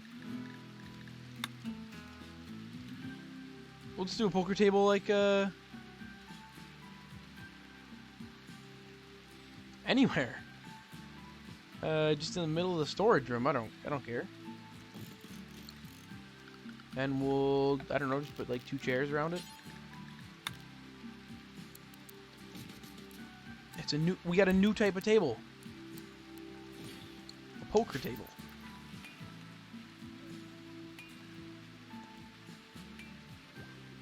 Actually, maybe I should have, man, maybe I shouldn't build it there. Because it'll probably get in the way of building. Or of, like, you know, walking in and out the door. So if we build it, like, here. There we go. And then, yeah, just build some chairs.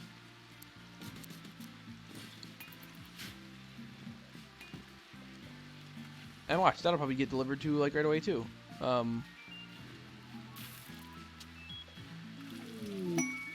Nice, got the multi... Okay, now we're researching quicker. So we have the multi-analyzer already. We shall build the multi-analyzer. I don't know if we can build it here. It might not allow us to. Actually, I think we need some good stuff from the multi-analyzer.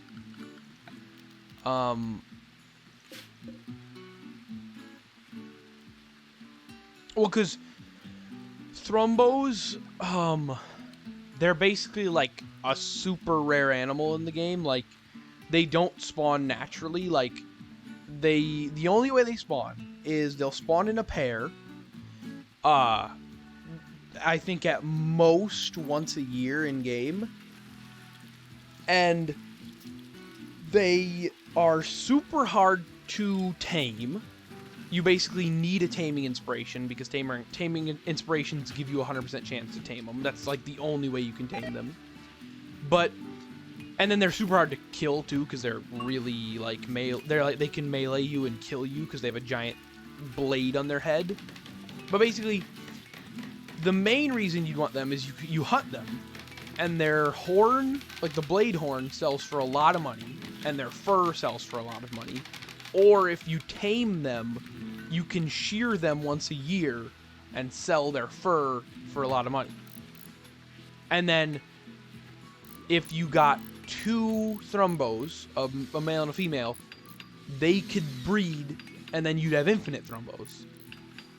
And then make infinite money, theoretically. Because, like, I mean, you can shear an alpaca or something and sell its wool, but it's not worth nearly as much.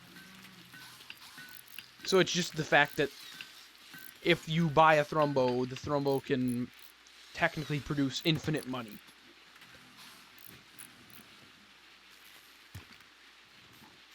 So I mean, I feel like the reason they're expensive is just because they're worth technically infinite money.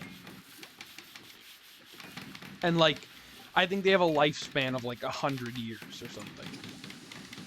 While like a horse lives for like 15 years in this game.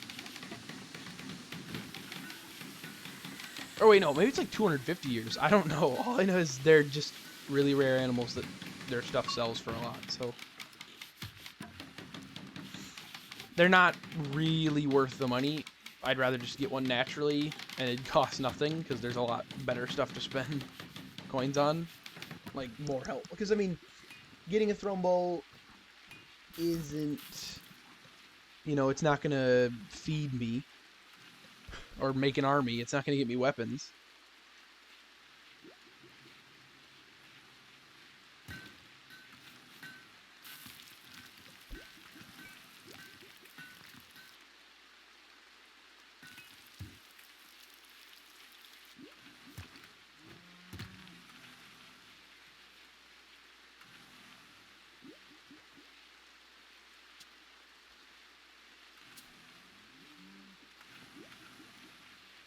What is a... Wait. Did Android charging station appear when you looked up low? Because am I confused, or does low...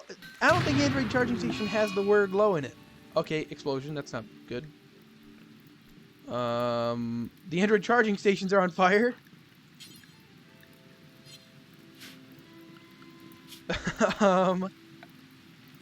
Why is this not in the home area? What the heck? You 3, put out the fire. Okay, good. That almost cost a lot of money. Okay, so now Reese and Pepin no longer ever need to eat food. They now can just use these 2 charging bays. And because they're tier 1 androids, they do not care how bad of a room they have. They just sleep in it. They charge in it. And they wake up in the morning, and they get back to training. So it doesn't matter how bad of a door you build, or how bad of a room you build, they don't care. That's the great thing about them. But then, I don't think any android cares, like, oh,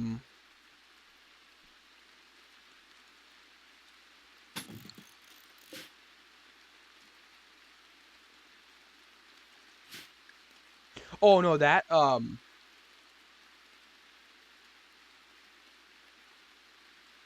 no, an auto crypto sleep casket, or an auto eject crypto sleep casket is, a crypto sleep casket is basically just like a colonist, no matter how dying or old or anything a colonist is, if it goes into a crypto sleep casket, it stays like that permanently. So, like, if you had a colonist who had an incurable sickness and was going to die tomorrow, you could just put them in the casket and they'd never die. They just stay in there, and the moment they came out, they'd be in the same condition as when they went in. So, like, it makes it so, you know, I don't know, maybe if you don't want to feed, if you're in survival situations, you can put somebody in a crypto sleep casket and they just stay however healthy they were forever until you let them back out again. But if you put somebody into a crypto sleep casket, they can't let themselves out. Somebody else has to open up the casket. So an auto eject one just lets the person let themselves out. Because technically, if all you had was one colonist and you had them go into a crypto sleep casket, you technically lose the game because they're now stuck in it permanently. So having an auto eject one is useful if it's going to be your last colonist to go inside of a crypto sleep casket.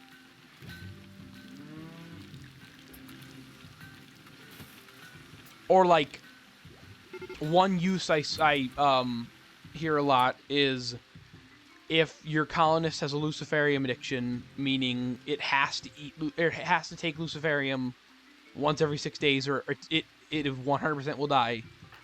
You just put them into a crypto sleep casket until you have more luciferium, and then you can give it to them so they don't die.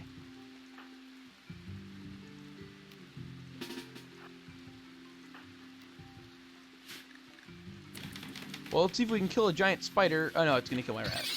No, my rat. Consuming rice. This thing.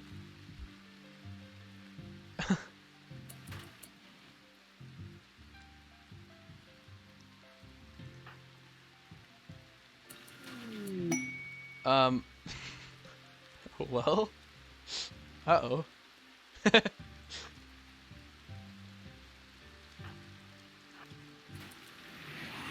I mean, yeah. Well, okay. It would be useful, like, if somebody was gonna die and I did not have the technology to help them, I can now just put them in it, and they'll be stuck in, basically, it's like cryo sleep, and they'll never die. So I guess, no, I'll put it, oh, I guess I can't put it here. Where do I put it? I'm gonna put it somewhere, like, that won't get, like, hurt. Or no, I can put it, like, here. It's very, no, I'll put it in the freezer. Because this is, okay, I would say out of anywhere in my base, this is the least likely area to get exploded because it's very surrounded by stone. And, like, the only way you could really get to it is if you went into this little place. Yeah, actually, I don't know. Maybe the... Actually, no, maybe the, auto-eject ones need power. But I know the normal ones don't. All I know is this spider is going to eat my rice, so it's going to have to die. Goodbye, spider. I thought I was going to... Wait, okay, I was really worried. With the amount of accuracy that these two have shown with their LMG usage, I thought they were going to take a bunch of shots to kill that thing. They took like 3. The rat's dead, though. That's stupid. Didn't have to die. Why do you have to kill him? Klein, after you know the chess game. What do you mean? Oh, somebody. I was gonna say, cause whenever it says no path, I guess it just means somebody picked up the item. But yeah, like, if for some reason someone was dumb enough to, like, eat a luciferium pill, they're dead. They're basically dead unless I can help them. Or, like, I don't know. Just if or like, okay, if one of my colonists was having, well, I guess it's not as big of a worry if you're playing with Twitch Interactive, because, like, oh, when your guy was having heart attacks, you could just buy a heart and we put it in and it worked. But, like, if I wasn't playing Twitch Interactive and somebody was having heart attacks, they're gonna die on one of those heart attacks, so I could just put them into the auto eject one, or not a non-auto eject one, and then they could forever be stuck there. Well, yeah, like, okay, if you were having heart attacks and you had, like, 1 coin, so you obviously were gonna have to wait a long time to get the heart, I could put you in the casket, and then you'd be completely fine, and it'd be like you were, you know, it'd just be like you were, you weren't having any heart attacks or anything. Oh, I guess I put that in the wrong spot, because I guess it connects to the power supply. So maybe I should put it like here. Like, I don't know, I'll put it here. Yeah, so you could just put somebody in it who you knew was gonna die because you don't have the resources to help them. Until you get the resources to help them, and then they're good. Can you not? Don't pick it up. Can you like move the meat? Because it's technically not in storage yet. Oh, you know, and then technically, it technically can be part of a spaceship, so it has launch reports.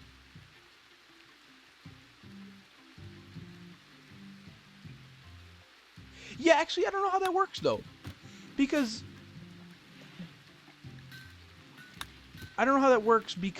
solar flares can happen. So if you had somebody in that pod and a solar flare happened, they're dead. But I guess it's some. I mean, so I guess you have to. Okay, I guess that's how what you have to deal with, because it's either they 100% die because you can't get them the help they need, or there's a chance they die, and I'll take the chance. But oh yeah, and then 10 o'clock, so end of stream. So yeah, I mean, I'd say we did pretty good today. We got a tier 3 Android now. We can actually, that's it. We're just, I mean, I guess we either get one more Android, maybe we could get one more like tier 1 Android, train him up to fight, and then attack. We'll just attack a random tribal camp. I mean, how many streams? Because, well, I mean, the only interactive one you'd be missing is tomorrow, the 2.5 hour one. Because the next interactive stream won't be besides the one tomorrow, obviously, but the next one won't be again for another like week. So, I mean, I probably won't miss that much, maybe. Or hopefully not. But because yeah, I'll be doing first half of stream will be the interactive. Second half will be into space. Saturday, full stream will be into space, and then, yeah, again, Terraria, Sunday, Monday. But, I mean, try to make it if you can, but I understand if you can't. You know, other things come before watching streams, so. But yeah, I mean, other than that, we progressed pretty good on this. We're now in the position where you can defend ourselves against considerable threats and survive fine, and then we will hopefully be soon able to raid actual other places, and maybe somebody will give us a mission to raid some other camp, like a caravan or something. But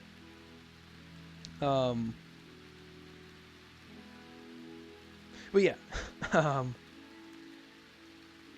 other than that, hope you had fun watching, everybody who did. I had fun. It's just fun. Interactive is really different compared to normal RimWorld because it just changes the whole dynamic of the game.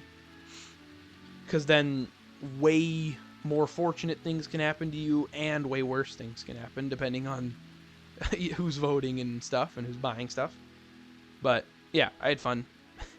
Hope everybody had fun watching. Again, back tomorrow. It'll be back tomorrow for my first half of stream. Yeah.